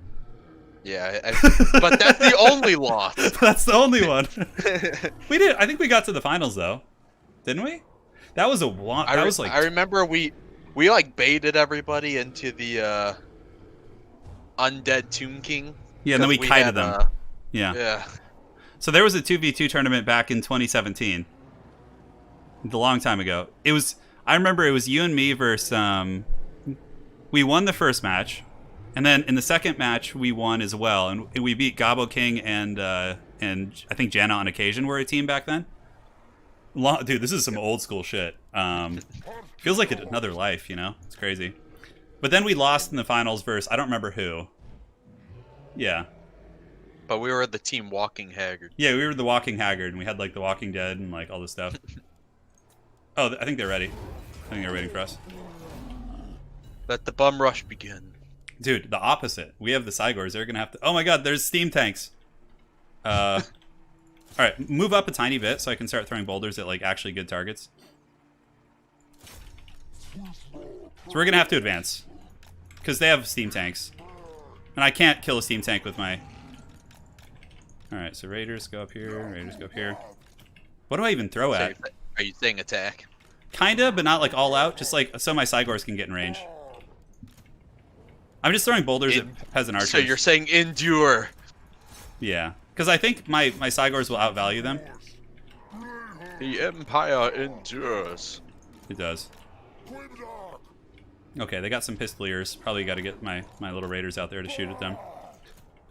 Yeah, no lag. This is good. Yeah, their armies... Why does their army just look so much better than ours? Is it just because we're the Beastmen and Norskin? Well, I mean, they have, like, these haggard little peasants. Okay. Boulders are hitting home, which is Never good. mind the Grail Knights, like, in the far back. Yeah. Got little raiders moving up to screen. We might want to push, actually. I'm thinking we might want to push. Watch out in the front. You're getting cones. Jukes! You dodge it? Okay, the peasant archer lines are getting... Oh, nice. Nice dodge there, bro. Can't touch this. No, 2017. 2017, a very different time in terms of... I think back then I had like... Yeah, we did a lot of fun stuff back then. Now it's just all boring. Alright. Yeah. Now it's just all greenskin games. That's just all we get. There's no one else. Yeah, the boulders are working. The peasant archers are being eviscerated. Okay, what is this? Is this Silver Bullet? No, Free Company? Okay. Okay, let's move up and attack now. Like, all out. Because I want to force their knights forward, and then we can, I can start bouldering them. Yeah? Sounds good. A check for the blood god. Blood for the blood god. See how this goes. Haggard for the Haggard God. Watch out for Franz. He's flying around. Yeah. Franz. I'll make sure that he thinks twice about it. Fireball! You fireballed him? Oh shit, dude, that's ruthless. He's taking Direct hit. He's taking some damage for sure. I think he's close to dying now. No, Franz is actually full health. No, he took a fireball. He looks quite healthy to me. Uh-oh. No. See? I hit him so hard he dropped the game. Hopefully, let me minimize, make sure it's not me. Nope, my internet's good. Okay. Yeah, it's coming back. Yeah, it's coming back. We're good. Cool. It was just a tease. Just a tease of what's to come. Okay, what are these on the far side? Demograph Knights with halberds? Oof, get that out of here. If Franz wants to land, I got my Gorbals back here. We should be good. Peasant archers are being destroyed pretty bad. Okay, so now we switch on to you guys. Switch on to you guys and switch on to you guys. Cool. So I got my Cygors hitting the right targets now. Hey, on the left side, get your spears here. Yeah, just be ready I'll for it. try and use them to screen. No, it's good. It's good. I'm trying to countercharge them, but I want to wait for them to like take a bad engagement. No, okay, they're not. Okay, so I have Cygor boulders going into all their elite knights. I'm saving the other Cygor summon for later. Gorbel's just kind of back on defensive duty. Watch out for Wolfric. He could get crumped pretty bad here. We're getting some good damage on the knights though, for sure. I'm gonna countercharge these ones with my squad. Get the hounds like up and through the center. Get on top of those peasant archers. Okay, I got some help coming for you. Okay, hounds are moving in. I'm gonna try and trap those characters. Okay, Gorbals are coming too to help your lord. Just see if you can Hunter of Champions on one of them. Yeah, I used it on the paladin. Okay, coming in for this round. Unfortunately, Franz is just going ham on my Eye of More Sleep here. But if we can pick Lewin here, that's pretty bad for them. Okay, yeah, so the hounds can get back there, go for the Franz. Franz broke one of my guys, that's okay. I have no idea what's happening. Okay, it looks like we got the Lord trapped here, which is great. I know, classic 2v2s, just I don't know what's happening. Oh, this piercing burning bolts. Oh, I'm gonna make it rain on those pistoliers. Oh god. I just got a big battle yeah. Get that. Okay. I have More Sleep is back. Yeah, we need to keep throwing boulders at these elite knights if we can. Ooh, yeah, that was a good boulder right there. Sweet, sweet stuff. Alright, Malagor's chilling back here. Hopefully all our Cygors together can defend themselves. Seems like it's going okay. We got a big Viletide. Your shit was really nice there too. Ooh, this is a big blob for my guys to throw at. Okay, Franz is coming back. Hey, watch out, Franz is coming. We should probably like pull back a little bit. Yeah. I got him moving. Hey, let's get Franz. Get him. Surround him with the condom wolves. Yeah, we got like a ton of pressure here. He's falling right into our trap. Let's go.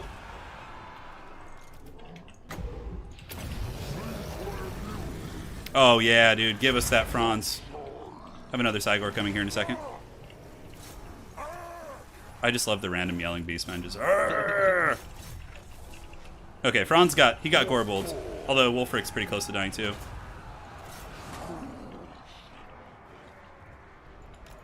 Dead.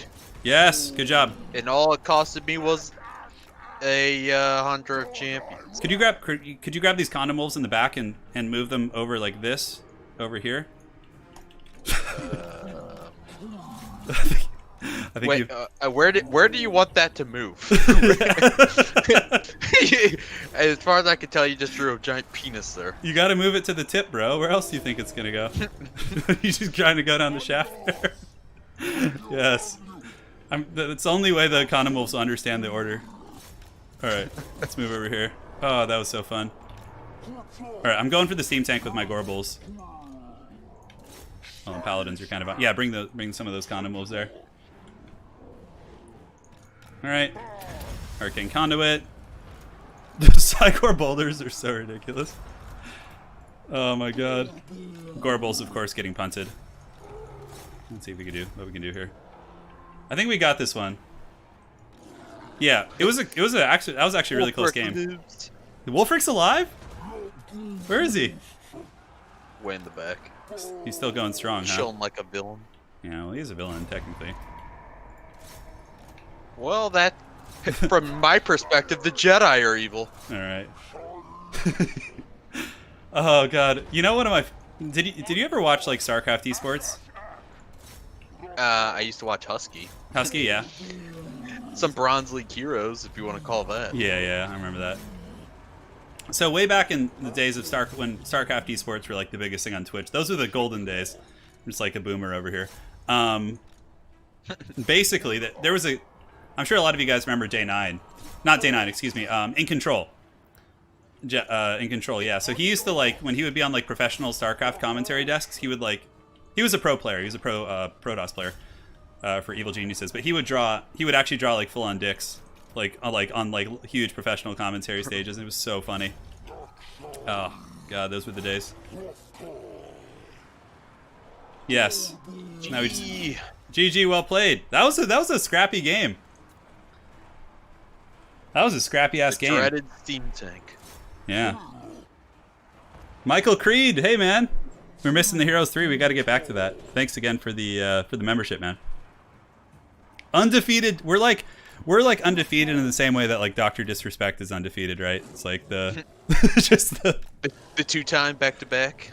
I actually competed in not a blockbuster tournament in the 90s, but I competed in a Fry's Electronics Halo Combat Evolved tournament that had 4 people playing in it, me, my brother, and 2 others. And I played in a GameStop Smash Bros tournament. Did you? Oh, that's pretty cool. Yeah, I lost right away. Yeah. I wasn't very...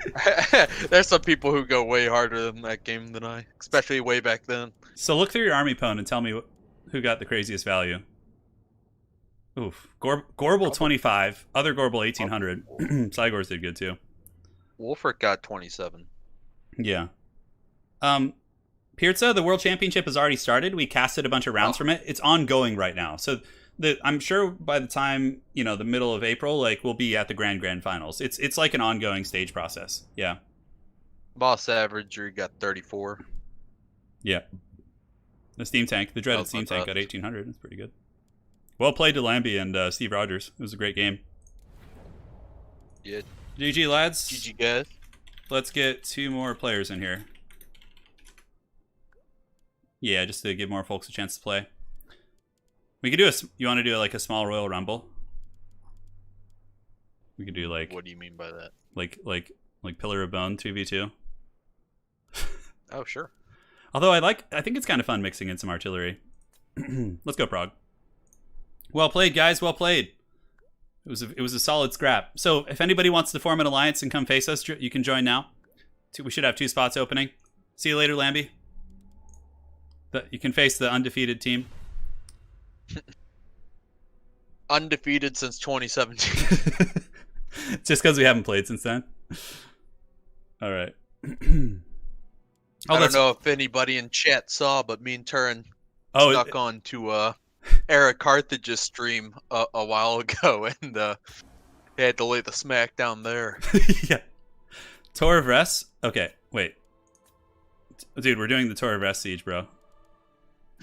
So we're the attackers. We're the attackers. All right, so we're greenskins. All right. Are we both going greenskins? Yeah. Okay.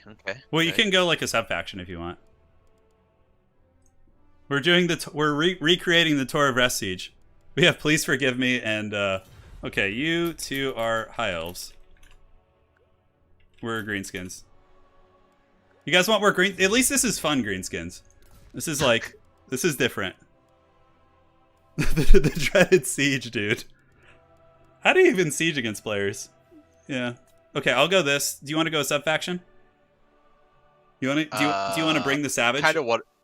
Or do you want to be? Thought about bringing Grimgor. Grimgor is coming, dude. Okay, Grimgor and Grom, dude. The Great War against Tor of Rest. Take a look at my army, and like I still got a little bit of money to work with. But what are you thinking so far? Yes. That's so freaking bad, bro. No, we need better. We need the Chungus Rogue Idol for sure. Yeah. Let's see. So we have. Let me see. Okay, so we have Grimgor and Grom. That much we have ironed out. I'm pretty sure we get more money than them. I think that's how siege battles work. They get like less shit, but we get like obviously have to attack the walls. You want to just cheese it like the AI and just like camp around the edges of the walls and use magic?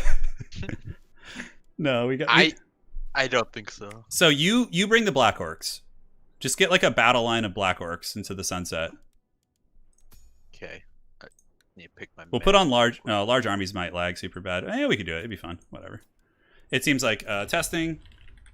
Okay, there's no lag in this lobby right now, so I put large armies so we can get like, oh shit, never mind. That gives us way too much money. Okay, screw that. Then that will actually lag. So I will bring the Biggin, which is probably going to lose us the game. Let me see your army. Okay, probably need to get a caster. I'll get a hag. The great siege is upon us. Goblin Big Boss. We're recreating the Battle of Tor of Res. We definitely need archers. Although, oh God, maybe we just got to pound the wall down. just blitz through. Come at them with the. All right, how's this look? Oh Jesus, dude! Don't do that. Although, you know what? He might be bringing the campaign units for Tor of Res, which I'm a little concerned about. I hope not. Aren't those like incredibly good? Yeah. The Mist Stalker. Yeah, we would just get owned for sure. Black orcs have always been pretty good against Isles, but okay, we'll bring you guys. Bring some goblins. You need to bring good quality stuff. Yeah, that's exactly what I was thinking. Okay, because my army is dog shit. I have the freaking rogue idol and shit. Okay, hold on. I have some fun ideas. God, I wish I didn't have to bring this rogue idol. Then I could actually have a fun army. We need some anti-air though. Otherwise, Pwn, they're just gonna fly over us with birds and just shit all over our army. You know? Respectable. Yeah. Then we'll just get the dirty and that'll be GG. So if you could bring some anti-air of some sort, that would be good. All right. Army is thick. Yeah, that's maybe cut one black orc there and just get like a little bit more DACA. Yeah, this is interesting. I've never really like approached a siege battle here. Well, we'll see how this goes. It's time. That's true, Dutchman, but like that's different. Yeah, you can't see like the full army. We have Tor of Res. Savage Biggins. You know, Ice Power, we're not going to go into like a casual siege battle and bring like a cutthroat greenskin army. Yeah. Double Azag. Yeah. Just like spirit leeching our asses.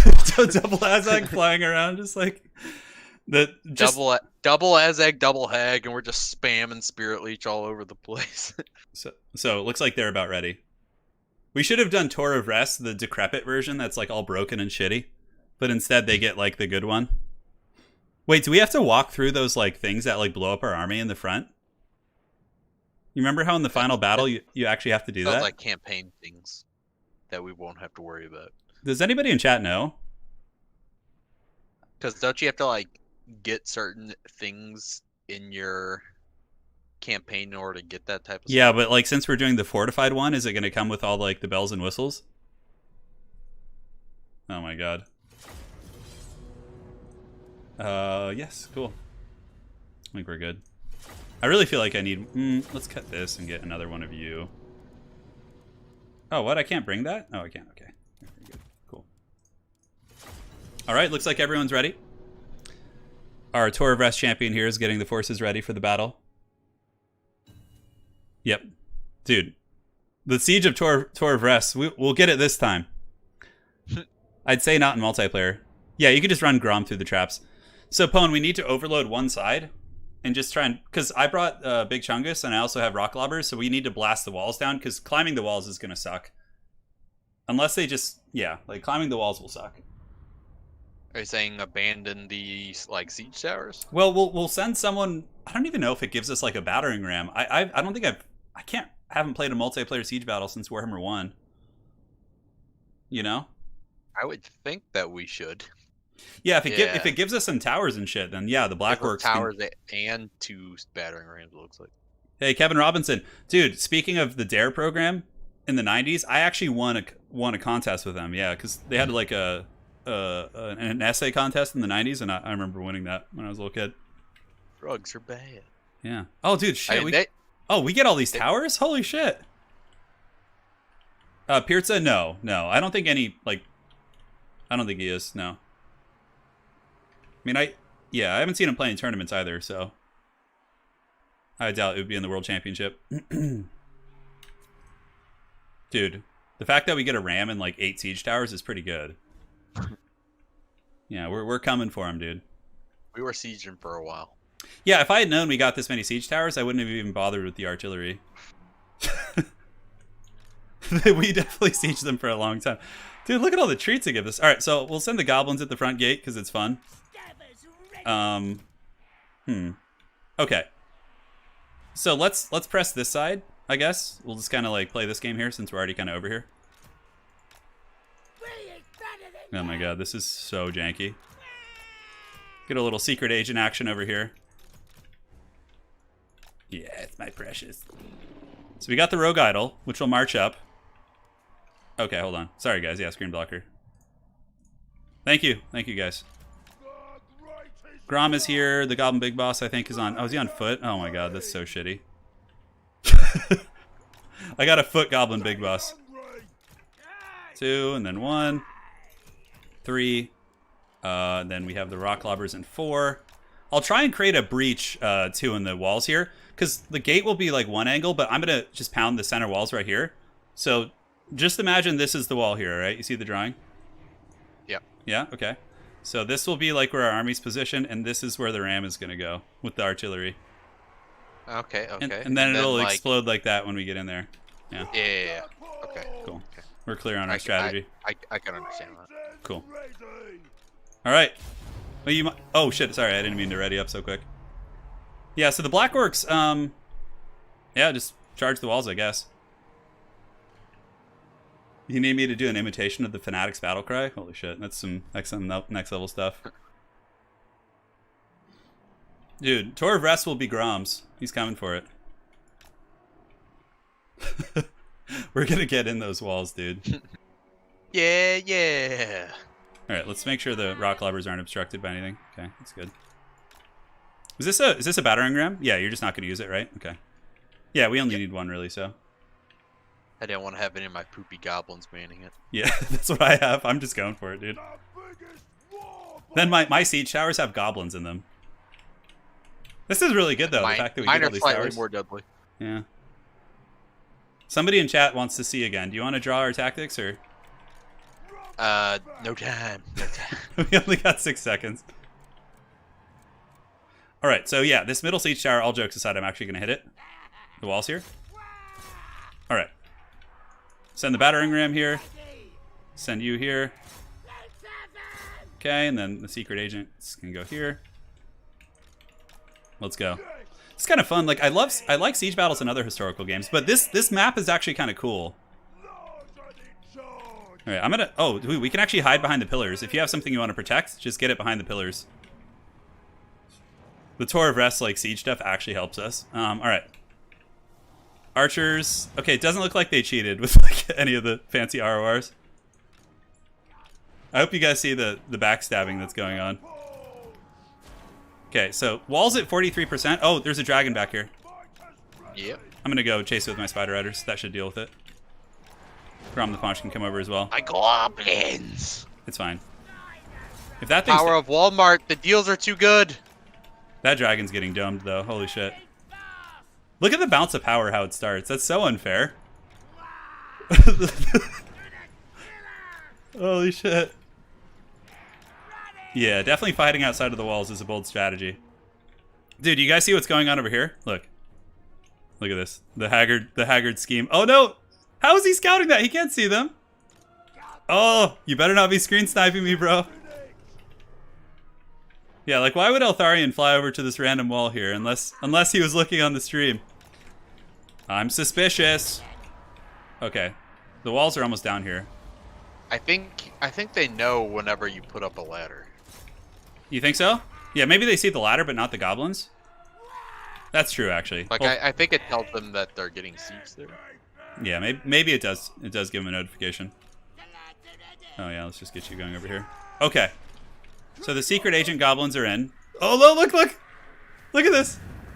The fiery convocation! Oh my god, look! Oh, the humanity! That's so funny. Holy shit. Hey, Lord Master of Hoth outside the city.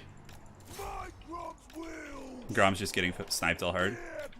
There's an opening. If you want to drop your orc boys here and send them through the opening. I'm pretty much docking on the wall everywhere. Okay. Well, the fact that we got a dragon already is quite nice.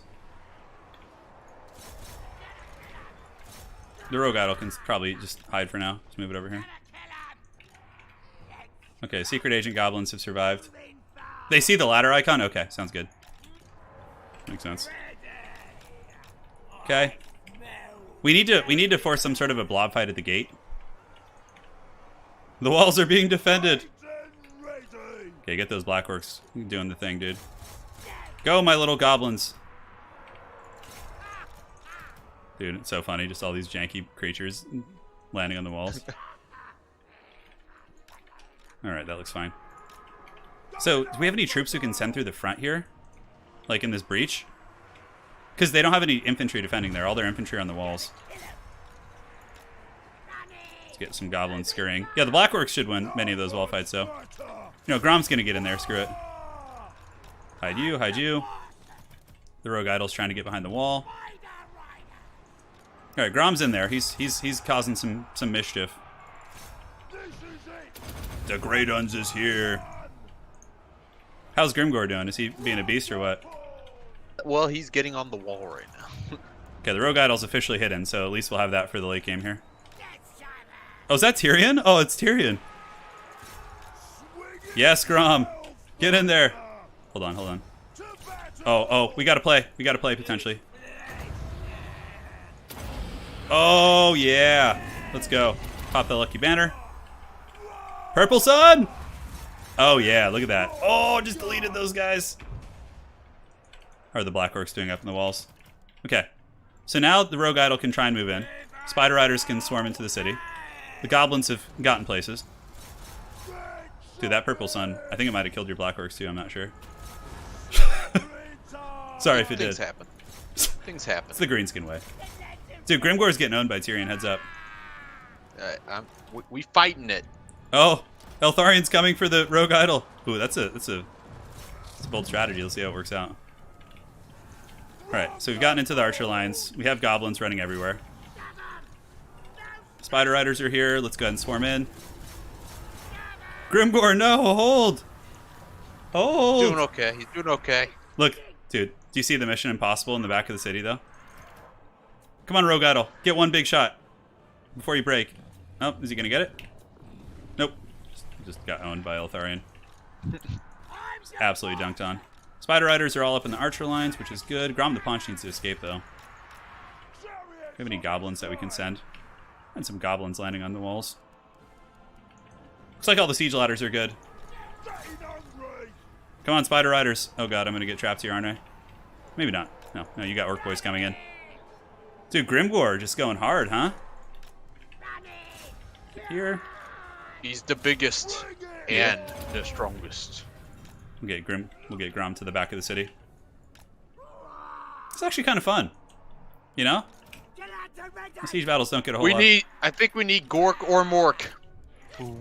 I have some. Yeah. You foot a Gork those guys? Nice, dude. Yeah.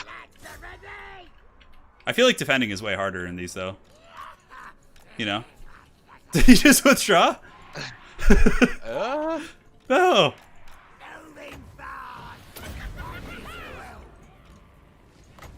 Oh yeah, Grimgor lived and Tyrion's on the run. Oh, Grimgor, baby. The goblins have gotten to the back of the city. Dude, I'm so glad to hear Grimgor did well for himself. The Warden of Tor of Rest is the true terror in the night. Okay. Our little goblin's doing. Yep, got those spearmen. We should. Do you want to take a try at defending Tor of Rest after this? Or do you gotta go? I probably better not. No worries, man. No worries. We'll save it for another stream. Yeah, I feel like they should have used the high ground of their choke points a little bit more. Yeah. Like, dragged us through the mud a bit. Okay, what they definitely didn't want to do was put their Skaven weapons teams on the walls. No, it's just not possible, sadly. Okay. Just the orcs are chasing everywhere. The goblins are capturing the back of the city. With the paunch. Beltharian's coming for the fight. Yeah, we'll you know what? We'll do some siege battle streams. I think it'd be kind of fun. So, like, you know, actually give it a good honest chance. The dreaded Altharian still got plenty of health. Beltharian's been a player this entire game. Here comes, oh yeah, Purple Sun, baby. Altharian might get army loss here, though. We'll see. He's got Apotheosis coming. It's just like the cinematic, like Altharian just charging all alpha against Grom. I feel like they should just give you equal resources in this. Okay, let's turn around here. Well, because you get these siege tower like damages as well. Yeah. Let's rout him off. Let's rout him off, brother. Well played. The dreaded siege. Yeah, siege battle. Yeah, like sometimes, you know, I know there's like the siege battles in historical games are a lot more dynamic. You can like set up like barriers. I honestly think in Warhammer 3 they're gonna like revamp siege battles completely. Like they already said they were, I'm pretty sure, in like some dev discussion. But like it's such a wasted potential, you know. Yeah. Oh, I forgot I had Wa the whole game. Wah! Hey, better late than never, huh? Okay, what do we have here? Some rock lobbers can help shoot those spearmen. Yeah, army losses is very slow. We had like only 8k gold, couldn't do much. We could have optimized better. We can't go very wide. Yeah, for sure. Seems unfair. Especially if we didn't have the siege ladders, you know, that's one thing, right? But like the fact that we start with all this dank siege equipment seems kind of like overpowered, right? I think you gave them level 1 towers. Oh, can I change that? They just got nothing going for them. Just thrown to the wolves. I can't believe you guys can't beat us. Yeah, it's tricky, but I feel like abusing the choke points up here, like that's. Let's look at this now. But yeah, Pone, thanks for playing, man. I know you got a jam, so. Yeah, GG. GG. Hey, Melody Wallace, thanks for the donation. Yeah, that was fun. Undefeated still in our 2v2s. Yeah, like look how small their armies are. Was that a bunch of Silvern guards? I think you got to go like ultra funds. Oh yeah, I could give them tower level 4. Oh yeah. Next time. Hey, my pleasure, man. All right, Pone. Thanks for playing, brother. We'll plan the siege thing a little bit better, and we'll make it a more fun experience for you guys. We're just kind of exploring it, so. Until next time, Pone. Take care, brother. Yeah. Have a good night. See ya. All right, guys. So that's it for today. Pretty long stream, actually. How long? We almost went 4 hours. Shit. If you guys enjoyed the stream, please do drop a like on the way out. Helps quite a bit. I hate asking for it, but you know, it helps. It does its thing. So yeah, we'll upgrade the towers. Also go ultra funds, because if we go ultra funds, basically they can get like more stuff and like really capitalize more on defending their chokes and all that kind of stuff. So I think we'll try that. It'll be fun. Come back from dinner and see Grom beating Eltharion. Workshop siege maps can be cool too. Yeah. That one is actually very good. I think that one is pretty strong, so I dig it. All right, guys, that's it for today. Hopefully you enjoyed all the games. A lot of donations today. Thank you guys so much for your support.